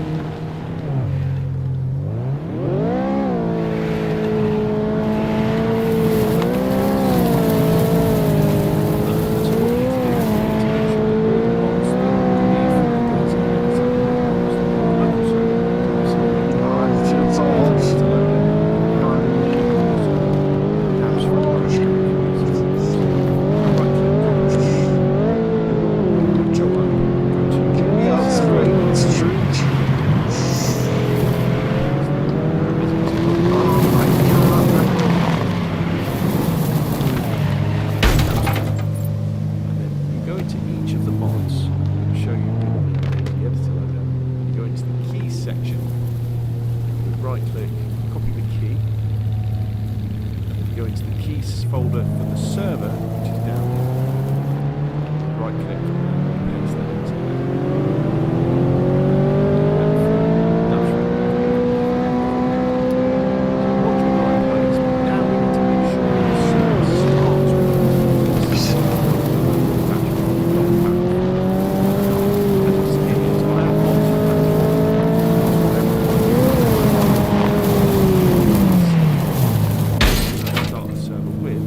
Save it as a different batch file. I don't have to edit it in one batch file. I'm different to start with. So it's ready to start with zombies. So start with zombies there. It's ready to start with AI and Daisy Dog. You don't need to start with zombie chose. Helis, mosquito helis, and car cars. As you see, one starts on green.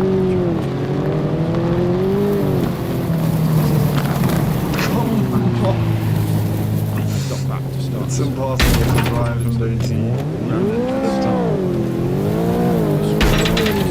Section, mod section.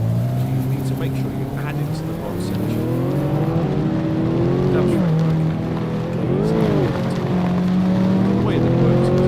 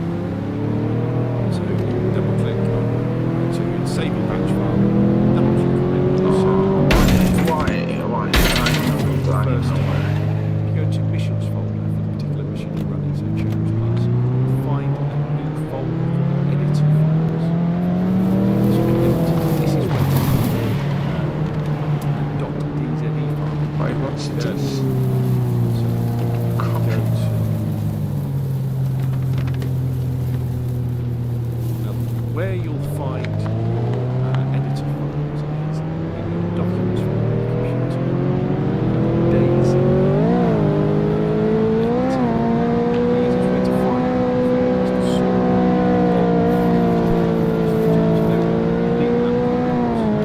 Oh my god, that's the best 3G. On the 60, oh my fucking no, 70, 100. Can't go faster than 170 only. file is there, ready for in town can reach like 180. Have a look at when we restart the server and go, okay, these are the changes we need to do. And then the other thing we need to add in it is the map pod. Because at the moment, this map pod will still refer to the building. Let's see what happens here. Oh, I know it. Look how low this Go goes. to the editor, and then we go delete that. Lower than this concrete barrier.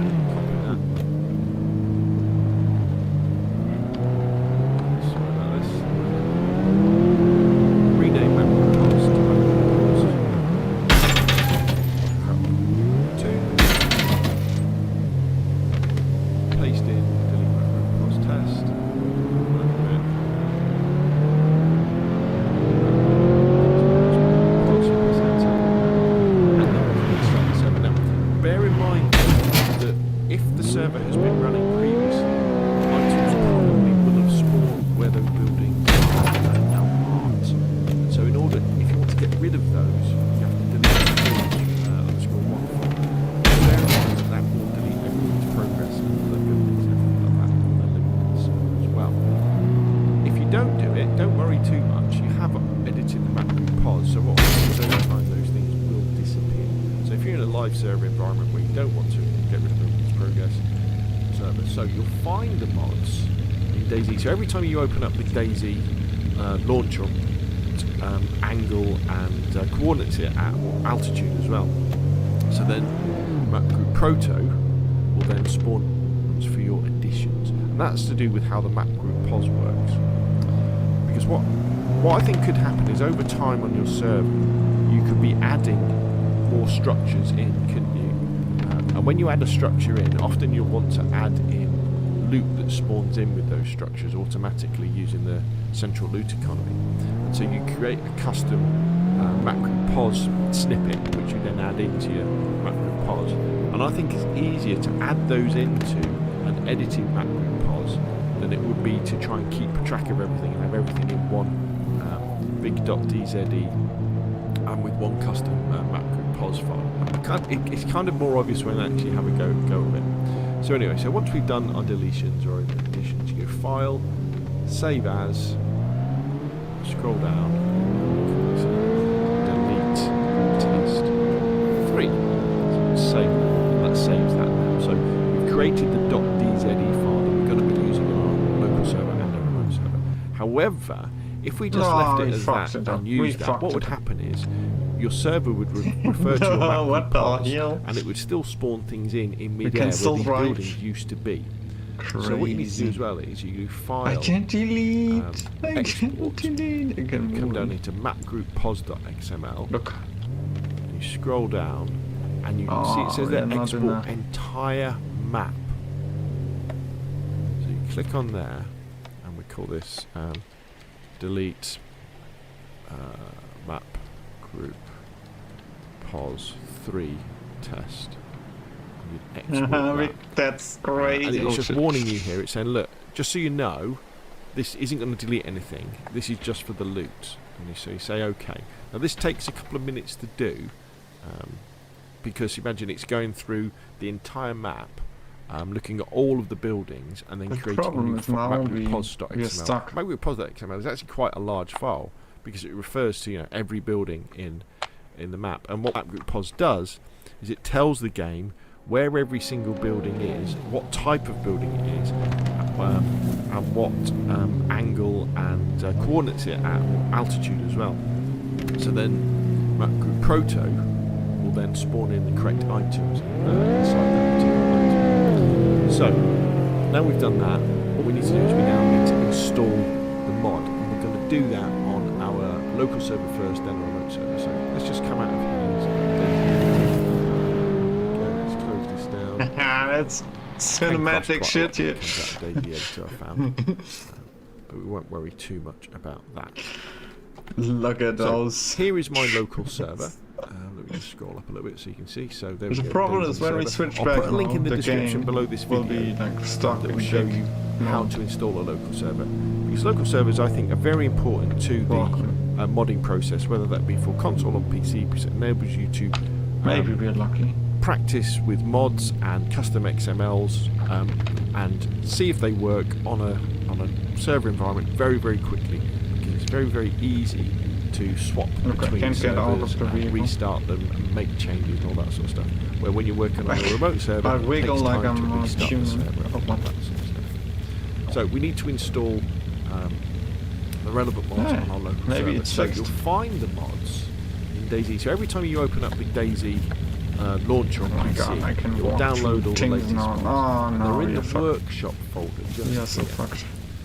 Here we can see all the mods. They've all got the @ bit on. You can see how this is getting on. Trouble, isn't it? Okay, we'll let that do its business. And so what we need to do is we need to make sure that all the mods that we need for the Dayz editor loader are installed on our local server. So obviously it would be the Get Dayz in the editor big loader, man. and if you haven't already got it on your server, Dabs framework and community framework. So right click, copy It those, still acts like somebody's sitting in there. go up, go to your Dayz server, you can see them all here, and you would right click and you would paste them in. As you can see, I've already got them here because we've got Dayz editor loader, community framework, Crazy detail. and Dabs framework. And then you go into each of the mods. I'm going to show you with the Dayz editor loader. And you go into the keys section, and you would right click, copy the key, and then you go into the keys folder for the server, which is down here, and you would right click and you would paste that into there. And you would do that for Dabs framework and community framework as well. So the mods are in the right place, but now we need to make sure that the server starts with these mods, and this goes with the Windows batch file or the .bat file. Now, as you can see here, I have lots of batch files, because what I do is whenever I come up with a different set of mods that I want to start a server with, I save it as a different batch file. So I don't have to keep editing one batch file, I have different ones. So I have to start with, so this one is to start with Zombie on Chernarus. This is Zombie is the admin tool. Start with Zombie on Chernarus and expansion AI. Maybe with this one is start on Yes. Zombie with Chernarus with AI and Daisy Dog. Start with Zombie now we're on in the water Chernarus mode. with It's even worse. RFSS helis, with the Mosquito helis, and with the car covers mod.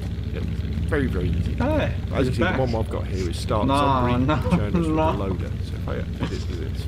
No. So this is a typical Windows batch file, or .bat to start a server. Yours probably looks a little bit different, but what we're after is the start line here. And if you scroll along, you'll see this section, the mod section.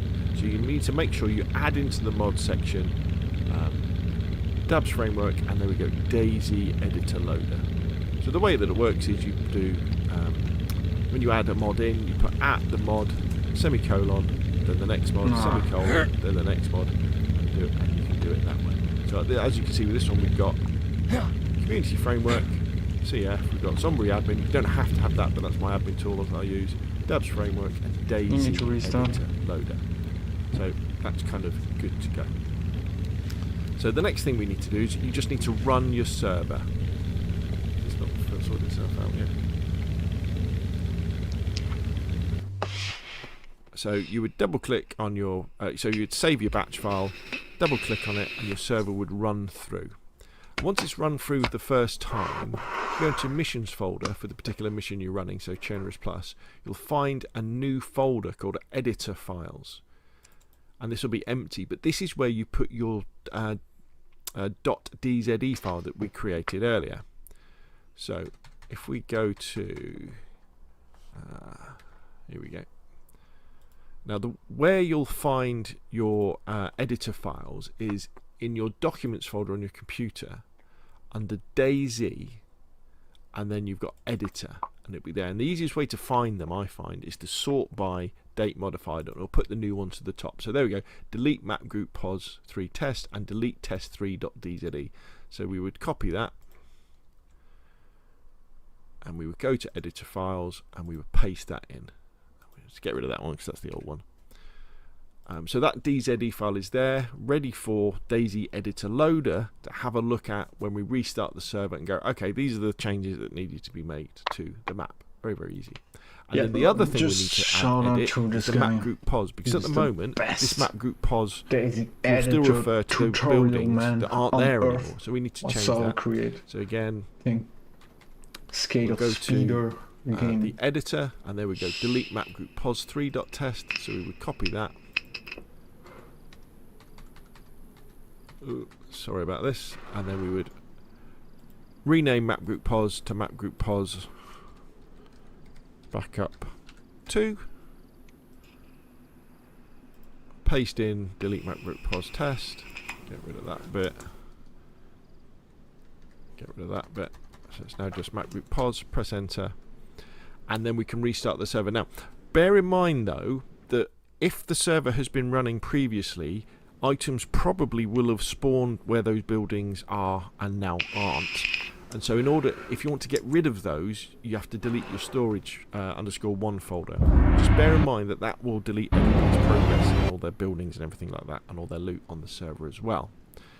If you don't do it, don't worry too much. You have edited the map group pods, so what will happen is over time those things will disappear. So if you're in a live server environment where you don't want to get rid of everybody's progress, you just have to put up with some floating items for a while. And that's how you install it on a local server. So next up, let's look at how you install it on a remote server.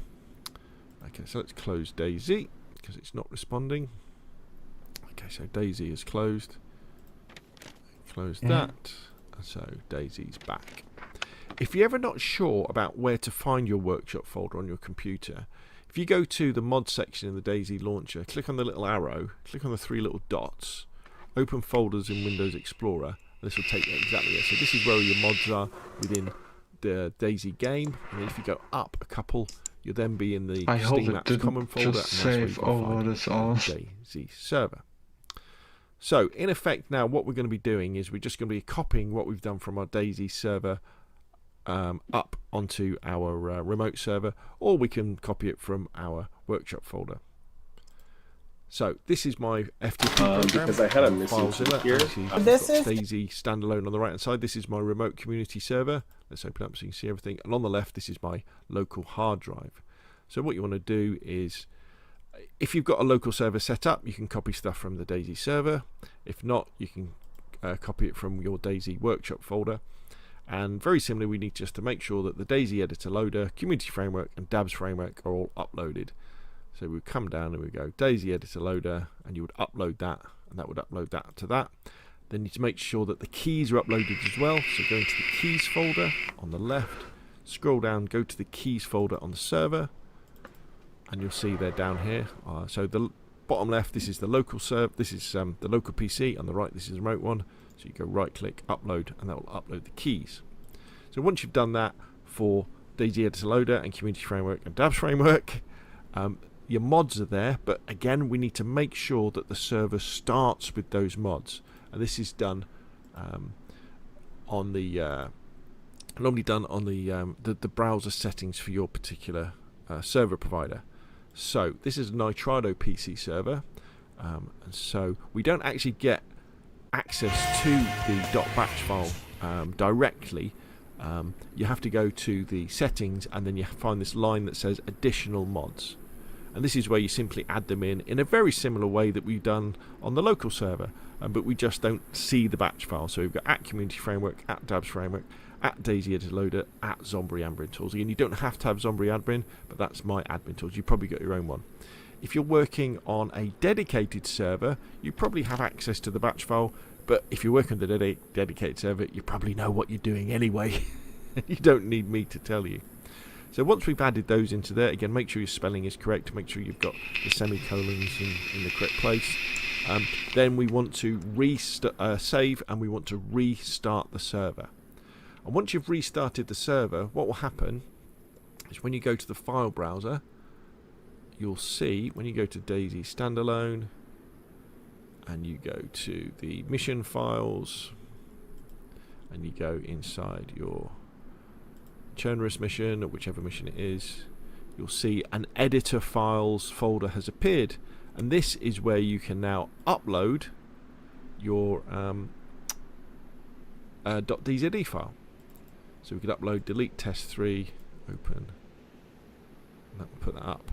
Now the Dayz editor loader will look at all the .dz files that are within this folder and action them. However, I do think probably the best way to do it is to have one .dz file for all your deletions, and I would probably stick with custom JSONs for your additions. And then the other file that we need to upload is the edited map group pos, so we don't end up with items spawning in midair. So if we go up to Dayz Offline Chernarus Plus and we scroll down, this is where map group pos.xml lives. So again, we would upload this file. So for me, it could be in down here, so map group pos. So we can upload it from there, or you could upload it from your documents inside Dayz, inside the editor, and then we would have to rename that where is it? So delete test 2 map group pos. We'd have to rename that to map group pos, and then we could upload it. Or you could do this via FTP as well. So we go into F missions, Daisy Offline Chronos Plus, go into the editor files mission, editor files folder, sorry, and then see delete test 3's already appeared. And then what we could do here is we go down to go out of DayZ, into DayZ server,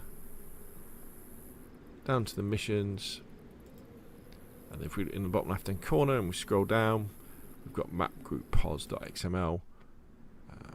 Sorry, that's not where we want to go. We want to go to editor files, there's delete test 3, right click upload, and then we could just go to the root directory of the mission. I'm back.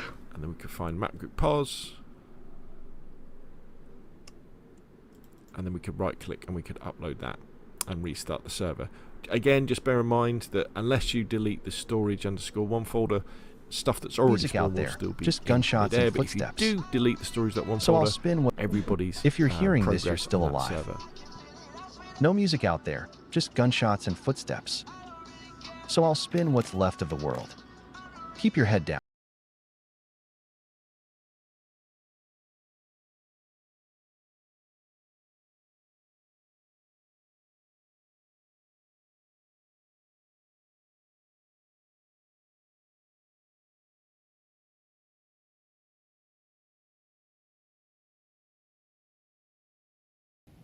If you're hearing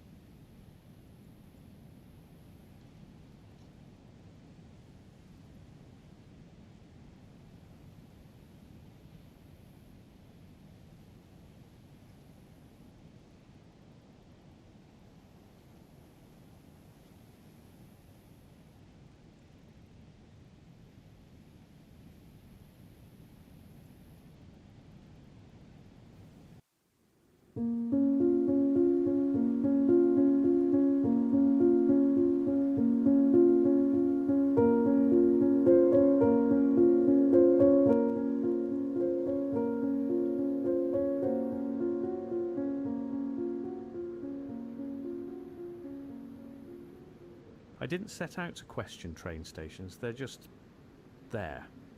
Monuments to progress, temples of the industrial age, or at least that's what I'd always assumed.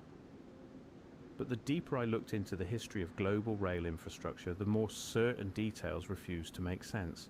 Not minor inconsistencies, major ones, the kind that make you step back from your research and ask a question you never intended to ask. What if the railroads weren't what we think they were? Let me show you what I mean. Grand Central Terminal in New York, completed 1913. I'm Look at looking the some ceiling. Are astronomical murals spanning history 12,000 that's square forbidden. feet, No, painted that's in a reverse, showing the bird. Mediterranean sky with 2,500 stars rendered in gold leaf against a teal-green firmament. The main concourse, I don't want to load the wrong 275 feet shit, long, man. 120 feet wide, 125 feet high at its peak. All of it finished in Tennessee marble and adorned with statuary that wouldn't look out of place in a cathedral for a train station. Now look at Leipzig Hauptbahnhof in Germany, completed 1915. The largest terminal station in Europe by floor area, 8.5 acres under one roof. A facade stretching nearly 1,000 feet, studded with 6 towers. Inside, a hall of such proportions that early photographs struggled to capture its scale. The iron and glass vault above the platforms rises 115 feet into the air for trains that ran on coal and steam. Or consider Victoria Terminus, completed 1887. They called it a cathedral to steam. Gothic Revival architecture blended with Indian palace motifs featuring domes, spires, pointed arches, and stained glass windows. The central dome rises to 225 feet. What was the Stone most carvings actual depicting one? flora and fauna cover nearly every surface. Gargoyles, flying buttresses, an ornate entrance that could serve as the gateway to a royal palace. To move people between trains, the official explanation is clear. These were statements of national pride, monuments to industrial achievement, symbols of progress and power. The Gilded Age loved grandeur. Empires competed through architecture. Money was no object when prestige was at stake. And yet, why did every major city do this? Not some, not many. Every single one. Paris, Milan, Antwerp, Madrid, Sao Paulo, Melbourne, Tokyo, Calcutta, Cape Town, cities across 6 continents representing vastly different cultures and economic circumstances, all decided simultaneously, within a span of roughly 60 years, to build train stations that resembled power plants, temples, or palaces far more than they resembled transportation hubs. The pattern repeats with unsettling precision. Here's where it gets stranger. In the United States alone, between 1850 and 1920, over 1,000 substantial train stations were constructed. Not simple platforms or wooden shelters. I'm talking about permanent structures featuring elements like clock towers, waiting halls with 40-foot ceilings, ornamental facades, Look at this one. and heating systems that serviced vast interior spaces. I don't get it, because we restarted it and now everything is The deleted. moment they opened. We deleted It's on in a an era different when map. most homes still use gas or oil lamps. They built them everywhere. Towns of 5,000 people got stations that could accommodate 5,000 people at once. Rural stops featured architectural flourishes, arched windows, decorative brickwork, copper roofing, granite foundations, elaborate ventilation systems. Why? The official answer: optimism, rapid expansion, speculation about future growth, competition between railroad companies creating a building arms race. But here's what that explanation requires you to accept: that hundreds of independent railroad companies operating in economic competition with one another somehow coordinated to build structures of remarkably similar design, using comparable materials and methods, often completing them within years of each other, all while following architectural principles that suggest what? A shared blueprint, common instructions, access to the same technical knowledge. And here's the strangest part. Many of these stations feature identical architectural elements despite being separated by thousands of miles and constructed by entirely different organizations. The same style of clock tower, the same proportions in the waiting halls, the same type of brick, the same window arrangements, the same roof angles, as if they were following instructions. My plan was also to build, to completely customize it in a way gets significantly more where difficult this to explain. goes to here. What powered these buildings? The standard answer is steam. Because it doesn't make any Coal-fired sense boilers that producing it's steam like for nothing reaching the... sometimes supplemented by gasoline. Oh, but there's later ice. by electricity generated off-site.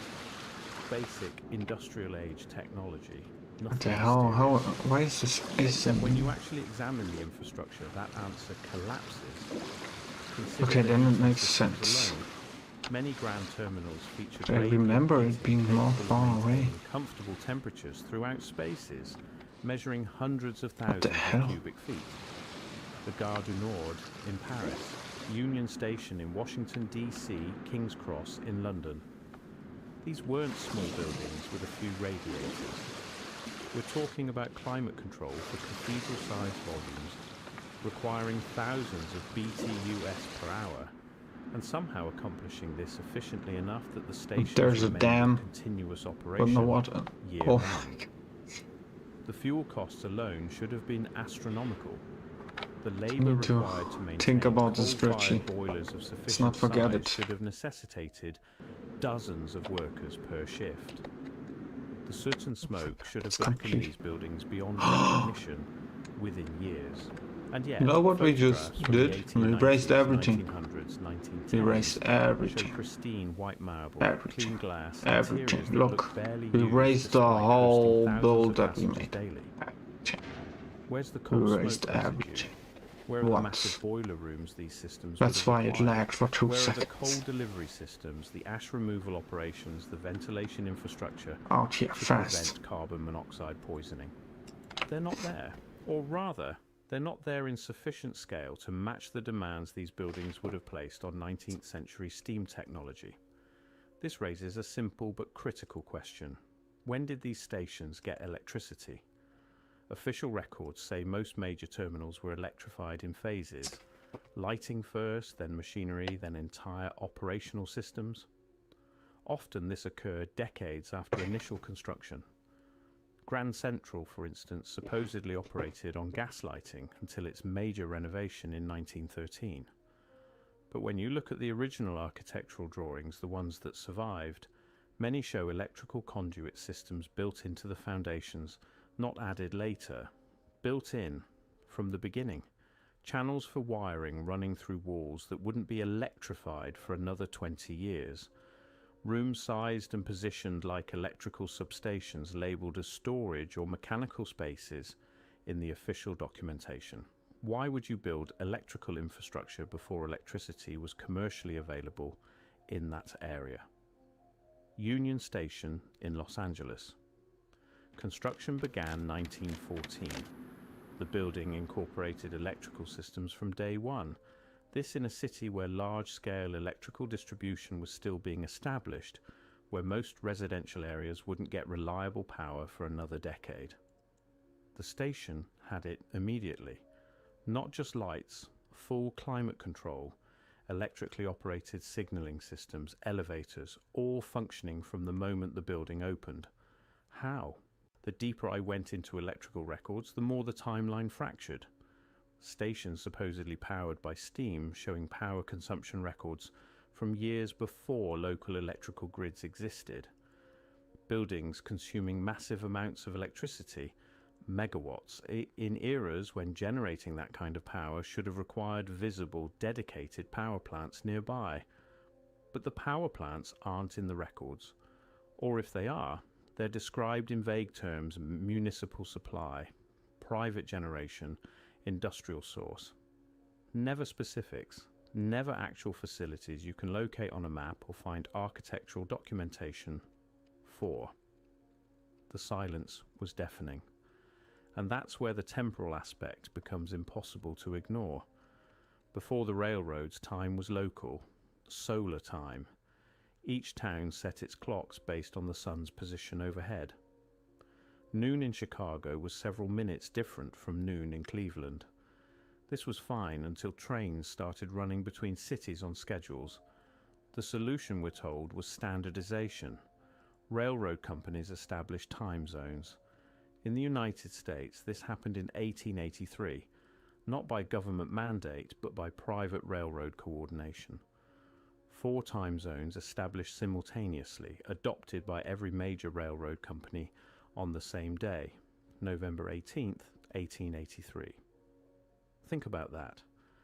Competing companies, many hostile to one another, all agreed to abandon locally observed solar time and adopt an artificial system of standardized hours.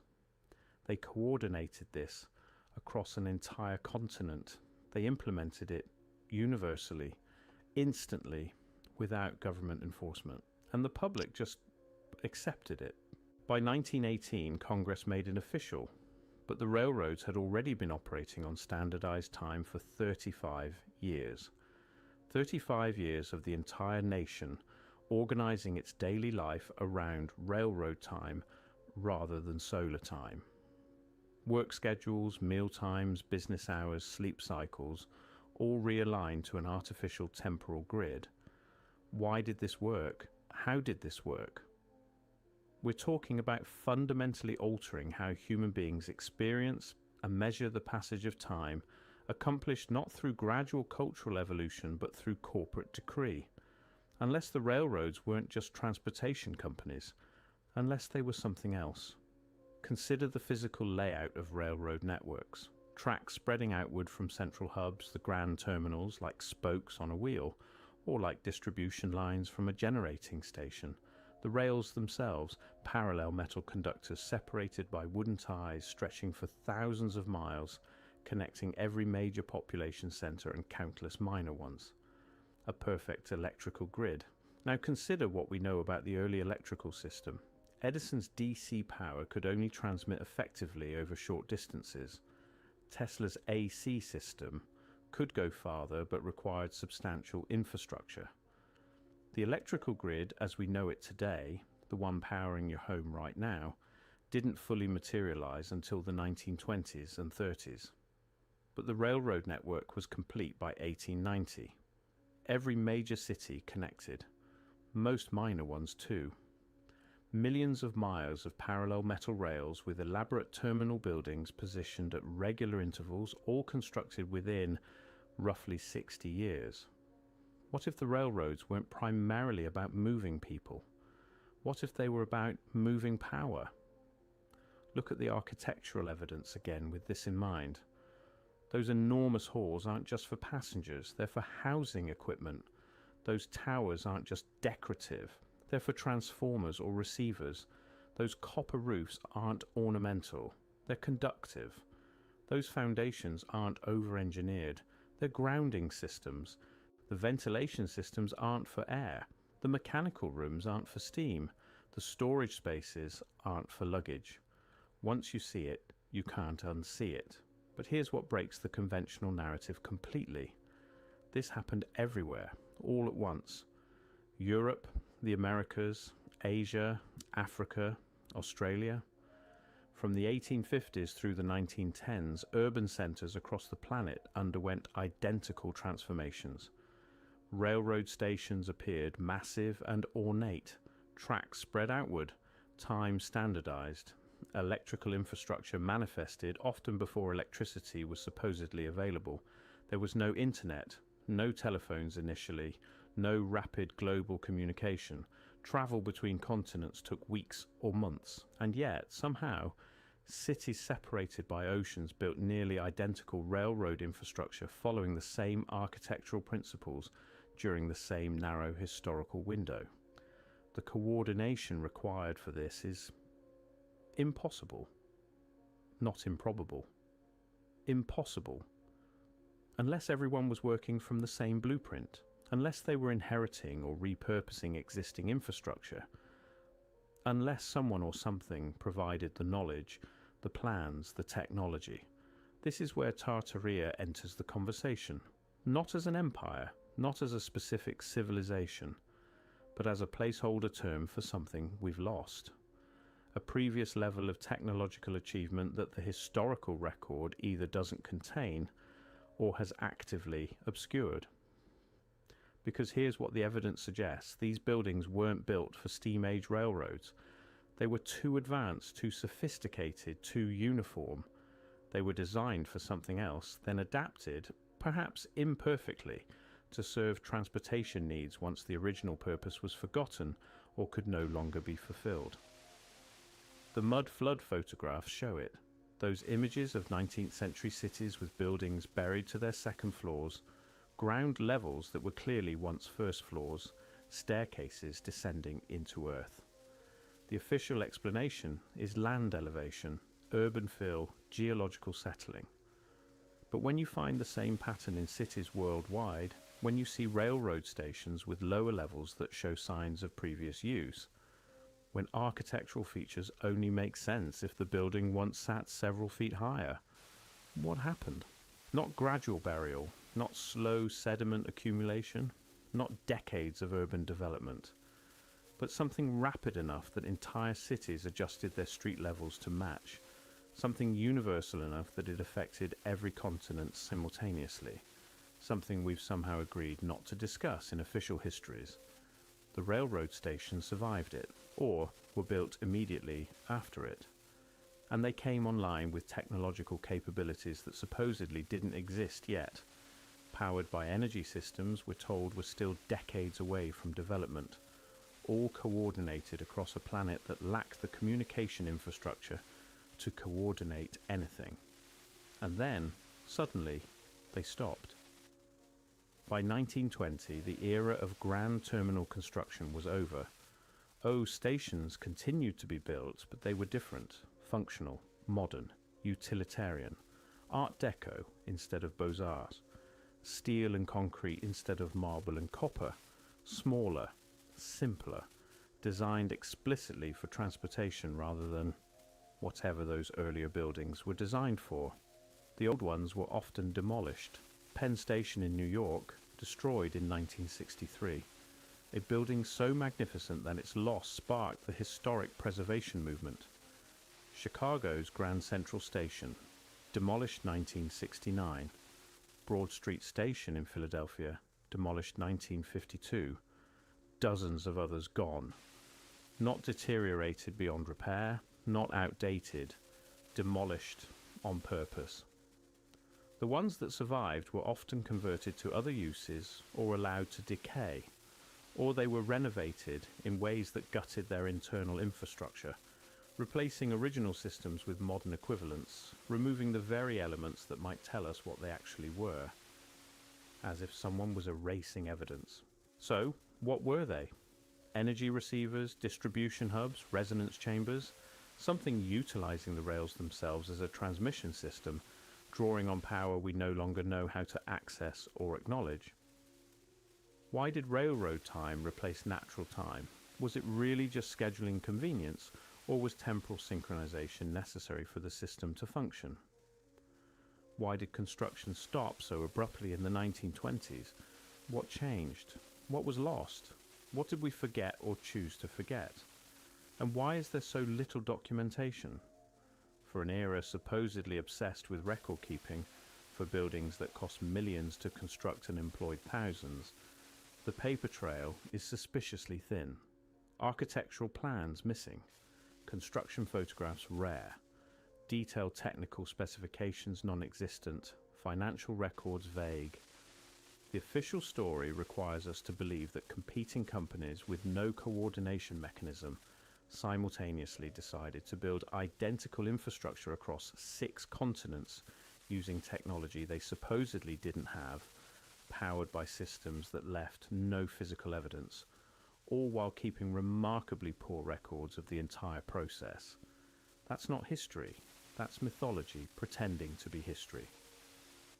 I stand now in Union Station, Los Angeles, the same building I mentioned earlier. I'm looking up at the ceiling, at the wooden beams and chandeliers, at the architectural details that supposedly serve no purpose beyond aesthetics. But I'm seeing something else now. You can go to some up here, patterns, if not symmetries that engineering would call redundant, but physics might call resonant. The building is still here. Okay. Still there's a still beautiful. Should be a truck. Still silent about what it really was. The evidence suggests something much larger than we've been told.